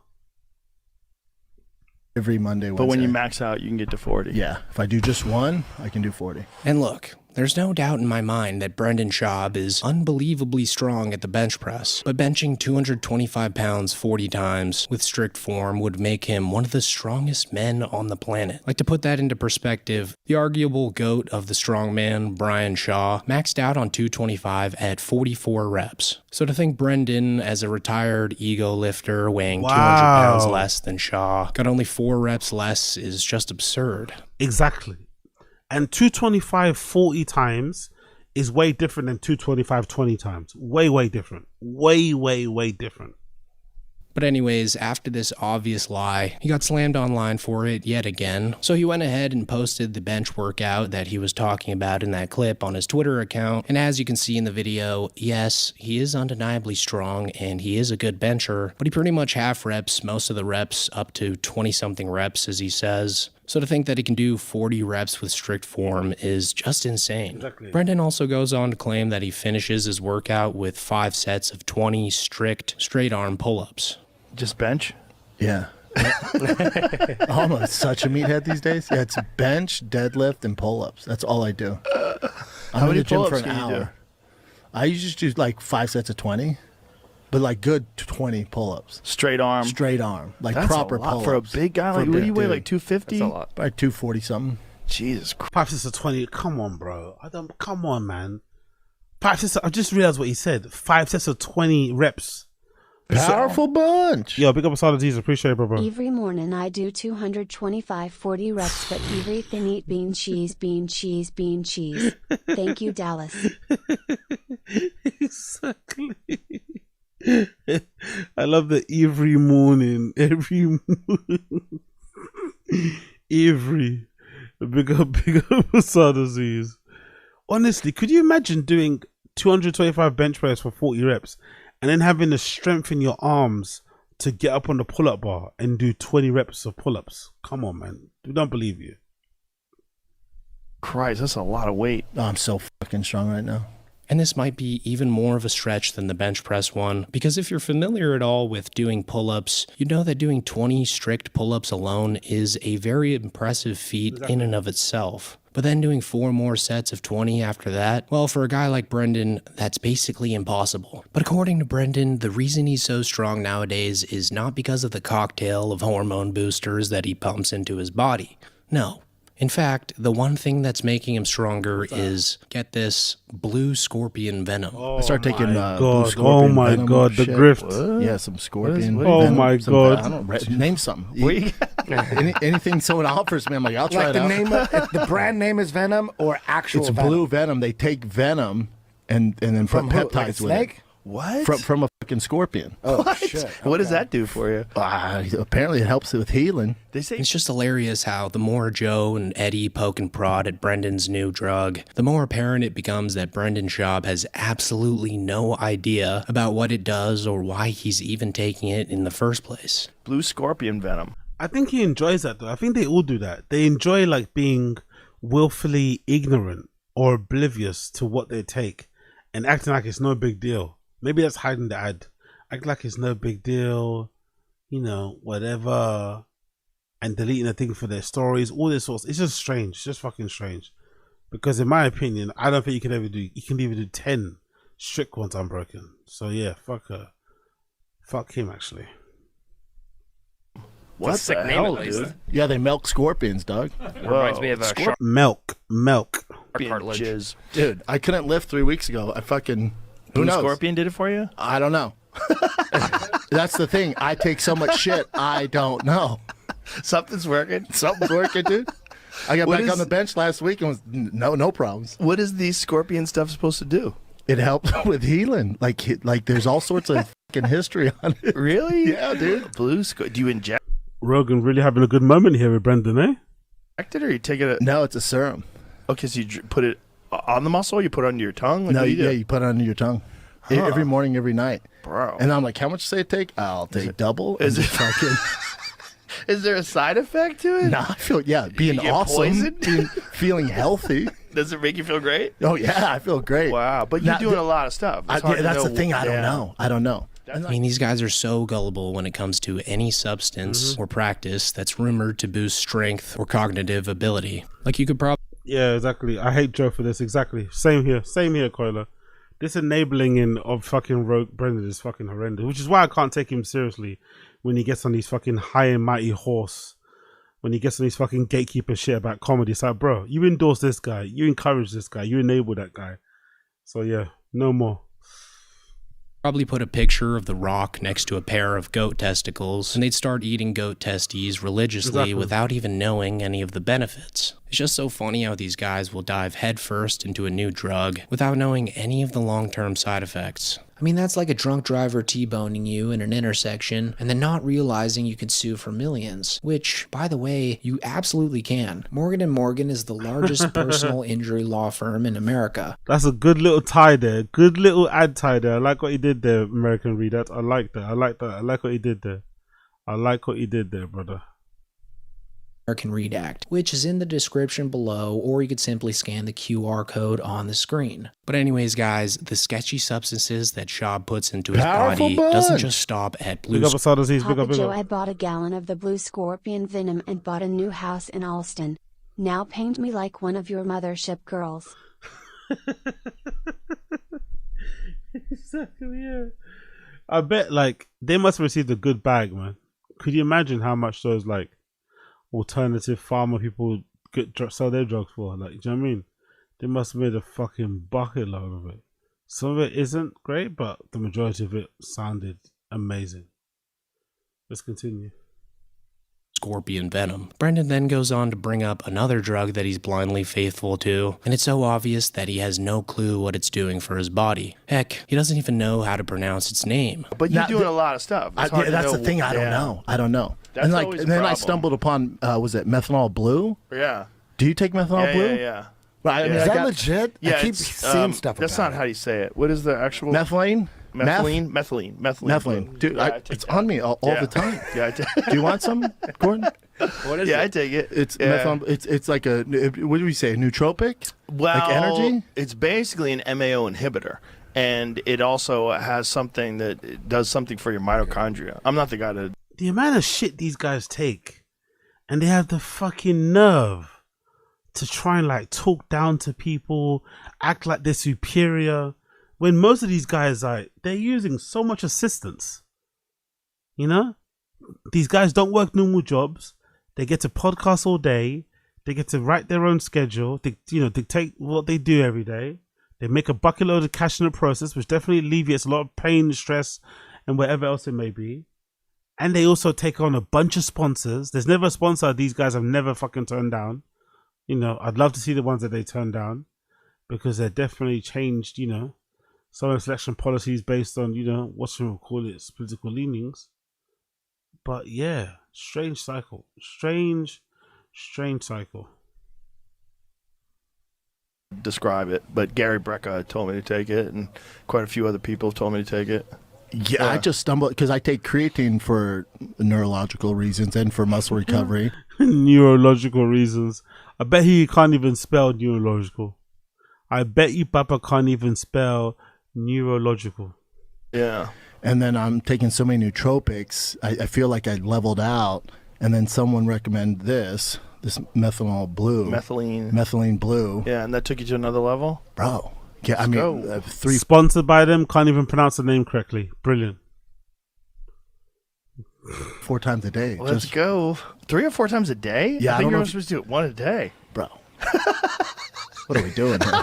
I got too much shit to get done, dog.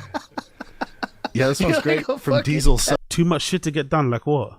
Podcast. You're like a test rat. Yeah. When they go, does it work? I think so. It's just so ironic how Brendan takes all these weird drugs to increase his brain function, because in this very JRE episode, he forgets the name of the fight league that he was recently just hired to commentate for, the GFL. But you have to knock him out or submit him. See, otherwise I'm you a just get favorite your of show that. money. UFL does that. I know everyone say it. UFL does that. Oh, really? Yeah. Okay, I think that's a good idea. Wait, what's UFL now? What do you mean? PFL? No, UFL. What's UFL? UFL is where like Tony Ferguson and Dylan Dance is fighting. But I thought that was GFL. Oh, yeah. GFL. Oh, yeah, okay, yeah. okay. Yeah, GFL. Sorry. bro. Yeah, there's PFL, there's GFL, UFL something else. But Bro, we were talking GFL about does that. And this moment is so funny because you can literally see the moment his brain breaks. He finally has no choice but to admit that he's wrong, and he realizes that it's Daddy Joe Yeah, exactly and immediately submits. Like if this happened on The Fighter and the Kid with Brian Callen, you just know he would get all passive aggressive. Exactly, and somehow his exactly, mistake would be all exactly, Callen's fault. exactly. But because it's Daddy Rogan, boom, instant admission of defeat. I mean, Brendan was so far up Rogan's ass this episode that I wouldn't even call it brown-nosing. It was more like brown-facing. Like Brendan even caved into admitting that he'd buy a Cybertruck just because he wants liberals to vandalize it. But then when he says he'd hire a mechanic to put a gas engine in it, you can just tell how ridiculous Rogan thinks Brendan's being. He does all these things just to impress Rogan, by the way. That's a really sad bit. All those supplements he takes, it's just another reason to have something to talk about with Rogan, because now there's no comedy talk. It's just, that's a side bit. It's like all of these things you're doing to get another grown man's approval, who's likely not even going to fucking remember you were there. Brutal, brutal, brutal. Being about this whole drive fast, all gas bullshit. You know what's weird is, you know me, I can't stand electric cars, but now that the libs are like, I'm like, oh shit, I might get a Cybertruck. I wish a motherfucker would. Yeah, just because. I wish I'm. Just because. Oh, now I want one. Now you fucked up. It's so stupid. I might get one and swap a diesel in it so it looks like it and they don't know, just so they fuck with me. Yeah. People have done that. Great They idea, put mate. V8s. They've dropped V8s in Teslas. Yeah. It's a lot. It's a lot of work, though. It's also you're why basically just tossing. You got to pay for the Cybertruck, and I'm gonna have to pay for. It's a disaster. Rich Rebuilds did one. And then it's just slower. It's just crazy how long Rich this manly rebuilds. man, grease monkey grip, I wonder how much he gets for Rich Bills, old Joe Rogan. has lasted for Brendan. It just goes to show how he really has no other options to turn to. But I guess we'll just have to wait and see what happens when Big Brown moves to Texas. And with that being said, that's pretty much it for the video, guys. Thanks for bearing with me as I just lost my voice. And thank you for watching if you made it this far. Mill Wrangler. 12-inch Big up touchscreen. Redux. Lots of creature comforts. Big up Blood Clot American Redact. Big up Blood Clot American Redact. Let's go with a big up everybody tuning in, by the way. Smash the like button down below if you may, please. We've got about 15 more minutes or so left to go. So smash the like button, hit subscribe, join, start chatting in the fucking stream chat, join the Discord, all that good shit. Yeah? Cool. Blessed. This one is from Matt. Sorry, this one's from Chick Smooth. This is Matt Barnes reacts to Stephen A. Smith threatening LeBron James with violence here. You already heard it. You know what's happening with LeBron James and Steve. Let's hear Ashton Butler's take on the whole thing. Let's press play. YouTube chicks. Let's fast forward a little bit. Hold on. Not too much dip. There you go. Yeah. I've been watching your shit for a while. I just subscribed to your shit too, bro. Stephen A. Smith, you got too much dip on your chip, my brother. That's a good AI image. I love that AI image of Stephen A. Smith and LeBron in gloves. I love it.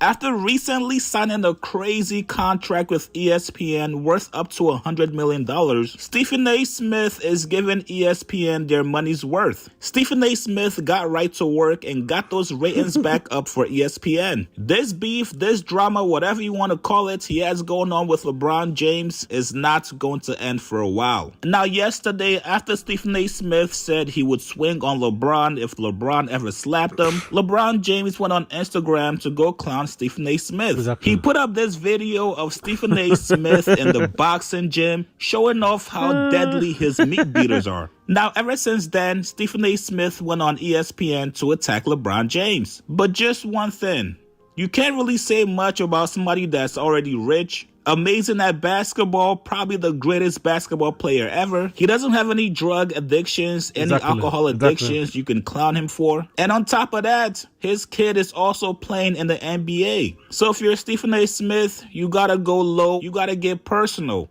And that's where things get dicey. While Stephen A. Smith was trying to gossip on LeBron James yesterday, saying, hey, why weren't you at Kobe's memorial? Is there something you want to tell us? I suggest that he be happy with the things that I haven't brought up. I never brought up never really discussed why you were not at Kobe Bryant's memorial service. Wow. I never really brought up or discussed why you did not attend. I thought LeBron and Kobe were boys, though. I didn't hear about this.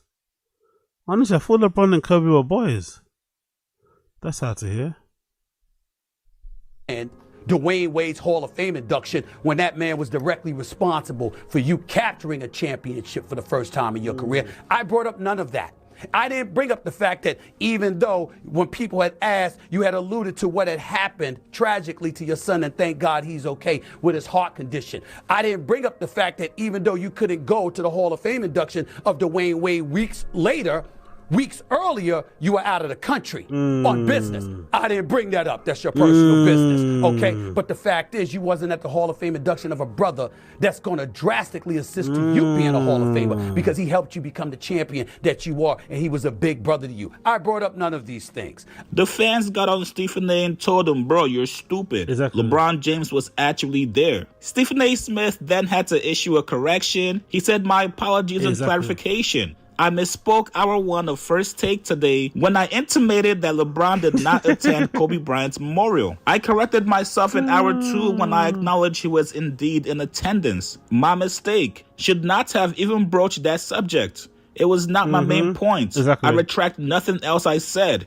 Have a nice day. That statement right there is the one that made people feel like Stephen A. Smith is just clout chasing. He's trying to milk this LeBron James situation to hopefully land him another contract with ESPN. Matt Barnes also weighed in on the beef between LeBron James and Stephen A. Smith, and here's what he said. I'm not gonna lie, man. I like what's going on right now. Two titans in the industry, Stephen A. and obviously LeBron. Yo, big up pickup selector. Big up pickup selector.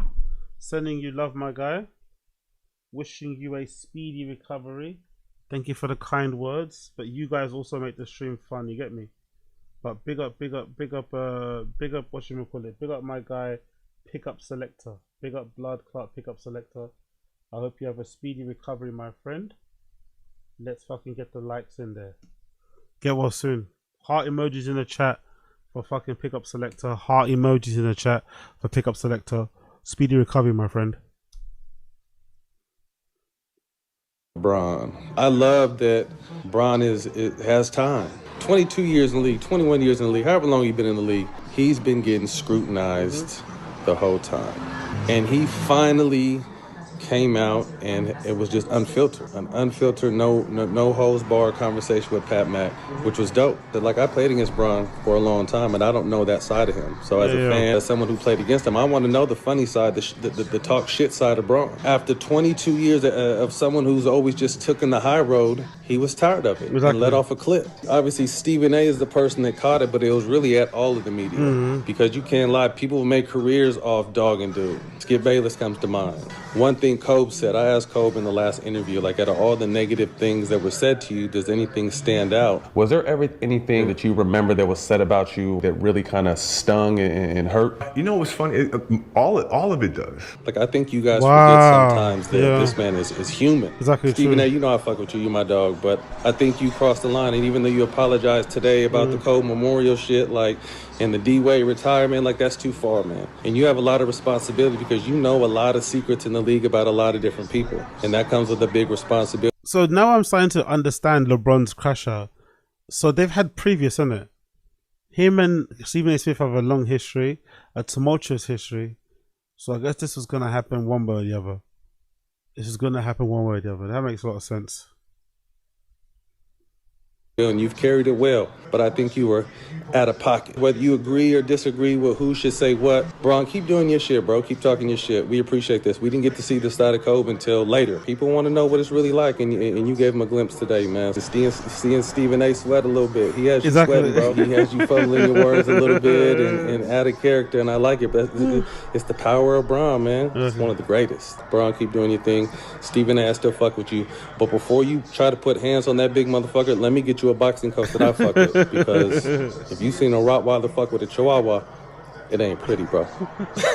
Y'all have a good one. Now, we even had RG3 weigh in on the situation. He said this Stephen A. Smith and LeBron James situation is exactly why sports shows on TV should be about sports and not made personal. Now, even though I do agree with RG3, there's a lot of narratives going on. You can talk about different things like the Celtics winning 7 games in a row. You can talk about Kawhi and the Clippers coming back and looking like contenders. You can talk about playoff matchups. There's so many different narratives, but let's be honest here. We as fans love drama. We love... Yo, big up Joe MIA. AZ, I'm with Stephen A. Smith on this one. As a Heat fan and even seen LeBron in person, LeBron is a B. And he's too soft, he's a wild ego. No, for sure, I agree with you, brother. I'm not denying that LeBron has an ego. I just think, personally for me, the only thing I don't like about Stephen A. Smith is the crying. You said even if what LeBron did was wrong, even if what he did was rude, even if what he did was out of hand, Stephen A. Smith has had the unbridled opportunity to go at LeBron without any clapback, any nothing for years. He's saying stuff about LeBron, his legacy, everything, right? Some rude, some not so rude, some kind, some not so kind, but that's what you do when you have a podcast. They've been always speaking. So it's nice for once that LeBron replied and kind of put Stephen A. Smith in his place. But I think in this case, if I was Stephen A. Smith, just take the L. You've said what you wanted to say about this guy for years. He's never replied. He replies once and you're crashing out and crying and complaining. Like, come on. If you're going to give it, you have to be able to take it. If you're going to give it, you're going to have to be able to take it. And it seems like most content creators, those type of people can't, you know. It's really strange. It's like your whole livelihood is on that phone and you just drop it. It's like, what are you doing? No. Honestly, man. These people. Fucking no. But big up Chig Smooth. Big up Chig Smooth. One of the best channels out here covering all of that bullshit. Big up Blood Clot Chig Smooth. And I think that's going to be it for now. I'm going to leave the rest of them for later because I think I've hit the 4-hour mark. I've hit the 4-hour mark. So I think I'll leave the rest of the clips for later. I'll probably come back tomorrow and do them. Let's actually check quickly the Fight and the Kid Red. Let's see if I've missed anything. But I think I'll do the rest of the clips when I come. I'm not when I come back, but tomorrow anyway. Tomorrow we'll do the rest of the clips. But there's nothing here crazy I want to see, is there? No. Jay Cutler volunteered to the bench. Columbia. Yeah, come on, man. Like, who's this? Someone called Jay Cutler volunteered to do a bench press. He did 23 of 225, and Brendan's trying to make it seem like he can do 40. None. Come on, man. Okay, whatever. Really? What's this unique? Bappa threw in the towel. Is that true? Brendan Schaub tried copywriting another one of my videos. The video in which I made of him quitting the Golden Hour podcast. I got hit with a copyright on that. However, it wasn't from Thick Boy. It was from Bent Pixels. So Brendan Schaub was trying to use a third-party company to circumvent the lawsuit because I won the lawsuit. YouTube gave my main channel back over copyright. So that happened, and I did a live stream about it yesterday on the other channel. Yes, what happened? So I disputed the copyright and disputed the copyright, and I wrote in the little thing. Yeah, I heard about the Kevin Brennan thing. I'm going to check it out after this. So, did he run his mouth about me, Kevin Brennan? I think they're ringing Kyle because it's that YouTube guy. Didn't he get arrested or something? I'm Kevin Brennan Neal. That nigga, yeah. But, so I disputed the copyright claim. Yeah. And I wrote in the thing explaining everything. Good person. But then I wrote a little something for Schaub. Because they send a claim back to them to see if they'll just drop it before it goes to another legal process. Okay. He said, sounds like he's got a mouthful of marbles. Oh, fuck him. Oh, I'm going to go off on him. But, so... Come on, brother. Get to the point. Come on, Unique. I love you, but come on, my friend. Get to the point, please. Freaking wrote in the thing... Brendan Schaub is trying to circumvent a lawsuit using a third-party company, Bent Pixels, because if he had used Thick Boy, YouTube would have terminated his channel for false copyright strikes, especially since he lost a lawsuit. You're gay, homo. But, so... What happened? And then I wrote, I am going to be sending this to the court and the judge. Okay. And I just got the email today. Bent Pixels and Brendan Schaub has dropped the copyright. Whoa. They dropped it. Crazy. He got in line. He bowed the knee. Crazy, bro. Because he knows. Why they even tried it is fucking beyond me. I guess they thought, hey, we'll try and do another copyright on the guy we sued and lost to. Maybe he won't do nothing about it. Oh, fuck no, I did. And they immediately dropped that shit. That's the thumbnail you guys see, the email. It's honestly pretty crazy, isn't it? The mistake, the self-own, the fucking... the shooting of his own foot by going after Unique, man. One of the biggest errors he could have ever made. I swear to God. The guy wasn't even liked by the homeless cats. Wasn't liked by the subs. He used to walk around with a fucking bottle of water designed to look like a volcano and shit. You know what I mean? But yeah, big up Unique. Good to hear from him. Good to hear that the case has been dropped or dismissed. Cheeky of Brendan to use Ben Pinkles to kind of run the play with those type of clips and shit. But I ain't a fan of all of that. You know what I mean? I ain't a fan of all of that. You get me? Anyway, people, big up Uche. Yeah, bow the knee. I didn't hear that. Did he say that? He said bow the knee. Did Unique say bow the knee? I freaking wrote in the thing, Brendan Charles, because if he had used Thick Boy, YouTube would have terminated his channel for false copyright strikes, especially he lost a lawsuit. You're gay, homo. But, so, and then I wrote, I am going to be sending this to the court and the judge. Mm-hmm. And I just got the email today. Bent Pixels and Brendan Schaub has dropped the copyright. Nice. They dropped it. He got in line. He bowed the knee. Okay. Because he knows. Why they even tried it is fucking beyond me. Anyways, let's leave it there for now. Big up everybody in the stream chat. Big up everybody locked in right now. Smash the like button for me. Subscribe to the channel. All that good shit. Join, become a member. Trying to hit 1,000 members by the end of the year. That'll be greatly appreciated. I'll be back with you guys tomorrow. Got a few more tabs to look over and check over. We'll finish King and the Sting actually. No, King and the Sting. Golden Hour. We've got to finish Golden Hour too. So I'll be back to finish that with you guys tomorrow. And we might actually do a bit of Chin as well. And also some TFATK. We've got some Golden Hour and TFATK to get through as well. So definitely check back tomorrow.